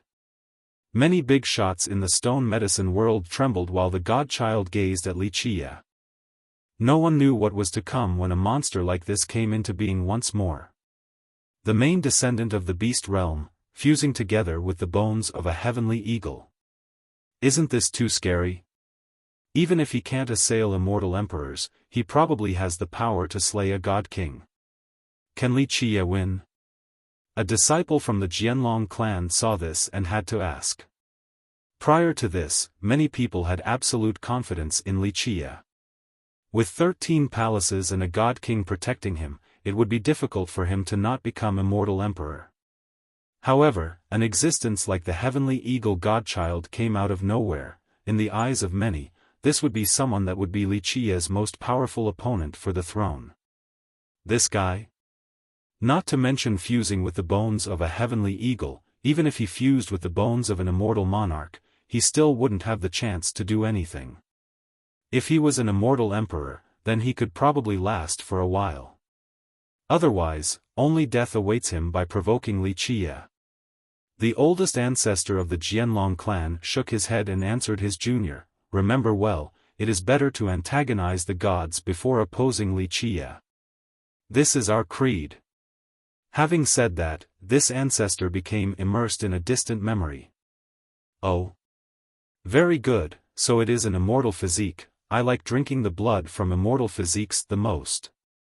The godchild finished judging Wuxia and let out an evil laugh. "Your Majesty Mo Peng, there is a god king protecting him, please take things seriously." Yi Qingcheng was afraid that the godchild would underestimate the enemy, so he reminded him. "Huh, a god king? I wouldn't be afraid even if an immortal emperor was here." The godchild laughed and declared with a domineering attitude, "Banner, come." Buzz. The moment he called out, a divine banner came from the horizon and fell into his hand. This was the coiling dragon banner that had escaped from Wuxia before, an immortal emperor true treasure left behind by the progenitor of the beast realm. It had swept through this world before. With the banner in hand, he became quite heroic and aggressively claimed, "What a shame that time didn't wait for me, or else Hong Tian would have had no chance of becoming an immortal emperor." The banner in his hand emitted a terrifying imperial aura. The golden dragon on the flag was extremely lively and seemed as if it could rush out at any time. Everyone else was quiet in response to the godchild's bold claim. In the past, he was indeed brilliant enough and could have become emperor if it wasn't for Empress Hong Tian. In this generation, he fused with the bones of the heavenly eagle and inherited its divine bloodline, thus becoming even more terrifying. "I shall become the immortal emperor of this generation." The godchild laughed and pointed at Wuxia with the banner in hand. "Junior, you alone are not even an appetizer. Let that god king come out. I want to slay a god king today." Any god king who heard this would become serious. The godchild was already strong enough, but after fusing with the heavenly eagle body, he became even more powerful. Right now, with the coiling dragon banner in hand, no matter who they might be, they would retreat before him. Oh, nine-head bird, still so arrogant despite being sealed for so long. Even if you have the bloodline of a heavenly eagle, you still aren't qualified to compete against Hong Tian for the heaven's will. You wouldn't even enter the top 3 of her strongest rivals, let alone talking about assailing immortal emperors.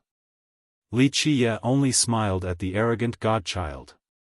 He shook his head, "Plus, I will kill you today, there's no need for a god king to attack. Moreover, I want to let those who still hold on to a foolish sliver of hope to know who the ruler of the 9 worlds is. I shall show them the true everlasting power I hold." Such an arrogant junior, but I like it that way. Today, I will take my time feasting on your flesh and blood. the godchild said with a laugh. At this time, an eternal mantra emerged from Wuxia's sea of memories. His body emitted an endless brilliance. Buzz. In the distant Bayan beast world inside a bronze citadel, countless universal laws emerged on the bronze coffins. With clanking sounds, these laws quickly turned into bronze spires. Clank, clank, clank. At the same time, Wuxia flipped his right palm and the same type of bronze universal laws emerged and twisted together to form another bronze spire. Clank. The moment this spire took form, an endless military might soared to the sky. Boom! A deafening blast resounded. Wuxia soared to the sky and created a bronze pillar of light of endless height. A world emerged from this light that spawned an invincible legion. In the blink of an eye, the power of the entire legion assembled together on top of this bronze spire. Evil remnant, kneel and accept your death. Wuxia pointed his spire at the godchild while slowly chanting his mantra. The godchild was aghast at the sight of the bronze spire in Wuxia's hand. He took several steps backward and stared at Wuxia in astonishment. Brave tiger's temporal spire. You are that person. It is too late. Wuxia resembled a true god at this second. Countless bronze-colored laws poured down from the sky like waterfalls. He was the ruler of the entire stone medicine world. Each of his steps created a new world, each of his steps created a true god. The sovereign of the 9 worlds had arrived. The spire in his hand was the calling of an unstoppable legion. He stood alone in the sky at this moment, but there seemed to be millions of bronze soldiers behind him. This legion alone could sweep through the Jade Palace in the firmament. The godchild was terrified. He turned around to flee from this place at an unmatched speed because he knew just how terrifying this existence and the invincible legion behind him was. His divine beast realm was destroyed by this legion back then. One god king after another were massacred. Slay! As the godchild was fleeing, Wuxia let out a loud cry. The moment the word slay came out, the entire legion behind him roared in unison, Eternal Bronze Legion. Our brave soldiers shall slay the immortals. With that, the endless martial aura swept through the entire stone medicine world like a world-ending tsunami. Such a big tone. Someone of your level might be able to fight a god king, but assailing an immortal emperor? You think too highly of yourself. A carefree voice answered the blustering creature. The creature glanced at the speaker and found that it was Wuxia. He boisterously laughed and said, Junior, I, immortal monarch Mo Peng, like arrogant juniors the most when I was younger. Unfortunately, you are not very smart and chose to anger me. Immortal monarch Mo Peng? Wuxia couldn't help but smile. A little 9-head bird still dares to gild your face with such a statement? You think no one will recognize you after adding those heavenly eagle wing bones to your body? The creature was startled after hearing this. Junior, you actually recognize me? Wuxia looked at him and smiled. 9-head bird, how can I not remember you? If I am not mistaken, you were killed by Empress Hong Tian after she nailed you to the earth. The only thing that is surprising is that you are still alive. Well, what a knowledgeable junior. The creature laughed wildly. Someone still remembers my past. What a shame, right? Hong Tian thought that I was dead, but I am someone who is blessed and lived on.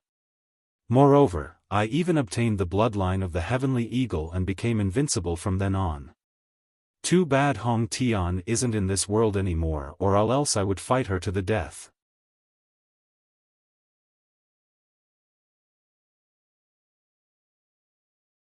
Chapter 896, The Surrendering of a True Treasure. This martial aura caused any and all lineages to be overwhelmed with fear.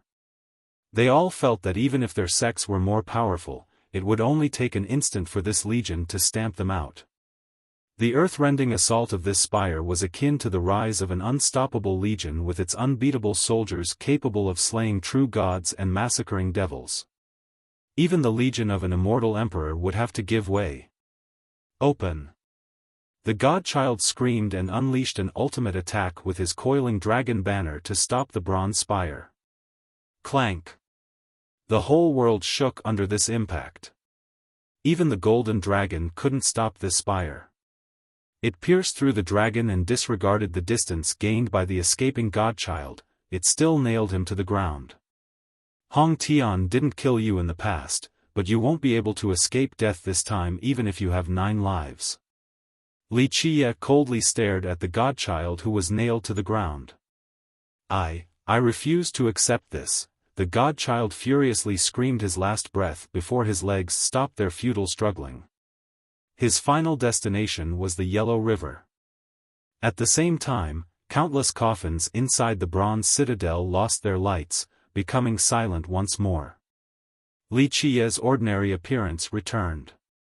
He looked at Yi Qingqing and slowly said, "Time to end all of this. It is a shame that you chose to embark on the path of evil. The Stony Edge Kingdom brought this upon itself. After millions of years of cultivation, not only did they fail to utilize your true form as a luminous mirror stone, they made you choose the path of evil. How disappointing." As a luminous mirror stone that escaped from Bayan City, Yi Qingqing could have become a peerless wisdom master who was capable of understanding the heavens above and peering through the 9 hells below as well as reading the past and future.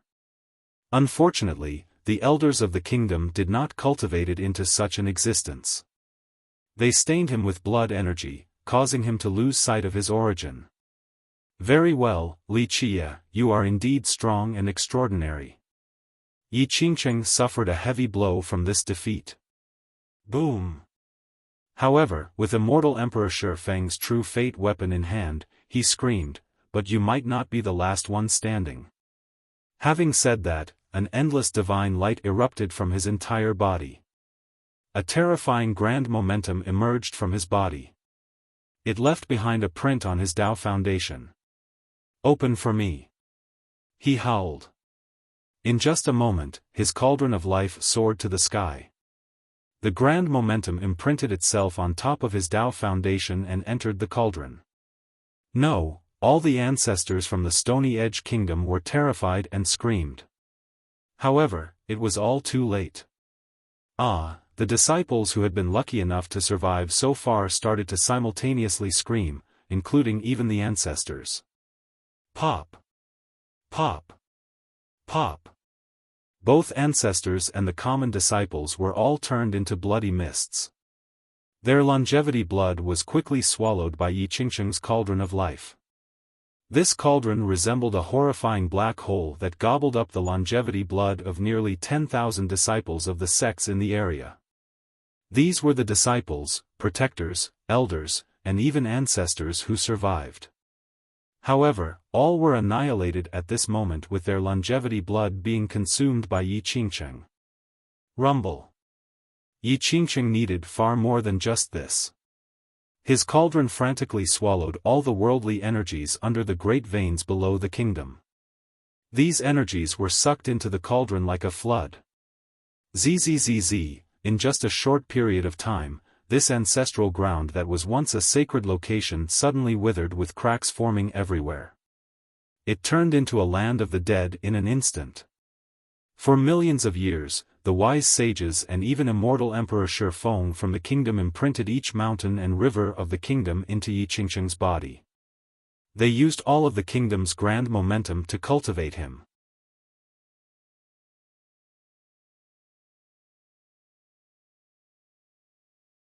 Chapter 897, Soul Annihilation. However, the wise sages didn't stop there.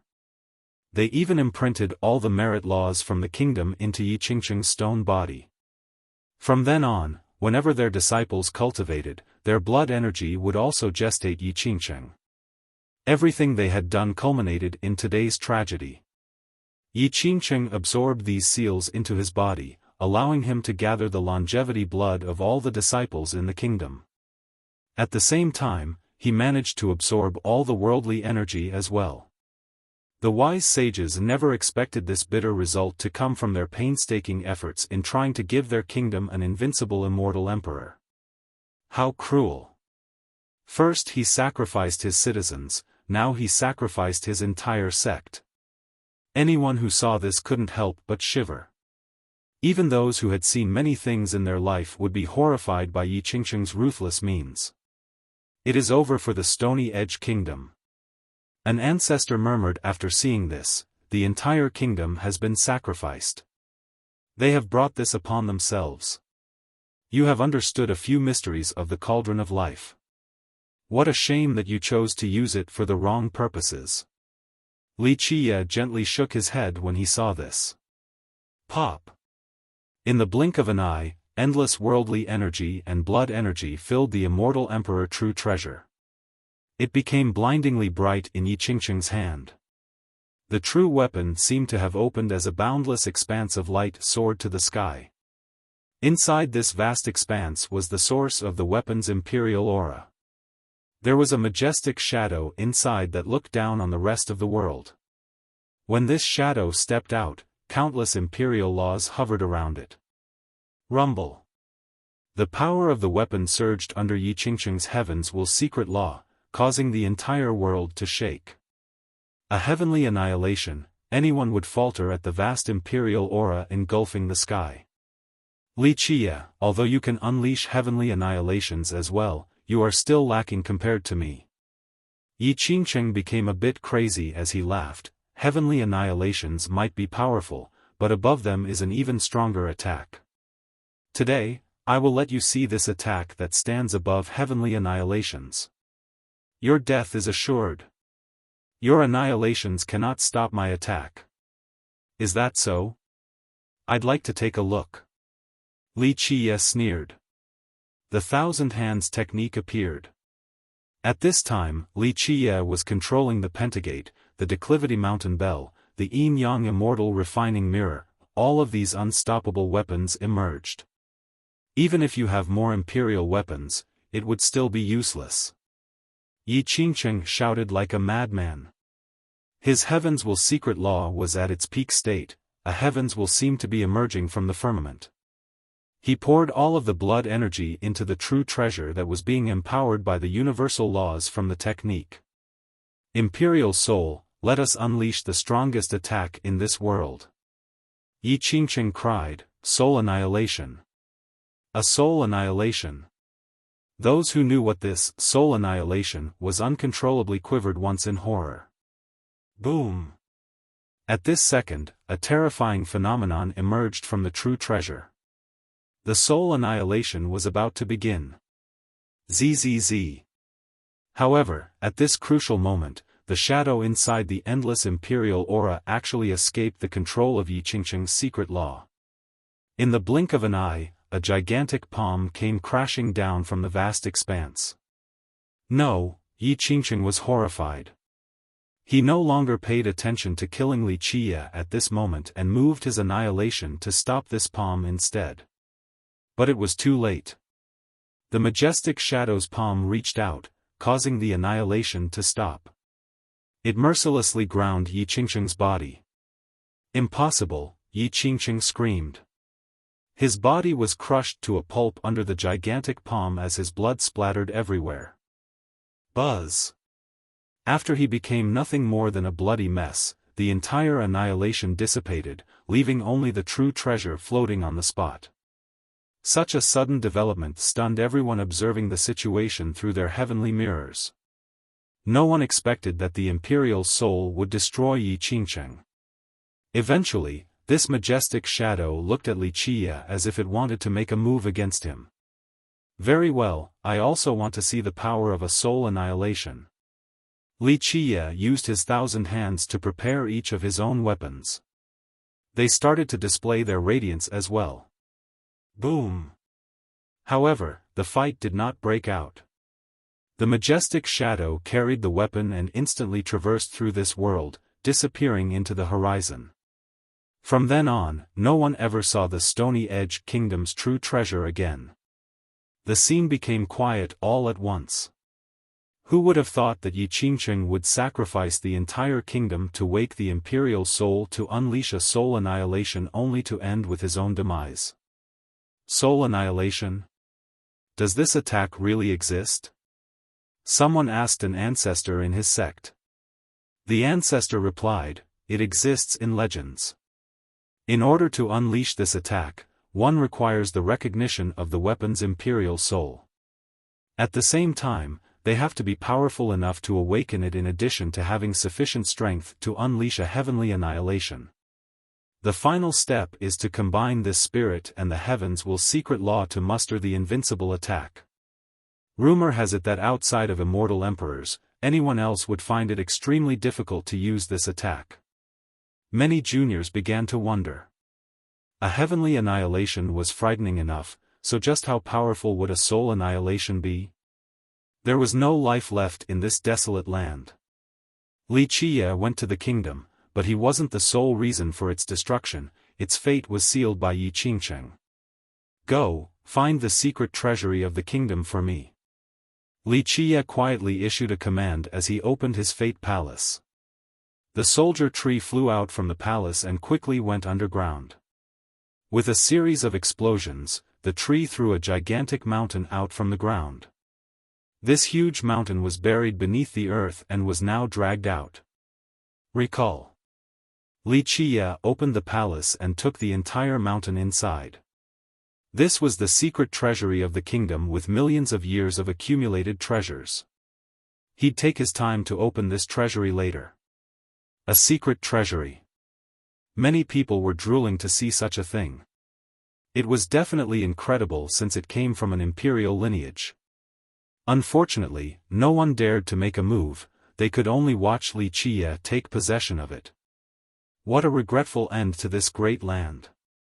Wuxia glanced at the distance and gently shook his head before declaring with a voice that echoed to the 9 layers of the sky, Heavenhoof Ravine, I will give you 3 days. Surrender or oppose me to the end and wait for me to trample your ancestral ground.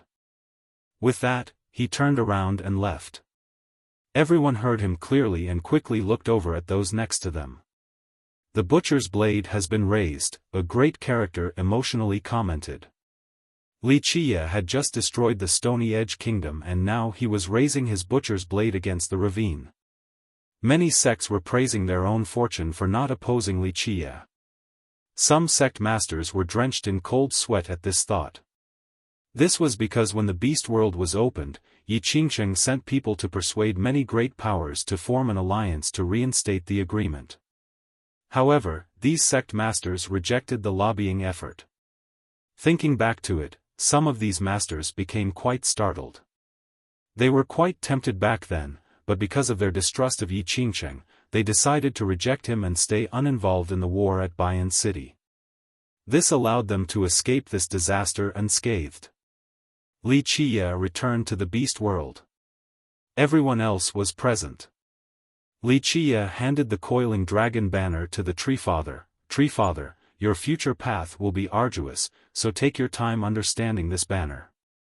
In the future god-slaying war, I hope that you will become unstoppable. This banner is not just a simple immortal emperor true treasure. The Tree Father immediately bowed towards Wuxia. I will remember young noble's words. The direction of your gaze shall be where I point my battle banner. Very good, keep working hard. Wuxia nodded approvingly. His eyes then fell on Mei Aoshue, the Dragon Tiger Monarch, and the Jian clan master. Wuxia spoke to Mei Aoshue, your ancestor asked the 100-life alchemy emperor to tell me that your clan wishes to work for me. Very well, go back and tell your ancestors to destroy the crystallized sea sect for me. Mei Aoshue didn't say anything. He slightly bowed and immediately left. Your Beastmaster Citadel will go with the Jian clan and the Jianlong clan to destroy the sea sect. Wuxia commanded the monarch and the Jian clan master. The two happily bowed. Right when the monarch was about to leave, Wuxia called for him and said, Monarch, regardless of your initial intentions for leaving your daughter with me, she will stay behind. She has a natural immortal fate, so it would be unfortunate to leave her at your citadel. I will have a use for her in the future. Out of consideration for how much trouble your citadel went through to groom a disciple with an immortal fate, you may bring your blood oath to me next time. I shall make an exception and forgive your citadel. Thank you, young noble. The monarch was ecstatic after hearing this. This was the best news their citadel could receive. Humph, I'm not selling myself to you.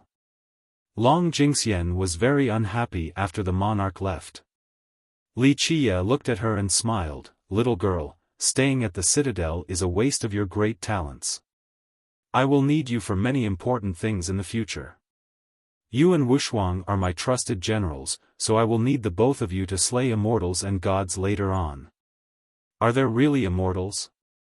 The unhappy Long Jingxian began to beam with high spirits right after hearing this. Li Qia only smiled and did not answer the question.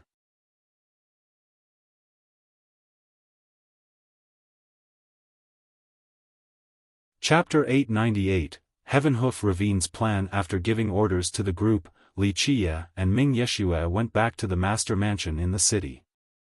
They stood before the painting at the end of the hall. Ming Yeshua had a transcendent and ancient aura. Her whole body was radiant as if she had become a true goddess. How did it feel? Li Qia looked at the painting and asked. With unrivaled grace, Ming Yeshua gently nodded with her immortal nature. I was the heavenly Tao in accordance with nature. Before I knew it, I became the ruler of a grand world, but unfortunately, it didn't stay that way. Ming Yeshua managed to break through and could directly reach the origin. However, Yi Qingqing's sudden mobilization of the city's power stopped her enlightenment. Li Qia smiled and said, very good, even a mortal emperor by sure couldn't do so back then. You will definitely become the supreme ruler of the beast world. Ming Yeshua slightly tilted her head and asked, you cultivated me for millions of years, was it for you or for me? Li Qia smiled in response to this inquiry, what do you think? I won't deny it if you think that I was being selfish and it was all for myself. However, would you rather be a stone for all of eternity, or would you rather become a supreme ruler? Ming Yeshua contemplated this issue. She became privy to more information after going inside. This is fate, I only expedited the process. Li Qia smiled, in the end, whichever path you take is still up to you. Nothing is more important than being true to your heart, this is as true for you as for any other cultivator. For example, why did your immortal emperor Baishur fail? It is because this was not his true goal. But you can be successful because this is your aspiration. To tread cautiously for eternal moons, to calculate across the ages, don't you think you are burdened with responsibilities? Ming Yeshua sighed and recalled the past when he brought her around the 9 worlds to strengthen her. The world would never be able to imagine the experiences they had gone through. This is my true desire and my fate as well as my final destination. Li Qia chuckled, those below the high heavens, how many have actually been able to jump out of this restraint? How many will be able to surpass it? He gently stroked her hair and said, you were born here, so you should stay at this place. It has been a very long time and the beast world needs a master. This is not a desolate land, it is a great world with many mysterious locations.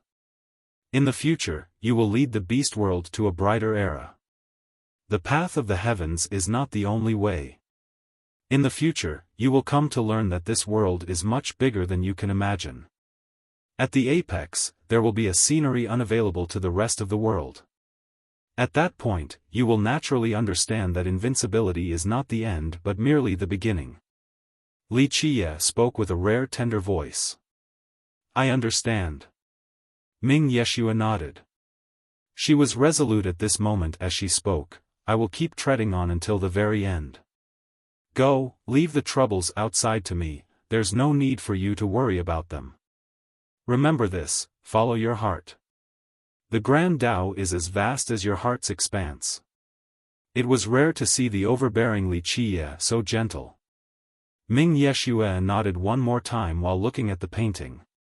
She stepped towards it and turned around to softly speak, young noble, thank you for always being my friend all this time. Without you, I wouldn't be here today. No, I should be thanking you for keeping me company for so long. Go. Li Qiye smiled and nodded in response. Ming Yeshue eventually stepped into the painting and instantly disappeared into the endless world within. After a long time, Li Qiye finally looked away with a tinge of emotion in his heart. This was the feeling of seeing a daughter growing up and leaving. Li Qiye noticed the many golems in the hall and insipidly said, "After millions of years, I gave your beast world a future. It is up to all of you to assist her and see how far you can go together. Do not let me down." In a corner of the hall, the guard commander came and prostrated before Li Qiye. "Your Excellency, please don't worry. Miss Ming is our hope. If she succeeds, she will be our master. We will definitely do our best to support her in the future." Li Qiye slowly exclaimed, "Good, the road ahead is still very long. All of you need to have the determination to fight till the end. Yes, our beast world will enter a new era. We will definitely not waste your millions of years of effort," the guard commander solemnly promised. Li Qiye gently nodded and eventually left the hall without turning back.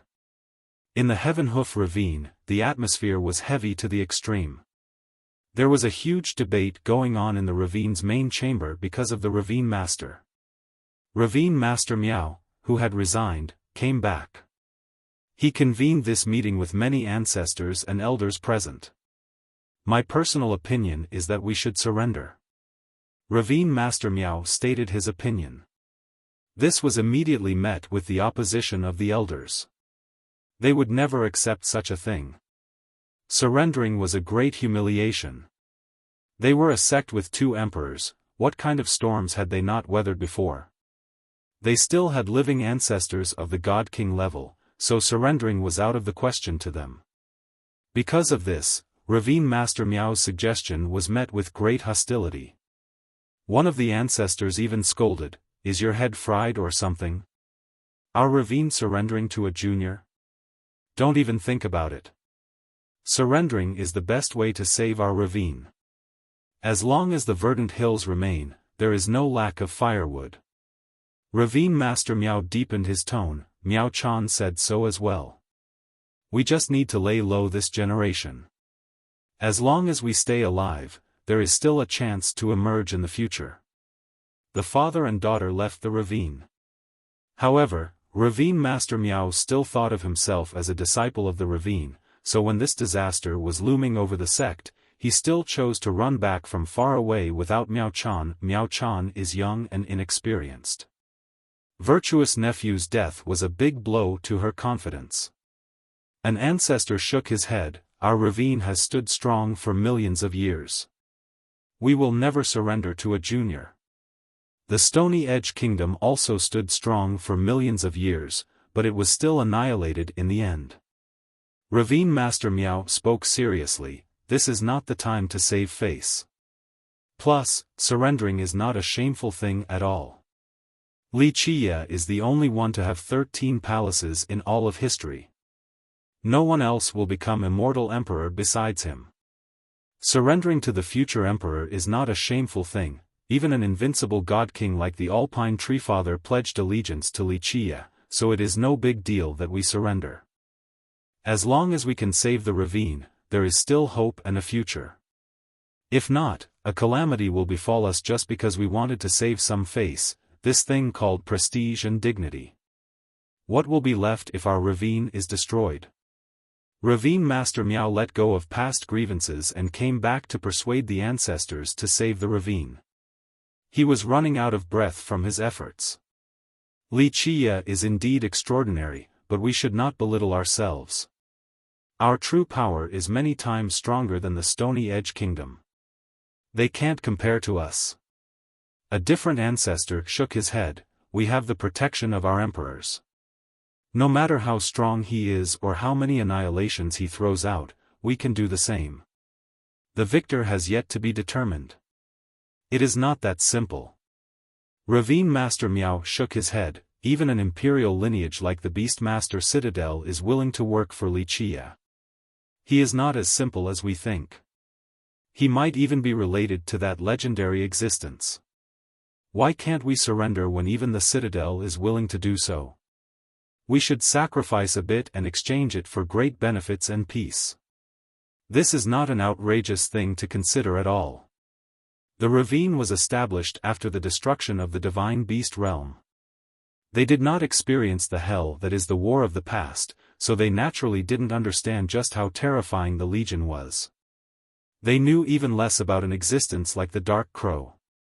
The new ravine master sneered, "What is this legendary existence? It is only a rumor. The Beastmaster Citadel simply values Wuxia and believes that he will become the immortal emperor. Its monarch wants to marry his daughter to Wuxia and hopes that she will become the imperial queen." He continued on, "Brother Miao, your attitude towards Wuxia is very suspicious. You keep on helping him, praising his prestige and lowering our morale. This makes people wonder if there is something else going on." Bullshit. Lin, if I didn't resign, it wouldn't be your turn to become the new ravine master. Don't judge a gentleman with the mindset of a wretch. Ravine Master Miao immediately yelled, "If I had any other plans, that golden crow brat wouldn't have been in a position to become the future ravine master. My daughter would have become the descendant and my seat would have been solidified. A junior like you thinks you are qualified to be ravine master." This time, Ravine Master Miao was furious and didn't care about his own status. He began to curse loudly. "Okay, little Miao, I know that you only want what's best." Eventually, a God King level ancestor from the ravine appeared. His languid voice came about, "Surrendering is out of the question. We cannot shame our ancestors' prestige in our generation. However, we must prepare for the worst as well. Let our younger generation go with little Miao along with a portion of our treasures. If we truly can't go against Wuxia, then at least we will have left behind some of our seeds. Leave the war to protect the ravine in the hands of old bones like us." Juniors didn't dare to say anything else after this God King had spoken. Ravine Master Miao couldn't do anything as well and had to accept this decision in the end.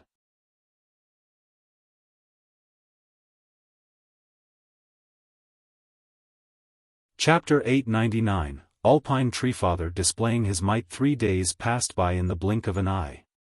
This was a period where everyone in the stone medicine world nervously waited. All eyes were on Wuxia and his every move. The ravine didn't escape the spotlight either. Rumble. A bronze chariot crushed the void and soared through the sky.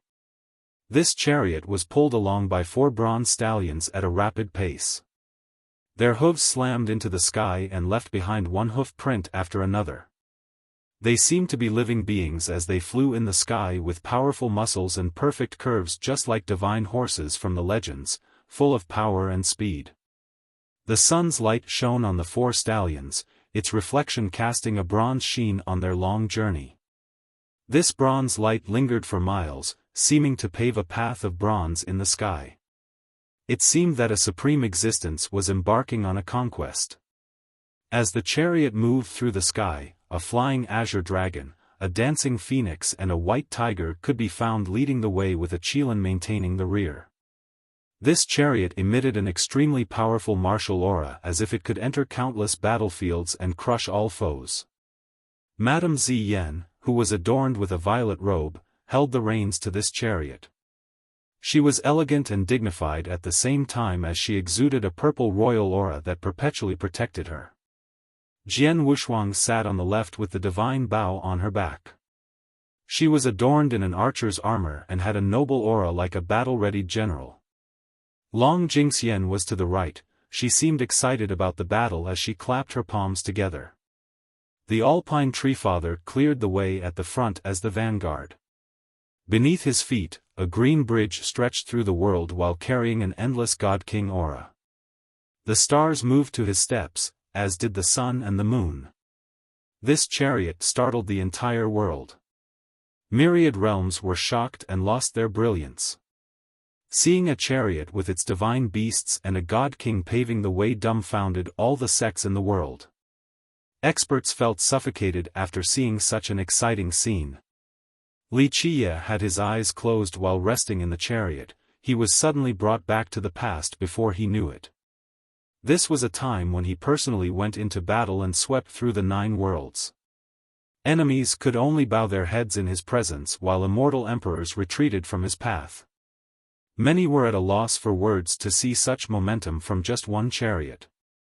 Even an immortal emperor would not have a greater presence.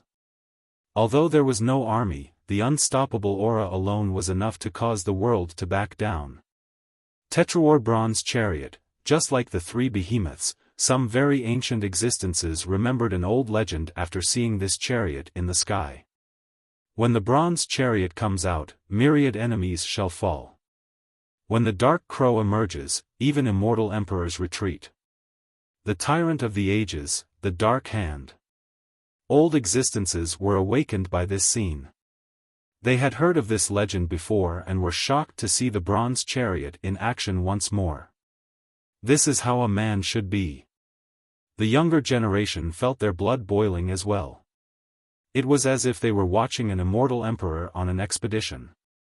Eventually, the chariot stopped right outside of the Heavenhoof ravine. All the spectators held their breaths at this moment and became tense. Each great power and imperial lineage had their heavenly mirrors ready to watch the ravine with their own eyes.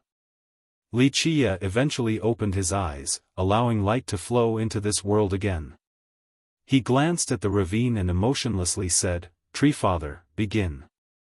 See if they want to surrender or fight. They only have one chance." The Tree Father stepped forward and stomped down in the air. Boom! The entire ravine shook. Although this stomp did not destroy a single leaf, it managed to shake all the territories within the ravine. In the blink of an eye, layers of defense were erected in the ravine. It became impenetrable like an unbreakable citadel. Tree Father, do not be so contemptuous. Your Alpine mountain will face destruction eventually.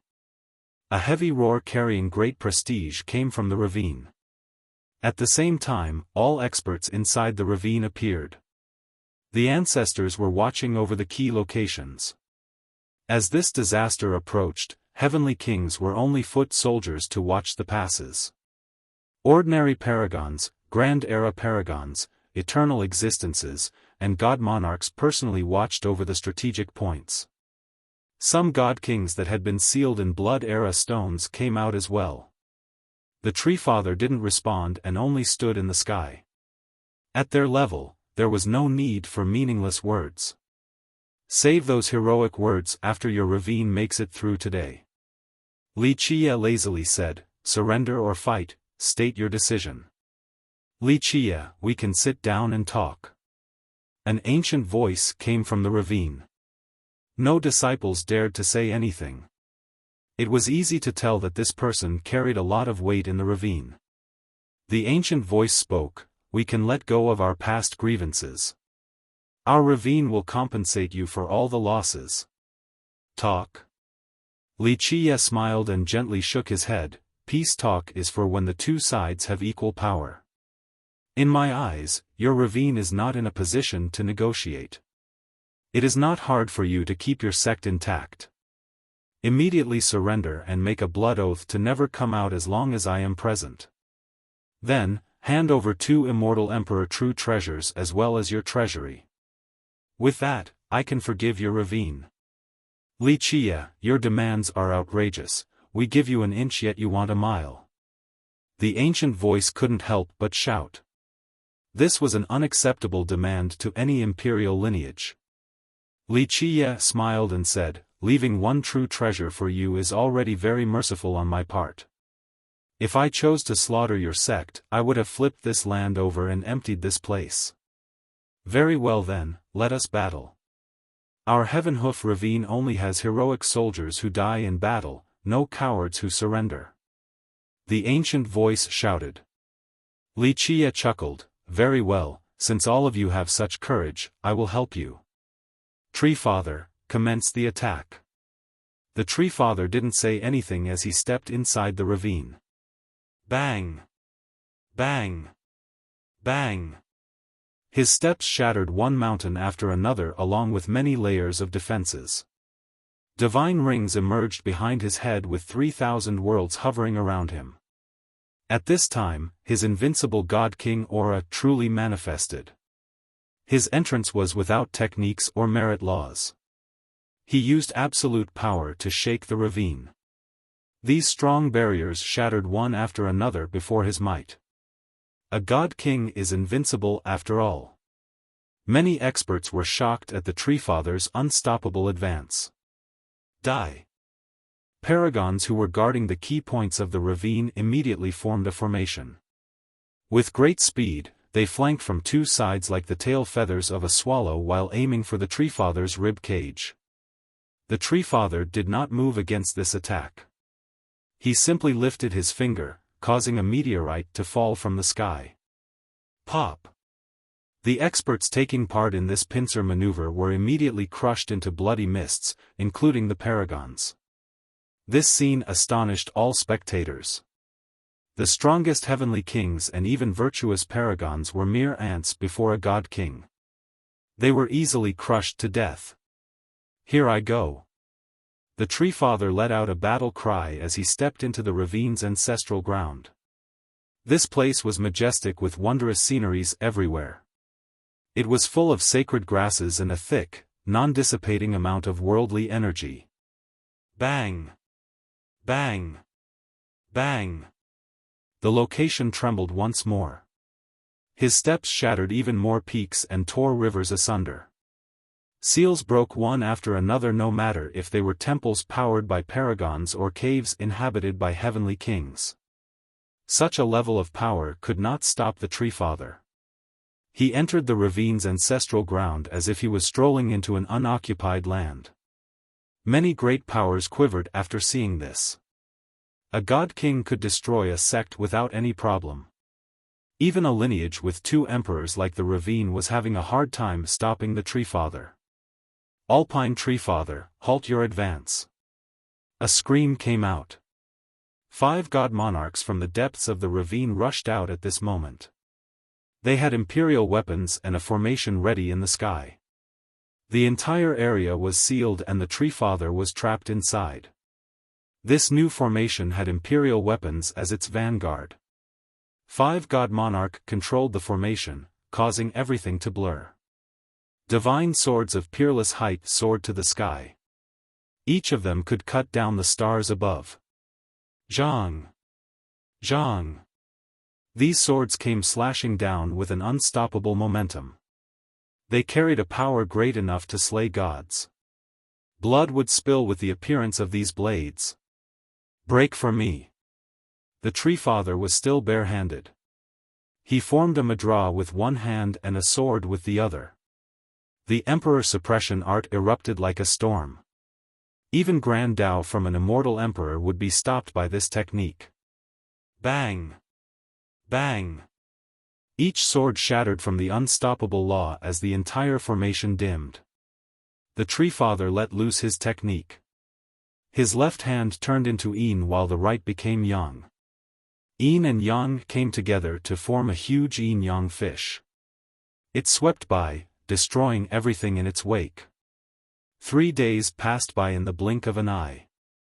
This was a period where everyone in the stone medicine world nervously waited.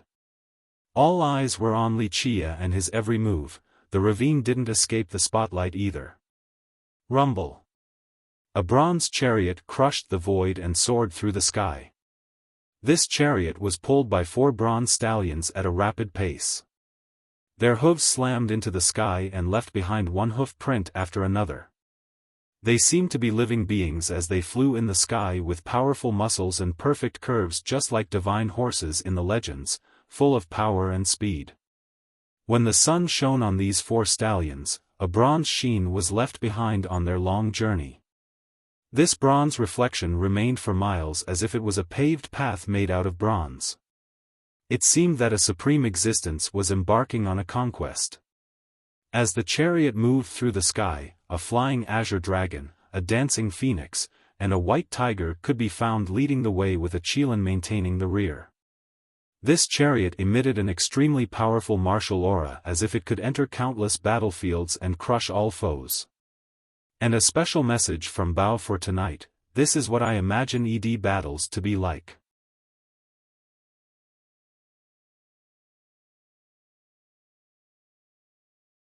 Chapter 900, Solo against two God Kings. The yin-yang fish carried a withering destruction.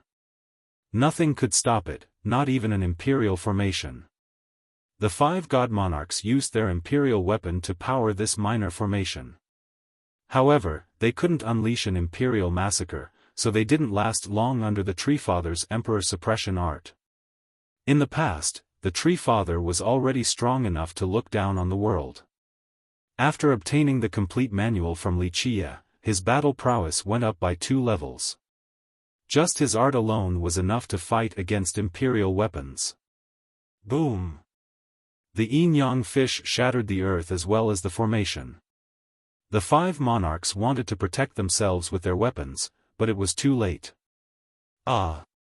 With shrill screamings, their flesh splashed everywhere due to the Tree Father's art.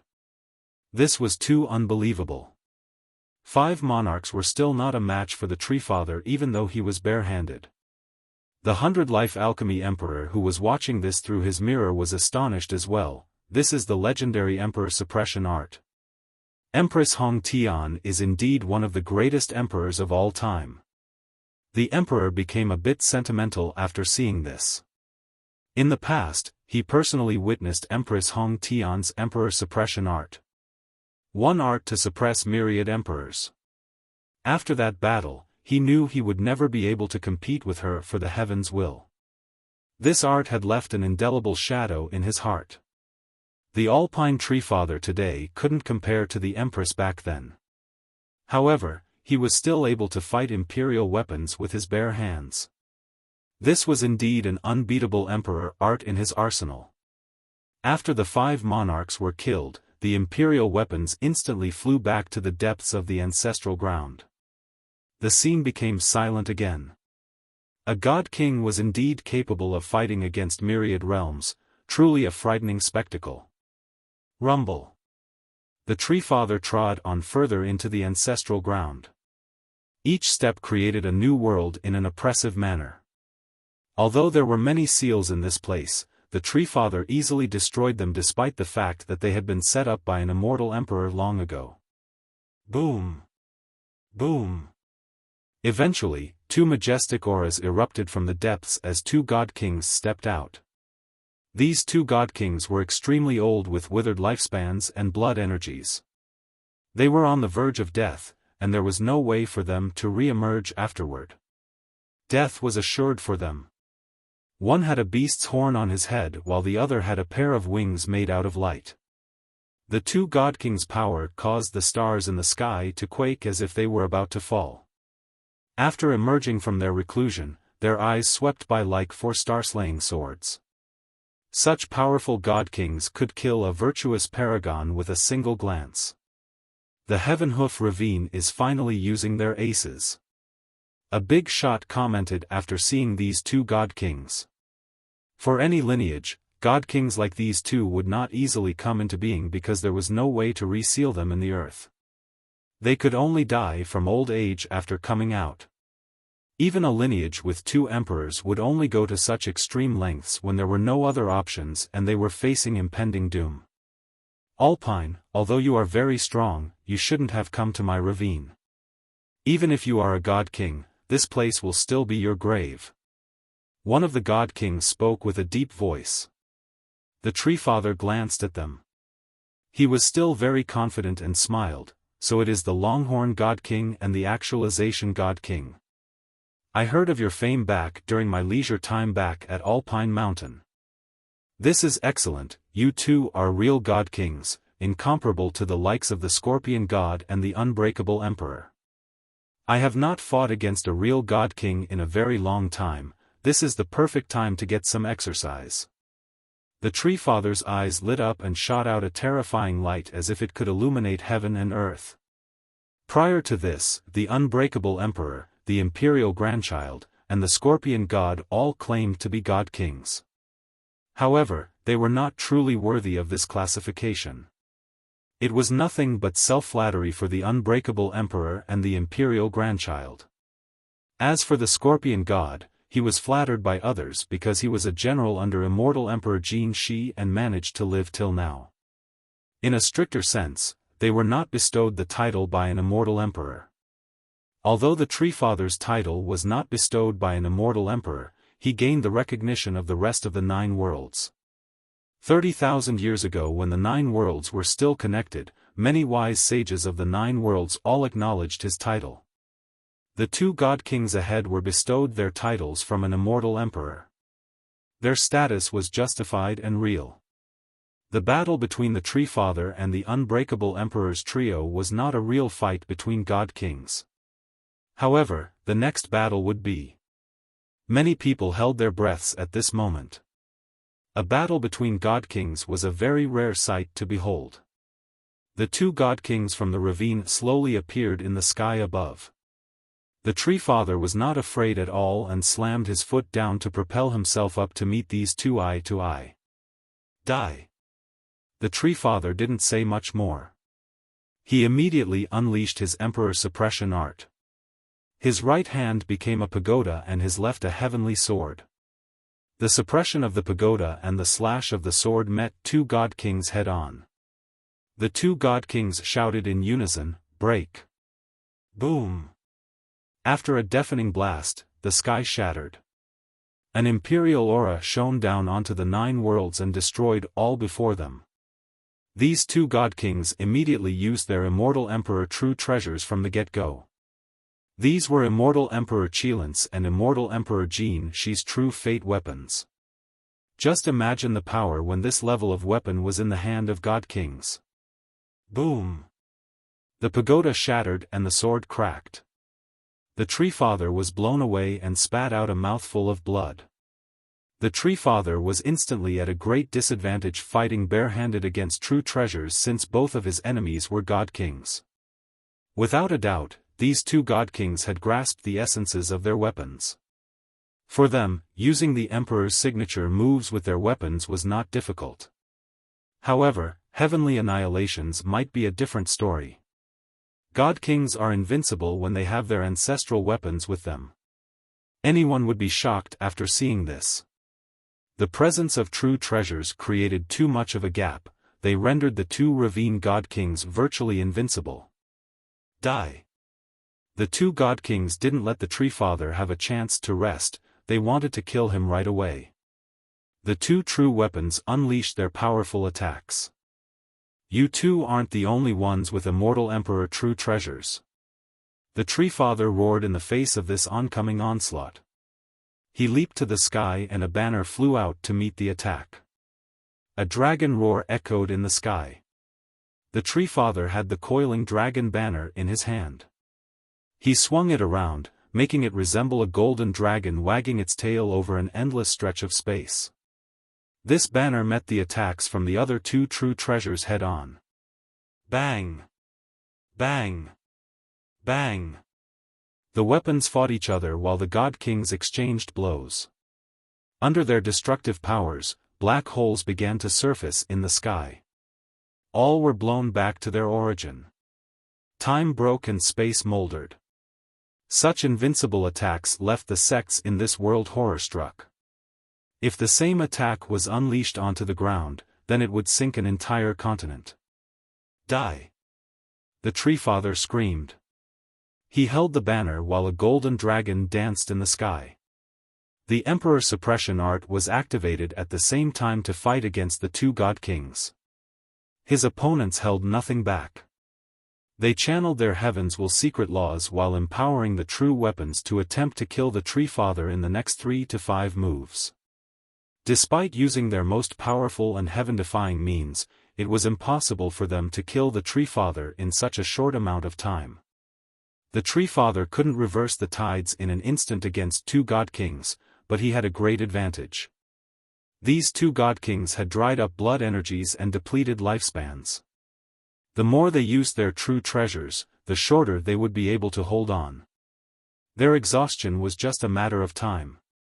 On the contrary, the Tree Father had plentiful blood energy since his lifespan was enough to live for the rest of this generation. Thus, a battle of attrition would leave the Tree Father as the clear victor. His biggest drawback was the lack of time in battling with the coiling dragon banner. The two had yet to reach a level of understanding, so he couldn't exert its real power. These two god kings were well aware of their fatal weakness, so they crazily unleashed their strongest attack to kill the Tree Father within the shortest time possible. The battle between the three god kings caused the entire stone medicine world to tremble beneath their auras. This mad skirmish revealed their true power. A battle between god kings. Some big shots were only watching this through their heavenly mirrors. However, the invincible auras still left them drenched in cold sweat and their hair standing on end. They realized that a god king with a true treasure would be able to sweep through this world without any opposition. Activate the formation. The god kings on the ravine's side shouted. This battle was too drawn out and they couldn't bear this much longer. We offer our ancestral blood to our great forefathers, use our lives to manifest into existence. After the god kings gave their commands, a huge group of old men with gray hair began to chant inside the ravine. All of them had a burning glow around their bodies. Elders from the Golden Crow tribe, they're going all out now. A great expert murmured after seeing this group of old men. After chanting their time-worn spell, a huge skeleton emerged in the deepest part of the ravine. This appeared to be a bird with an intact skeleton. The yin-yang fish carried a withering destruction. Nothing could stop it, not even an imperial formation. The five god monarchs used their imperial weapons to power this minor formation. However, they couldn't unleash an imperial massacre, so they didn't last long under the Tree Father's emperor suppression art. The Tree Father in the past was already strong enough to look down on the world. After obtaining the complete manual from Wuxia, his battle prowess went up by 2 levels. Just his art alone was enough to fight against imperial weapons. Boom! The yin-yang fish shattered the earth as well as the formation. The 5 monarchs wanted to use their weapons for protection, but it was too late. Ah! With shrill screamings, their flesh splashed everywhere due to the Tree Father's art.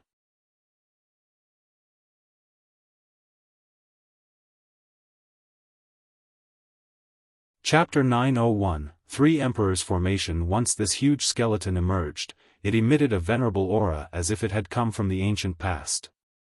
During that untraceable era, it dominated over the 9 heavens and 10 earths. Pop pop pop. A series of little noises rang out after the elders of the Golden Crow tribe finished chanting their spell. Their bodies fell apart and turned into blood. These drops of longevity blood soared towards the huge skeleton like a river. Scratch. After gaining the huge amount of longevity blood, the bird's cry echoed across the 9 firmaments. The moment it spread its wings, endless refined sunfire poured down. Scratch. With another cry, it opened its mouth, causing the world to howl. The sun was dragged down from the deepest recesses of the sky and its endless sunfire cascaded into the bird's vicious beaks. The world turned dark during the entire process. It seemed that this bird was about to swallow the sun whole. Boom! A blast echoed across myriad realms.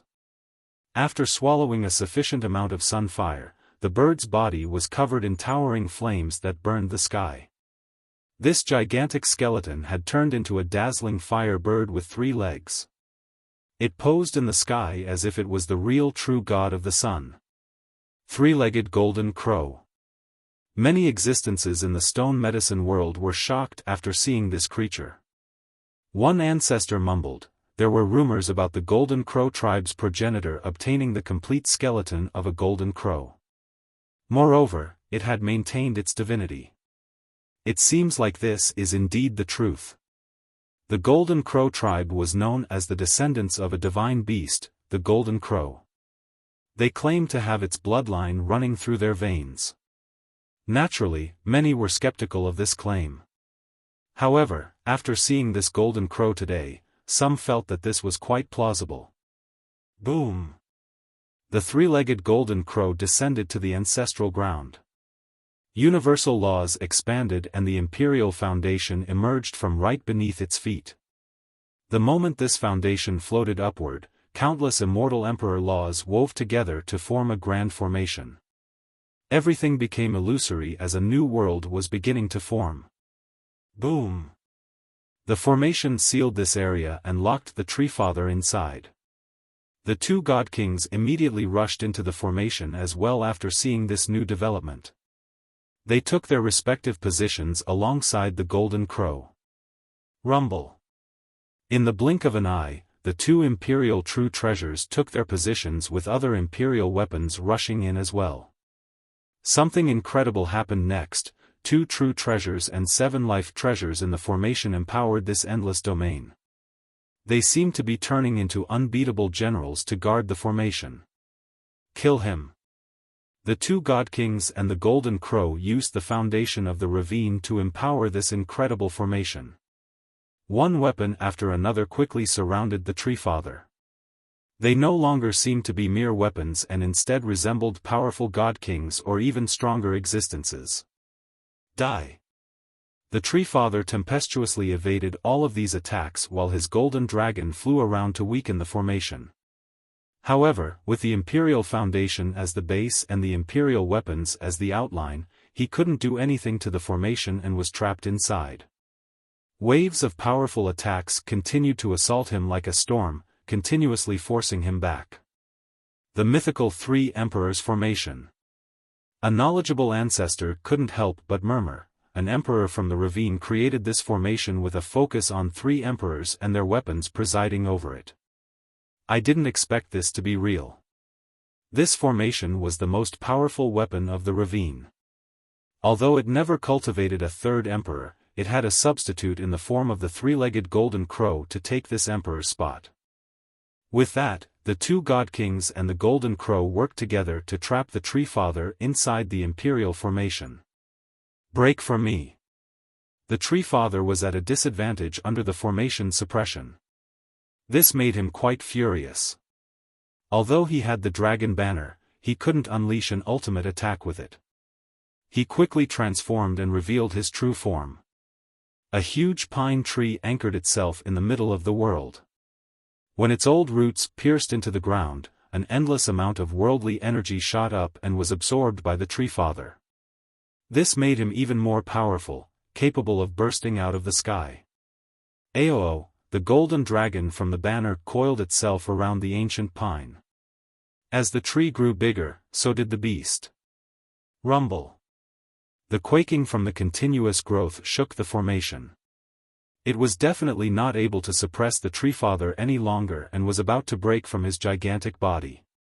So powerful. Anyone would gasp to see the formation failing to trap the Tree Father. As an enlightened pine tree, he was able to take root in the ancestral ground of the ravine, using its energy to empower himself. One God King from the ravine loudly screamed, "Open the divine ground." The lucky surviving ancestors from the ravine immediately began to chant. Their blood energy erupted and formed a huge imperial lock. With a clanking sound, the lock was opened. Boom! Boom! Boom! A sealed ground in the depths of the ancestral ground was opened and appeared before everyone. A dazzling radiance shot up and strings of tangible rays cut through the sky. This place was full of wondrous energy. There was an old vine in the center of the place. It emitted a golden light as if it was cast from pure gold. Moreover, there were flowing red rays throughout its body as if flames were running within it. A calabash had also been growing from it for a very long time. It could ripen at any moment as it emitted waves of thunderous noises. It was clear from its appearance that this wasn't something ordinary. This vine root lazily spread across this land while 3 gigantic beasts could be found below. All of them emitted frightening and archaic auras, as if they had been sealed here for many years. Many people were startled to see this. Some ancient ancestors immediately stood up to stare at this place. Young vine. Li Qiye's gaze also turned serious while he looked at this old vine from his chariot. Demon forefather, please protect our sect and slay our enemies. One of the ancestors who survived heaved a sigh of relief and pleaded. However, the vine root and the three beasts continued to lie there as if they didn't hear the request. Eventually, the rest of the ancestors looked at each other and noticed that the tree father was becoming more and more powerful. They finally made a firm decision. Pop! Pop! Pop! Their bodies shattered and their longevity blood rushed to this wondrous location. The three beasts opened their mouths to swallow the longevity blood, then they stood up at the same time. Roar! Their roar shattered the world as they all leaped in unison. They didn't bother looking at the tree father in the formation, but it was clear that their target was Wuxia riding his chariot. The surrounding thousands of miles shook from their leap. Their terrifying beastly auras engulfed the entire beast realm. The nearby creatures all felt their auras and were stricken with fear. They prostrated on the ground as if their ancestors had come out. While these three beasts went for Wuxia, the lazy vine also moved and all of the endless worldly energy in this place was suddenly trapped. The alpine tree father could no longer absorb the energy from below the ravine. What is going on? Many people were surprised to see the three beasts and the vine root. They had never heard of these things before. Inside the Beastmaster Citadel, one ancestor took a look at the area and spoke. There is an unproven legend. It states that after immortal Emperor Jin Shi obtained the heaven's will, he had gone to a wondrous place inhabited by an immortal vine and three demon forefathers. He asked them to come to the ravine, and in exchange, he would use the ravine's energy from their land to groom them. As payment, they must help the ravine if a calamity were to befall the sect. Boom! Boom! The three beasts wanted to destroy the chariot first and commence their assault. However, the four divine beasts protecting the chariot blocked any possible damage in a brief moment. Should we go out and fight? The moment she saw these three beasts, Long Jingxian was excited and ready for battle.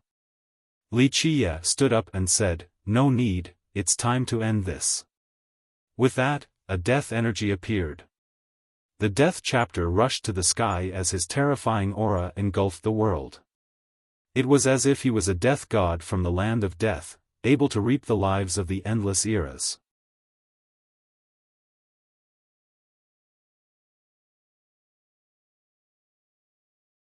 Chapter 902, Destruction of the Heaven Hoof Ravine. The death energy from the chapter sealed the entire world.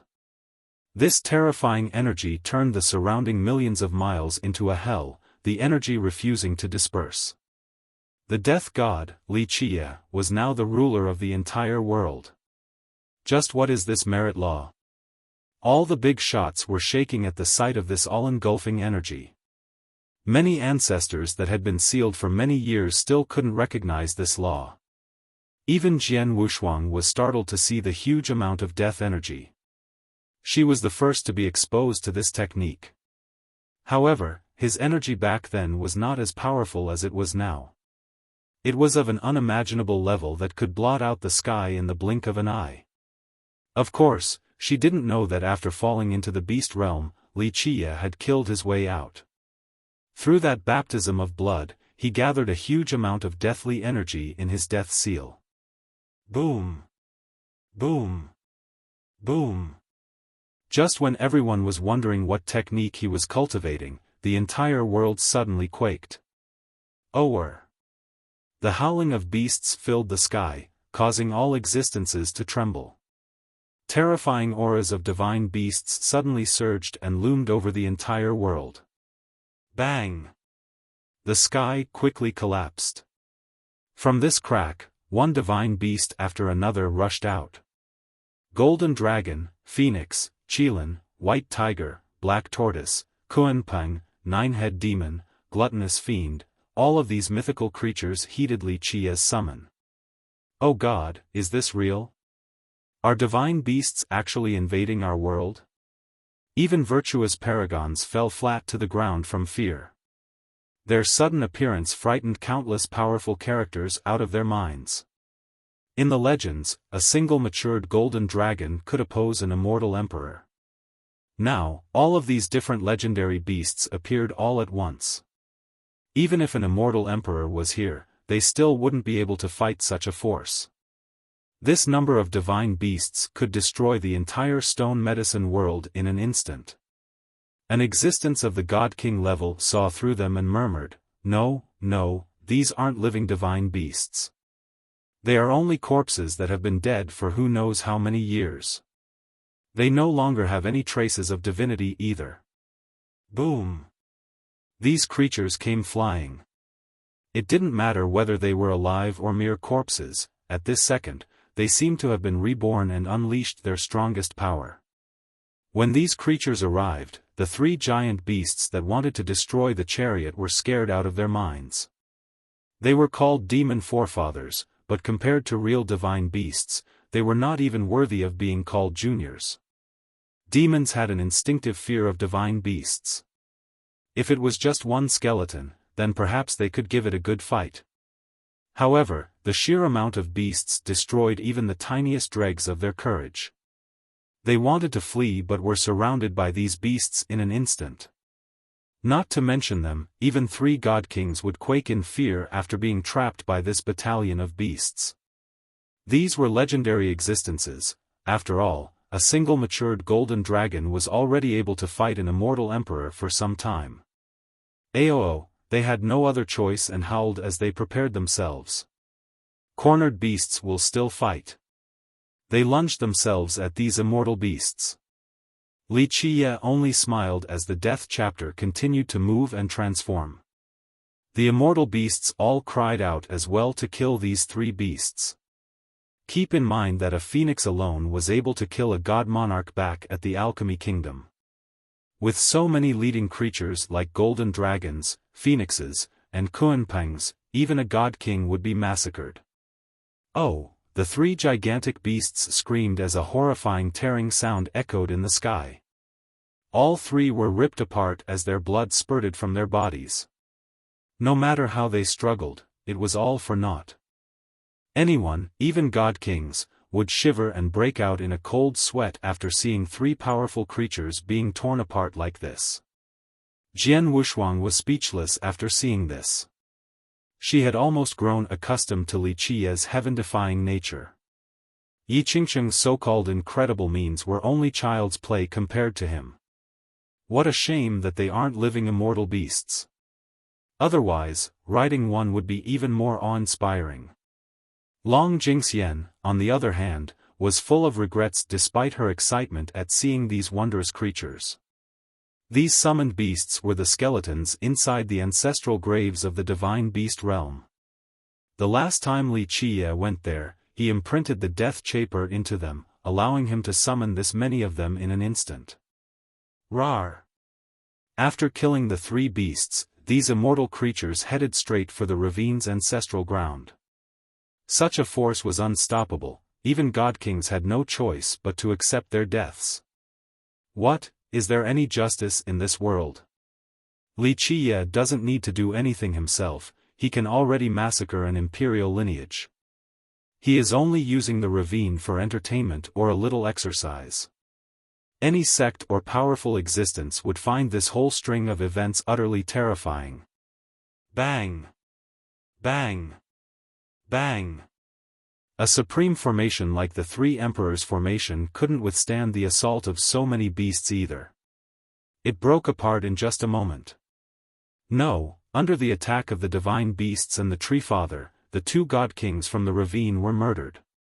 They couldn't accept this defeat even at the very last moment since they believed that with the Emperor formation, they could kill even a god king. They would have never expected this result. Screech! Next was the miserable scream of the three-legged golden crow. It was torn apart by the divine beasts as well. Its endless refined sunfire splashed everywhere until eventually returning to the sun. The imperial formation, two god kings, and the golden crow were all annihilated. This left the surviving disciples of the ravine in a state of despair. At this moment in a faraway location in the stone medicine world, a particular altar could be found. Someone was chanting an incantation to call back the imperial weapons. If anyone could see the people on the altar, they would definitely be surprised. One was Ravine Master Miao and the other was the famous Scorpion God, an ex-general of immortal Emperor Jin Shi. Back at Bayan City, the old Scorpion was very wily. He noticed that the situation wasn't looking optimistic and was the first to escape without any regard for his reputation. Because of his actions, he was the only one who left the city alive. After receiving the summons, the 2 true treasures and 7 life treasures wanted to escape. However, the divine beasts quickly trapped these 9 weapons. Li Qiye came out from his chariot and stood before them. Boom! The 2 true treasures wanted to open a supreme domain. 2 majestic shadows emerged from the weapons. At the same time, the 7 life treasures also erupted with bright lights. The imperial aura emitting from these 7 weapons made the 2 shadows even more terrifying. At this time, the entire world trembled. This powerful might seemed ready to crush the entire world at any time. People stood with bated breaths while watching this unraveling battle. However, Li Qiye remained carefree before such might. Boom! His 1,000 hands appeared along with the 13 palaces. They controlled his wondrous weapons that included the yin-yang mirror, the mountain bell, the pentagate, and the green lamp. Every single one of them exuded an aura that would frighten anyone. Many people stared at this scene in palpitation. They wondered if this battle was going to crush the entire world or not. If you spirits want to fight, I'll be happy to oblige. Li Qiye smiled at the 2 majestic shadows. I'll give you 2 choices right now. 1. This true treasure shall obediently stay behind for me, you will unlock your heavenly seal and obey me forever. 2. I'll destroy all of you indiscriminately, even if it means that I won't get a single weapon. If you all don't believe me, just try me. Having said that, he pointed at one of the 2 true treasures. He wanted to forcibly keep this one since he viewed it with high regard. The 2 majestic shadows were flashing inside this tight encirclement. Many people drew deep breaths when they saw Li Qiye threatening these existences that others worshipped as deities. However, after having thought about it, hadn't Li Qiye also threatened the coiling dragon banner 3 days ago? In the end, it quietly surrendered. This only stunned the crowd and solidified their opinion on just how Li Qiye was too heaven-defying and scary.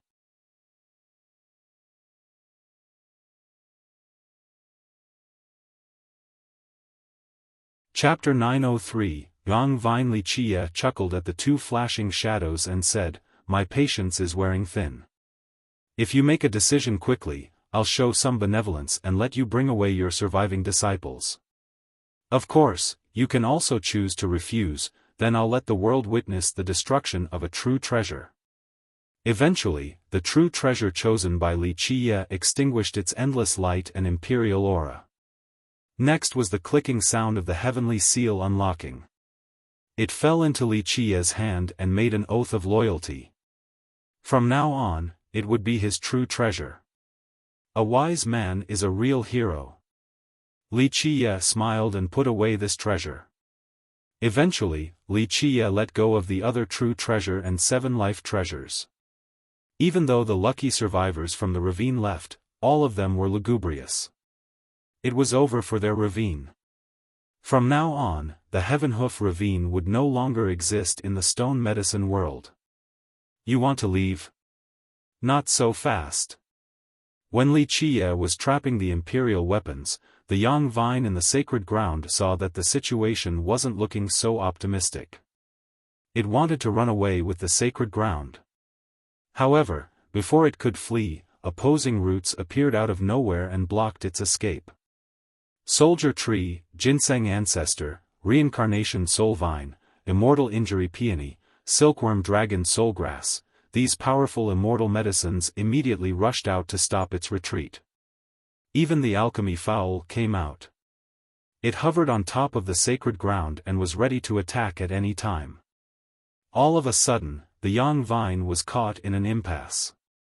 Its light flashed left and right, but it had nowhere to go. It was definitely strong enough to handle any of these medicines in a one-on-one face-off. However, the numbers were completely against it. Even if it was stronger, the outcome wouldn't change. At this moment, the two sides started to heat up. The young vine couldn't escape while the alchemy fowls group didn't dare to attack without Wuxia's command. After putting away the true treasure, Wuxia went before the young vine. How does this make sense? My sect has been striving for 800,000 years and we don't even have a single immortal root. How does he have so many all to himself? Many were envious, but even more were jealous. Many ancestors were at a loss for words as well. Countless great powers carefully cultivated immortal medicines as if they were their parents, but Wuxia was different. He actually treated these medicines like henchmen. This degree of extravagance was something others could never achieve. Wuxia stared at the vine embedded in the sacred ground and lightly smiled. Surrender now before it is too late. Crash! The young vine that was lying on the ground immediately rose like a tree and emitted a powerful aura. Wuxia looked at it with one eye and shook his head. Under this type of situation, even a true immortal medicine wouldn't be able to threaten me, let alone you. Dragons coil for me and tigers crouch before me. You are indeed a bit out of the ordinary, but the only thing that I value is the calabash growing on your body. The young vine cautiously stared at Wuxia. It had seen even immortal emperors before, but this brat ahead was much scarier. My patience is limited. Wuxia lazily said, if you submit and follow me, I won't mistreat you in the future. Otherwise, I can let them have a go at you. A young vine is definitely very nutritious. The choice is yours. After hearing this, all of the immortal plants began to eye the vine as if they were about to jump and cut it into pieces at any time.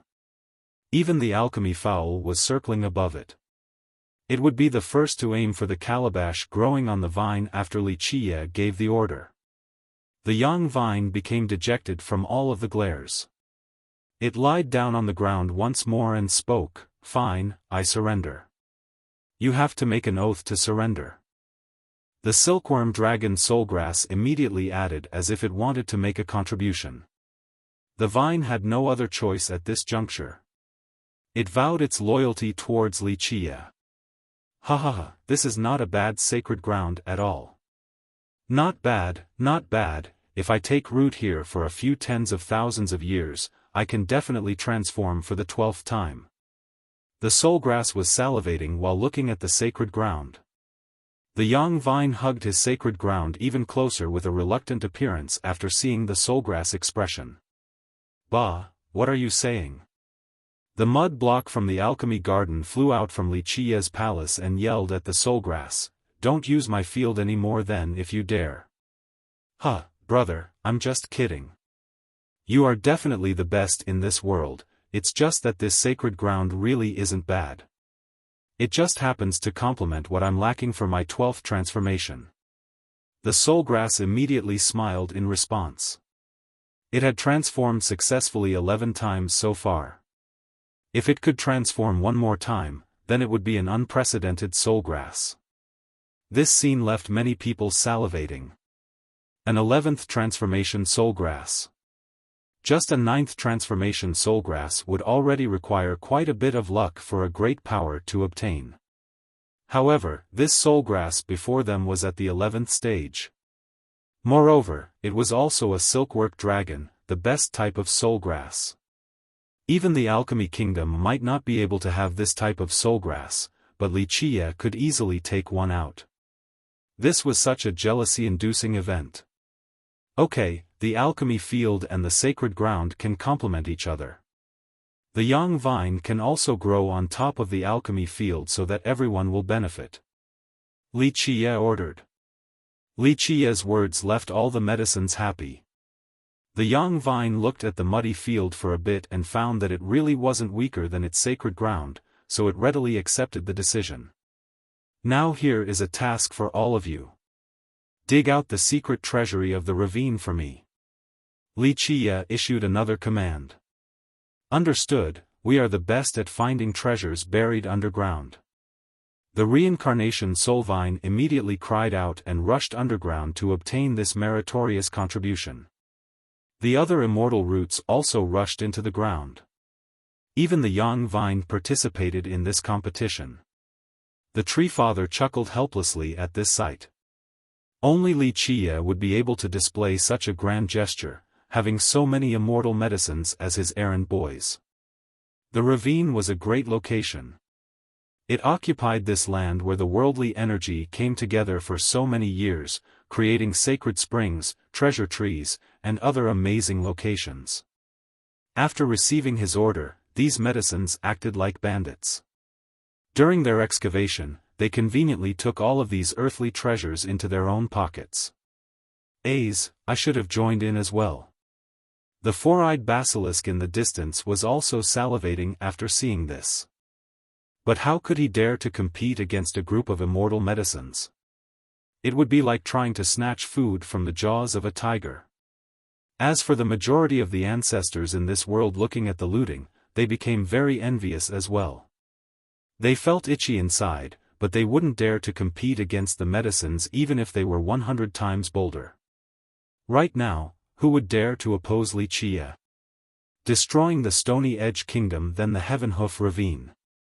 A disaster would strike those who provoked the fiercest.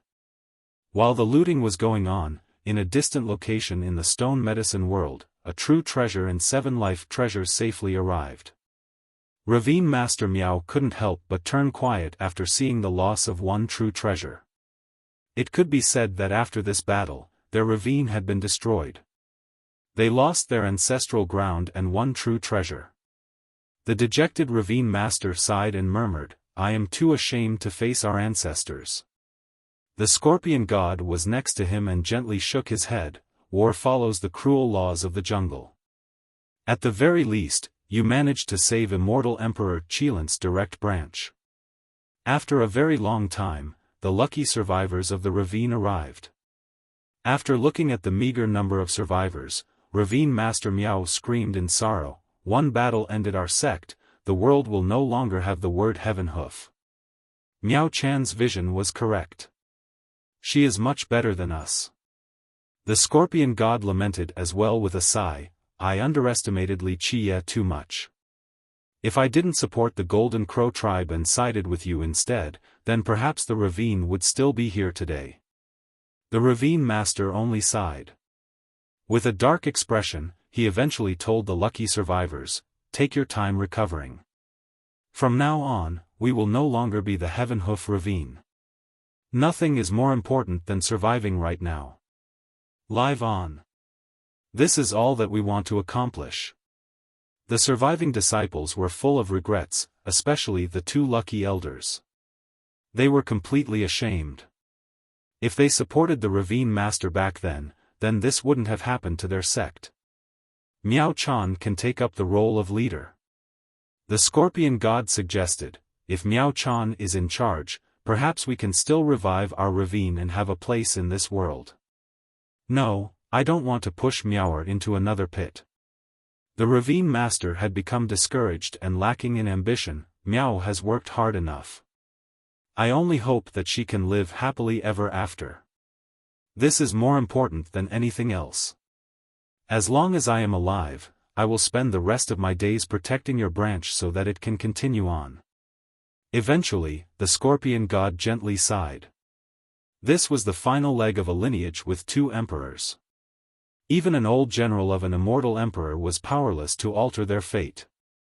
"We won't oppose Wuxia in this generation. He will surely become the immortal emperor. If we remain unrepentant, there will be no place for us to live in the 9 worlds after he ascends to the throne." The scorpion god gave one last warning to the lucky survivors. Wuxia chuckled at the 2 flashing shadows and said, "My patience is wearing thin. If you make a decision quickly, I'll show some benevolence and let you bring away your surviving disciples. Of course, you can also choose to refuse, then I'll let the world witness the destruction of a true treasure." Eventually, the true treasure chosen by Wuxia extinguished its endless light and imperial aura. Next was the clicking sound of the heavenly seal unlocking. It fell into Wuxia's hand and made an oath of loyalty. From now on, it would be his true treasure. A wise man is a real hero. Wuxia smiled and put away this treasure. Eventually, Wuxia let go of the other true treasure and 7 life treasures. Even though the lucky survivors from the ravine left, all of them were lugubrious. It was over for their ravine. From now on, the Heaven Hoof ravine would no longer exist in the stone medicine world.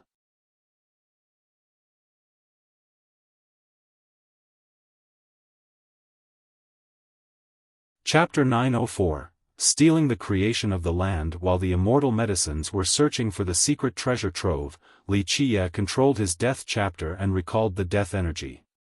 Boom! The divine beasts tore the sky apart and instantly disappeared. They went back from whence they came, the ancestral graves. The shocked and envious crowd didn't know where Wuxia found so many divine beasts after seeing this scene. This was still an extraordinary event, even if they were only skeletons. What was even more frightening was that Wuxia cultivated this type of sect-destroying merit law. He had no need to do anything. Just think about it, he could summon so many divine beasts like that at his whim. This was more than enough to destroy an imperial lineage whenever he wanted. Wuxia told the Treefather after sending away the beasts, there is still room for Treefather to grow.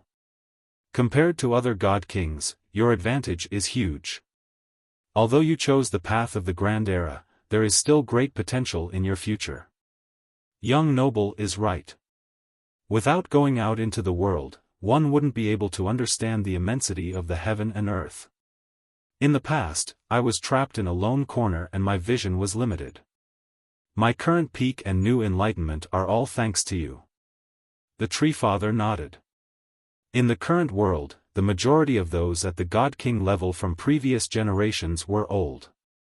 Some were even on the verge of death, thus it was difficult for them to break through. It was different for the Treefather. Cutting off his main route was the same as starting all over again. He managed to leave Alpine Mountain. Even though this meant that he had lost his eternal life, he would be able to go very far in this generation since his blood energy was plentiful. In this regard, the Treefather had an absolute advantage against the God Kings that were sealed for countless years. In the past, the Treefather back at the mountain had no ambition. He was content to stay in one place, thus his Tao heart reached its limit. But now, coming out with the will to compete in the world let him break through the restrictions that chained his Tao mind, especially with the recent battles. His future potential was incredible due to his blood energy. In the future, if he couldn't become an immortal emperor assailant, he would still be at the highest peak of God Kings. At the same time, his battle prowess increased quite a bit as well thanks to having the coiling dragon banner now. If he could work well with his banner, then it wouldn't be a problem at all for his battle power to increase by 1 or 2 levels. Rumble. The earth cracked. The immortal medicines broke the underground seals and threw out a huge treasury. With its appearance came a flood of immortal energy that filled the air. Clearly, there were many great treasures inside. This secret treasury was much better than the Stony Edge kingdoms. For an imperial lineage, a regular treasury was the storage for treasures and merit laws. As for their secret treasuries, these were the stores left behind by their ancestors. Moreover, it was not easy for future generations to open this secret treasury. When a sect wished to open their secret treasury, this meant that the sect had clearly declined and needed the help of the treasury for revitalization. Of course, this was the intent and purpose of these secret treasuries in the first place. We found it. The immortal medicines were very excited since they knew they would gain some good stuff from it as well. People's eyes reddened from greed. The sects were full of greed for the secret treasury of an imperial lineage that had 2 emperors. There were definitely incredible treasures inside that would allow someone to easily establish their own sect. The materials within could erect a gigantic dynasty. Well done. Wuxia nodded and smiled. With a blaring sound, he stored the treasury inside his fate palace, then told the medicines, "Everyone, come back for now." The medicines went back into the palace. They began to discuss moving from the alchemy field to the sacred ground, while the opposite was true for the yang vine. This was because the two places complemented each other. It wasn't only good for the medicines but also beneficial for the two locations themselves. Wuxia stomped on the ancestral ground of the ravine. After some measuring, he finally went to stand at the top of a peak. "Open for me!" he screamed while his 13 palaces soared to the sky. They began to line up to form something. At this time, they seemed to be above the high heavens. He opened a palace and the Terra's root jumped out, then quickly embedded itself into the ravine's ancestral ground. Thus, many were curious to see what the 13 palaces would turn into. This was about to be an unprecedented event, a new common sense, a new system, all built by Wuxia. In the future, the limit of cultivators would no longer be 12 since Wuxia had a 13th palace. The vast emptiness blotted out this entire area. Eventually, a figure emerged amidst this nothingness. It was Wuxia. Time stopped and myriad laws stood still when he made his appearance. All the stars and celestials in the sky lost their brilliance. At this time, Wuxia was not an immortal emperor, he was above one. He stood above the high heavens as if he had already rose to prominence before the primal chaos. It was as if he had already crossed over time itself. Inside the vast emptiness, there were faint scenes of Wuxia opening a world. He created the sun and moon and gave birth to all things, he was the creator himself. Because of him, the world was born. Because of him, all things existed. Because of him, there was life. As he stood proudly in the center of everything, all things came into existence because of him. As he loomed in the core, all things faltered for his sake. He was the world, he was myriad existences. There was no way to describe this feeling at this time. "Is that Wuxia?" Jian Wushuang murmured while looking at the Wuxia in the vast expanse. "I don't know." Even the tree father couldn't see through it. He gently shook his head and added, "It might be him or a future self or just a rendition created by the 13 palaces." Nirvana heavens. Wuxia gently sighed inside the emptiness. His sigh became an eternal mantra, an everlasting melody. Nirvana heavens. This title laid out everything for the 13 palaces. From now on, there will be another law in this world. 13 palaces to form the Nirvana heavens. Finally, the vast emptiness disappeared along with the tyrannical Wuxia. The ancestral ground of the ravine once again appeared before the world while the real Wuxia was standing on the same peak. Crack. The ancestral ground had many cracks. It was withered with its rivers dried up and mountains broken. Only a dead silence loomed over this land. Wuxia put away the Terra's root, ending his devouring process before insipidly saying, "I shall leave behind a little bit of worldly energy for the citizens of this land." He did not drain the underground worldly energy completely and instead left behind a majority of it. The citizens within the ravine's territory would be unaffected. However, future cultivators or descendants from the ravine would never be able to create a new sect or revive the ravine on this land. From now on, Heaven Hoof is no more. A person murmured after seeing the complete collapse of the ancestral ground. Everyone knew that as long as there were survivors, people from the ravine could still revive the sect. However, Wuxia had sucked the worldly energy from this ancestral ground, rendering the task impossible. The absence of worldly energy meant the absence of everything.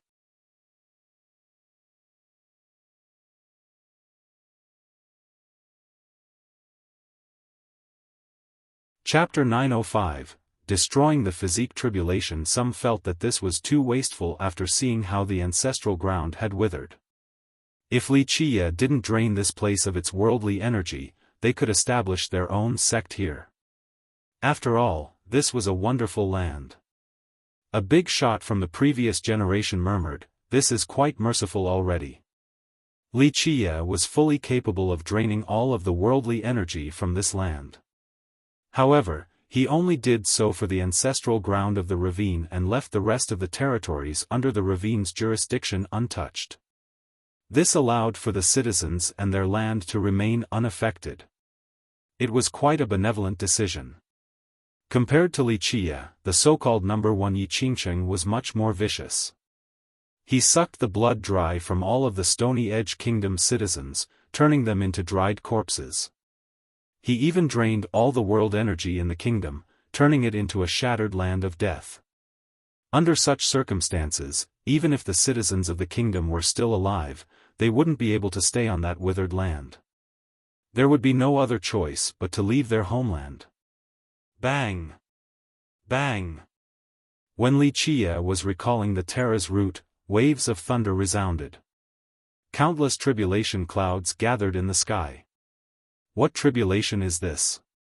Many were astonished to see the clouds in the sky. It came too suddenly without any warnings. Before everyone's eyes, the clouds quickly turned into a pond of lightning. An ominous gate opened in the sky and countless generals from hell descended along with thick bolts of lightning the size of mountains. All of these things seemed to want to destroy this entire land. A great ancestor recognized this tribulation and exclaimed, "A physique tribulation, of an immortal physique. Is this minor completion?" In fact, many people knew that Wuxia cultivated an immortal physique. However, no one knew which one exactly since his physique was too bizarre. How many immortal physiques are there? The 100-Life Alchemy Emperor was the only person who knew some inside information. His curiosity was at its peak. Others might not know Wuxia's origin, but the Emperor knew it too well.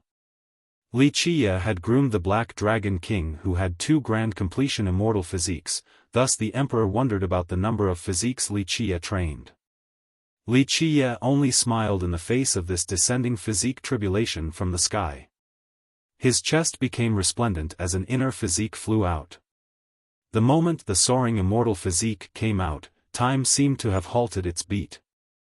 The hell-suppressing physique could instantly suppress all tribulations. All the evil energy was crushed in just the blink of an eye as if it was nothing before its might. The void imperfection physique made myriad laws rescind. All devils were instantly purified, so the tribulation itself was heavily affected and its light quickly started to flash from instability. The Sky Destroyer physique tore apart everything with an unstoppable sharpness. The inner physique flew to the sky and killed all the devils and gods in its path. Boom! Boom! Boom! The 4 inner physiques soared into the sky to meet the tribulation head-on.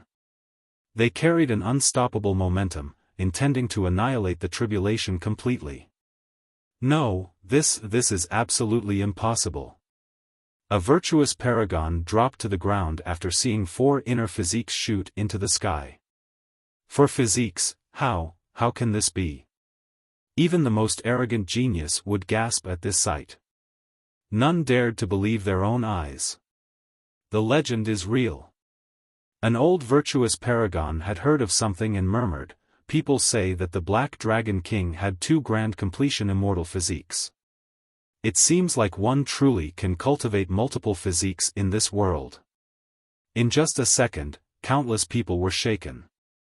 13 palaces had already broken common knowledge, so the 4 inner physiques wasn't able to be readily accepted as the truth by these people.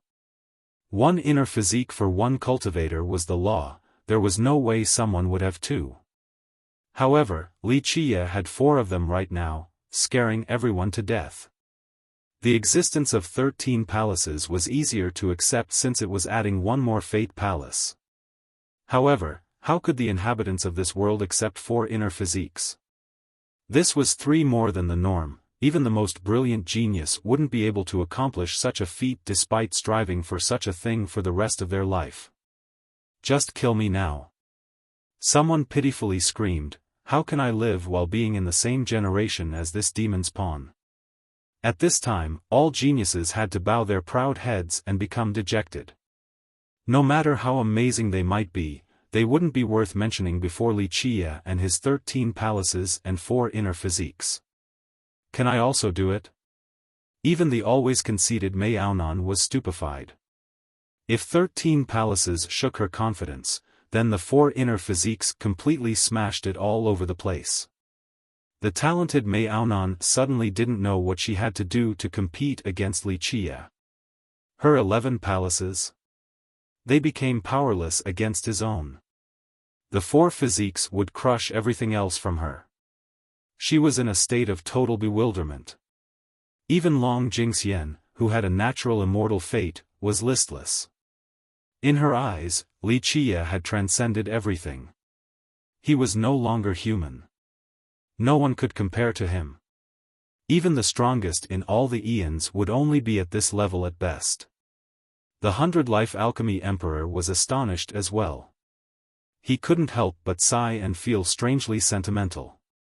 He pitied those who were born in this particular generation. It was a predestined tragedy. Boom! In the midst of the crowd's stupor, Wuxia's 4 inner physiques swept through the tribulation. Even a stronger tribulation would be ground into smithereens when faced with their might. The pond of lightning was instantly destroyed and the tribulation as a whole collapsed. The sky cleared as the 4 inner physiques returned to Wuxia's body. There was a change to them, resulting in a dazzling radiance. It was as if nothing could be stronger than the 4 great physiques. So simple. Everyone was at a loss for words at how the 4 physiques made short work of the tribulation. Naturally, 4 great physiques would be able to surpass the physique tribulation. The alchemy emperor quietly added, "This is 4 immortal physiques at minor completion. They would be completely unimaginable at grand completion in the future." Just imagine, the Black Dragon King had dual physiques at grand completion and reigned supreme for 3 generations. Even when immortal emperors met him, they acted cordially. In the end, he even assailed immortal emperor Takong and tore apart the heaven's will. One day, if these 4 immortal physiques reached completion, then even if Wuxia didn't become an immortal emperor, the emperor of that generation could only watch him from afar. The 100-life alchemy emperor was not the only person with such thoughts. Many ancestors from great powers and overlords sealed for many generations famed for their invincibility began to ponder as well. For immortal physiques and 13 palaces had never appeared before in history. If, one day, all of Wuxia's physiques reached grand completion, just how terrifying would it be? Even if he didn't want to compete for the heaven's will, would anyone else dare to do so against him?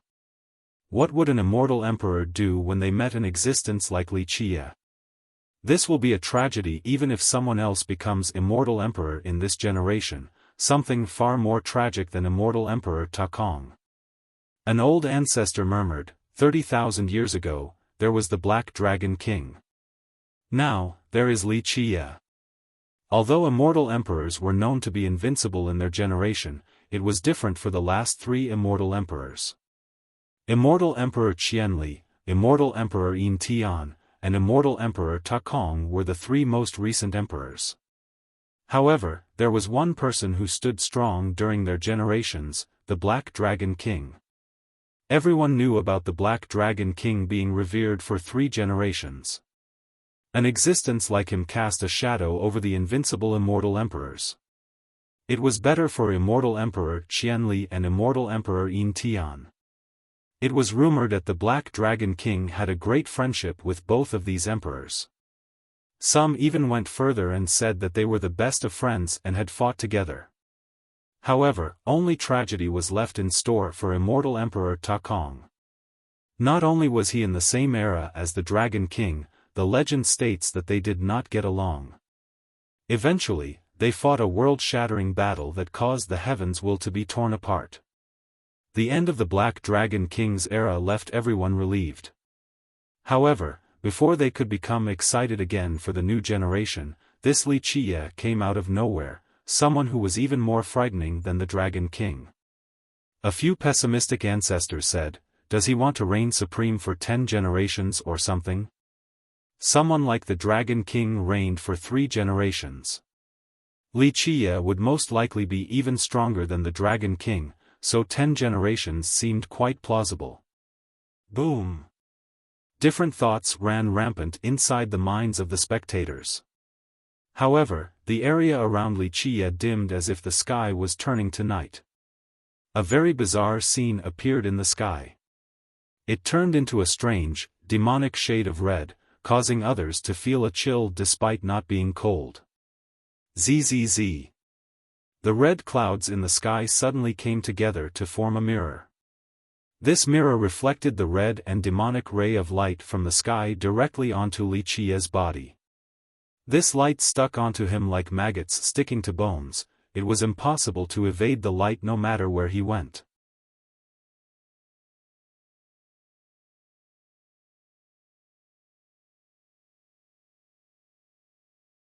Chapter 906, Destroy the Life Reduction. Many ancestors focused on the scene in the sky. The appearance of a life reduction interested many, even causing glimmers to appear in their eyes. Perhaps, they were hoping that the life reduction would be able to take care of Wuxia. However, they knew better than to wish for the impossible. Even Yi Qingsheng was able to surpass his life reduction, let alone Wuxia. Nevertheless, they continued to hold on to this fool's hope. Even if it was the most minute chance, they craved this miracle. Zzz, Wuxia's body immediately aged after the crimson light in the sky shone on his body. His hair turned white while wrinkles appeared on his skin. Boom! Wuxia unleashed all of his blood energy to fight the life reduction. His life will appeared and the yin-yang sea of blood rushed to the sky. It carried an endless tidal wave of blood energy to stop the changes in his body. Life reduction was one of the 2 great disasters for cultivators. Moreover, it was even worse than a fate calamity. Many powerful cultivators couldn't surpass this particular tribulation, and some even chose to hide from it for the rest of their life. Wuxia's life reduction was more overbearing and faster than anyone's imagination. Zzz. The torrential amount of blood energy that erupted from Wuxia's body instantly dried up under the effects of this tribulation. Wuxia channeled his sea of blood once more and created another ocean full of energy to blot out the sky. The entire world shook due to this flood of blood energy. He even channeled all of his longevity blood at the same time.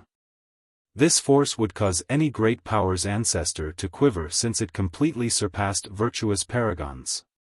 However, even this prolific amount of blood energy instantly withered when faced with the demonic crimson light. This scene was spectacular. People say that the ocean cannot dry up in one day. However, Wuxia's ocean-like blood energy indeed evaporated in an instant. One could easily imagine just how terrifying this event was to the spectators. To the dismay of the crowd, even his longevity blood became torrid right away. Zzz, Wuxia immediately became weak and feeble and took on the appearance of an 80-year-old mortal man.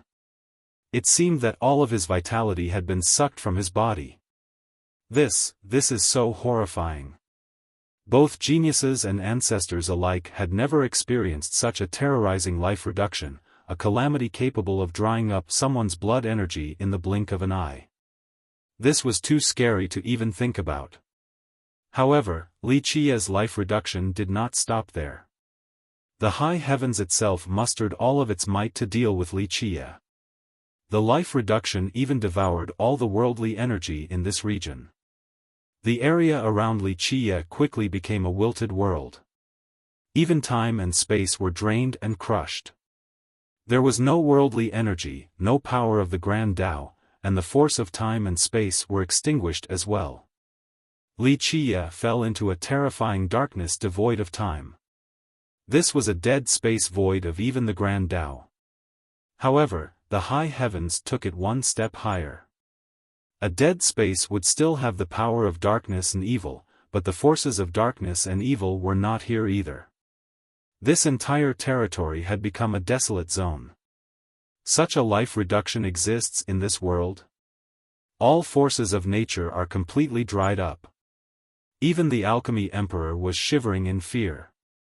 Everyone knew that when a life reduction descends, it would accelerate the aging of cultivators. Their blood energy and lifespan would quickly dry up. If they couldn't withstand this trial, then they would die from old age. However, Wuxia's life reduction was not this simple. All other forces in the area were ravaged as well. To deal with their life reduction, cultivators could only use the power of the Grand Tao to fight it without their blood energy and lifespan. But now, Wuxia had nothing to work with. What would he use to fight this tribulation? It seems like the old heavens could stand it no longer. So this young man is heaven-defying to a rebellious level? The old heavens will not spare him. A few geniuses were secretly happy to see this scene. This terrifying life reduction simply wanted to end Wuxia. At this moment, Wuxia was still learning the profundities of the vessel of life. He had some understanding of the general outline from the vessel of Genesis. Only the vessel of Athanasia was without its own profundities. At this time, Wuxia had opened the vessel of life. He was gifted the power of life from countless existences in the 9 worlds as well as their life energy that was pouring down from the vessel, resulting in an unbelievable spectacle. For Wuxia, one thought was enough to form myriad physiques while his 13 palaces were only minor pioneering creations. However, the 9 ants law was the real creation that would surpass all else. Of course, he was still relying on the foundation laid out by previous experts in this field. The torrential blood energy engulfed the stone medicine world. This huge realm became like a little wooden boat lost in a stormy sea. All existences were trembling at this second without exception. This level of blood energy was just too domineering. Boom! Eventually, the life reduction in the sky could no longer bear this massive amount of blood energy. The entire tribulation was overwhelmed and burst apart from overconsumption. After its destruction, all the phenomena disappeared. The vessel of life also withdrew its insane amount of blood energy. In a brief moment, peace returned to the entire stone medicine world. The calm sky became sunny again and all was well. You can actually survive it like that? Everyone was astounded. No one thought about surpassing the tribulation in this manner. They had no comments. Since the ancient ages, there had been many methods to defeat this type of tribulation.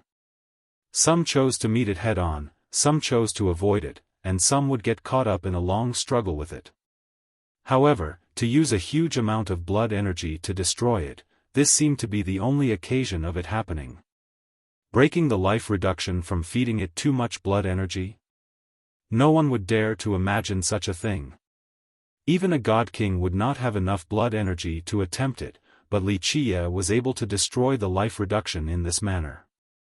Mommy, a few people that were praying for the life reduction to kill Wuxia cried out. They fell butt first to the ground, completely devastated. No one can claim the imperial throne as long as Wuxia remains in this world. Even the most brilliant geniuses became depressed and lost all hope.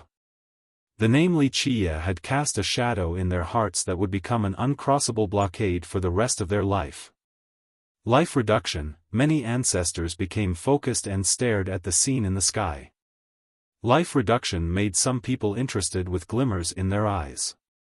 Perhaps, they were hoping that the life reduction would be able to take care of Wuxia. However, they knew better than to wish for the impossible. Even Yi Qingsheng was able to surpass his life reduction, let alone Wuxia. Nevertheless, they continued to hold on to this fool's hope. Even if it was the most minute chance, they craved for this miracle to occur. Zzz, Wuxia's body immediately aged after the crimson light in the sky shone on his body. His hair turned white while wrinkles appeared on his skin. Boom! Wuxia unleashed all of his blood energy to fight the life reduction. His life will appeared and the yin-yang sea of blood rushed to the sky. It carried an endless tidal wave of blood energy to stop the changes in his body.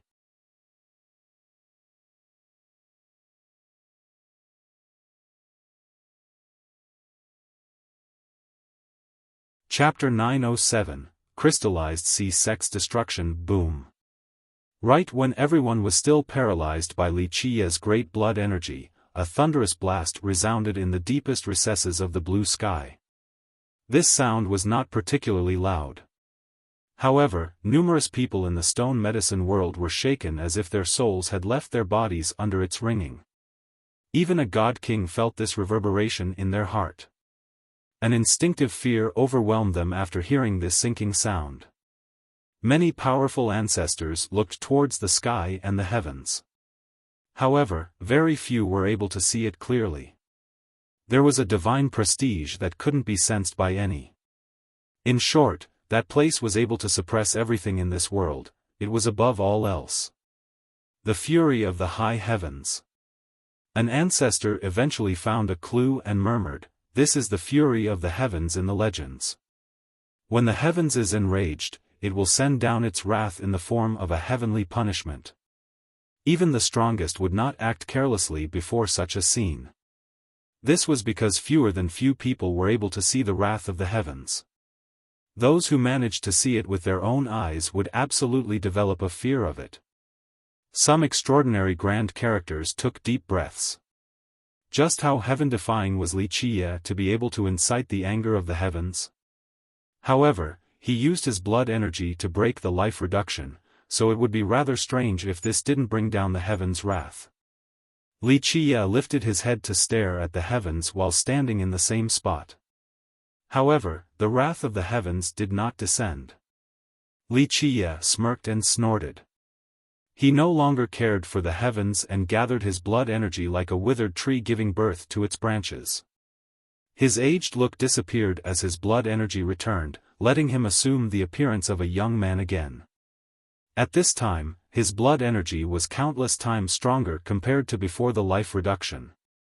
Li Qiya still looked ordinary at this moment, but when he flexed his blood energy, it gave the sensation that it was able to push away mountains and flip over seas. There seemed to be a dragon hidden inside his small frame. Zzz, the four inner physiques in his body became blindingly bright. They emitted an unstoppable divine aura and their power soared exponentially. Waves of laws were exuded from his physiques just like a peacock spreading its tail. Absolute speed, absolute power, absolute weight, and absolute purification. With his great momentum, Li Qiya was opening a whole new domain in this world. It was vast and obscure like the inception of a new world. A sun and moon rose as the celestials hovered around him. New life was created. At this moment, each of the four physiques gave off the feeling that they had an absolute domain. Immortal physiques at half completion, and four of them at that. Someone murmured at this scene, "Virtuous paragons can only prostrate before him now. Who can stop him and his physiques at half completion besides god monarchs and god kings? Perhaps even an eternal existence would not have the strength to do so." Half completion was a common term for cultivators. In fact, immortal physiques essentially had no changes. However, on a certain level, they became more powerful and laid out a foundation for invincibility in the future. Half completion was not the breakthrough of a realm for immortal physiques. It was just that prior to life reduction, immortal physiques were considered minor completion and afterward, they would be at half completion. Surpassing the life reduction was the same as gaining a second life for cultivators with sufficient blood energy. Outside of those with already feeble blood energies, the majority of the people who could surpass their life reduction would have even stronger blood energies afterward. Thus, cultivators thought that it was best to defeat this tribulation as early as possible. Of course, one had to be powerful enough for this to work. For immortal physique users, if they could defeat the tribulation without suffering any setbacks, then their physique would be considered half completion due to their augmented blood energy. Even though the physiques themselves were still the same, the rise in blood energy made them much more powerful, perhaps even several times so. Most importantly, only immortal physique users who had surpassed their life reduction and obtained half-completion would become invincible in the future. Because this achievement meant that the user was still young, their energy would be like a rising sun and would allow for them to cultivate their physique much more easily. This would render the physique's potential limitless, allowing them to go even further in the future to exert the true strength of their physique. Cultivators had this particular understanding. If one couldn't reach minor completion before their life reduction, then even if they reached grand completion in the future, their physiques would be limited. Some even said that grand completion physiques without going through the half-completion step wouldn't be perfect immortal physiques, they wouldn't be able to assail immortal emperors. Only a perfect physique would be able to assail immortal emperors in the future. This theory was widely accepted by the old sages. Because of this, everyone who cultivated immortal physiques paid great attention to the half-completion level. Thus, people divided immortal physiques into minor, half, and grand completion. But for Wuxia, half-completion wasn't even a consideration for his immortal physiques. For him, everything was as smooth as a flowing river. He had already laid down a strong foundation. More importantly, he cultivated the physique laws from the physique scripture itself. His smooth process assured that he would at least be at minor completion before the onset of life reduction. Otherwise, one wouldn't show up. Countless people were envious of his 4 half-completion immortal physiques. This would allow him to sweep through absolutely everything. Talents and aptitudes were all meaningless before 4 immortal physiques. Wuxia withdrew his physiques and took a look around. He eventually sat back in his chariot and commanded, "It's all over now. Let us go." The tree father made a path while the rest of the group was quiet. The madam took the reins and the 4 bronze stallions pulled the chariot across the sky. It quickly disappeared into the horizon under everyone's gaze. Only silence could be used to describe the feelings of the onlookers. In just 3 short days, so many shocking events had occurred. First was the destruction of the Stony Edge Kingdom, then came the end of the Heavenhoof Ravine. Both of them were imperial lineages. The ravine even had 2 emperors, but it was still annihilated in the end. The entire stone medicine world fell into tranquility in the face of this brilliant battle record. Many people were lamenting the fact that there was no one else comparable to him among the younger generation at this moment. Just think about it, Yi Qingqing spent a countless amount of effort in planning back then to earn the moniker of number 1. He had fought ancestors and defeated his competition before. His battle record was quite exemplary as well. However, his most noteworthy fight was nothing compared to Wuxia. It was one thing when Wuxia chose to remain idle, but when he made his move, it resulted in the destruction of imperial lineages. And when people thought that this turmoil was finally over, a piece of earth-shattering news came from the alchemy realm. The crystallized sea sect had been destroyed. This news spread from the alchemy realm across the entire world in the shortest time possible. Many were dumbfounded after hearing this. A 3rd imperial lineage had been destroyed. This world was changing too quickly. Soon after, the great powers managed to find more information. It turned out that the Beastmaster Citadel, the Jian clan, and the Jianlong clan suddenly rose up. In just one night, the 3 imperial lineages sent out their armies and trampled the sea sect with haste. Before anyone found out about it, the shocking battle had already ended. The great powers quivered after receiving this news. Everyone knew that these behemoths chose to stay away from the rest of the world. However, they mobilized in just one night to destroy the sea sect. This development left everyone with trepidation. Many ancestors understood the reason why and murmured, "Wuxia." This thought left them with cold chills. The Jianlong clan, the Beastmaster Citadel, and the Jian clan, all of these monsters were willing to work for Wuxia. Wasn't this a bit too frightening? Why did these monsters that had been reclusive for generations come out for Wuxia? Anyone who came up with the real reason would be scared out of their wits. To the dismay of the world's inhabitants, 3 imperial lineages had been destroyed in just 3 short days. Countless great powers recalled their traveling disciples and closed their sections. Many great ancestors told their disciples, "Everyone who meets Wuxia must back down. Offenders shall be expelled from the sect. If you offend Wuxia, then cut off your head and beg for forgiveness, do not involve the sect." These great powers were scared out their minds since they were nothing compared to imperial lineages like the Ravine. Thus, in order to steer clear of Wuxia's conquest of this generation, these great powers chose to close their doors and recall their disciples. They didn't want to bring about a catastrophe upon themselves. You're tuning into the Xiaofan's Wuxia Tales YouTube channel. Don't forget to subscribe and join us on this journey to catch the most captivating stories.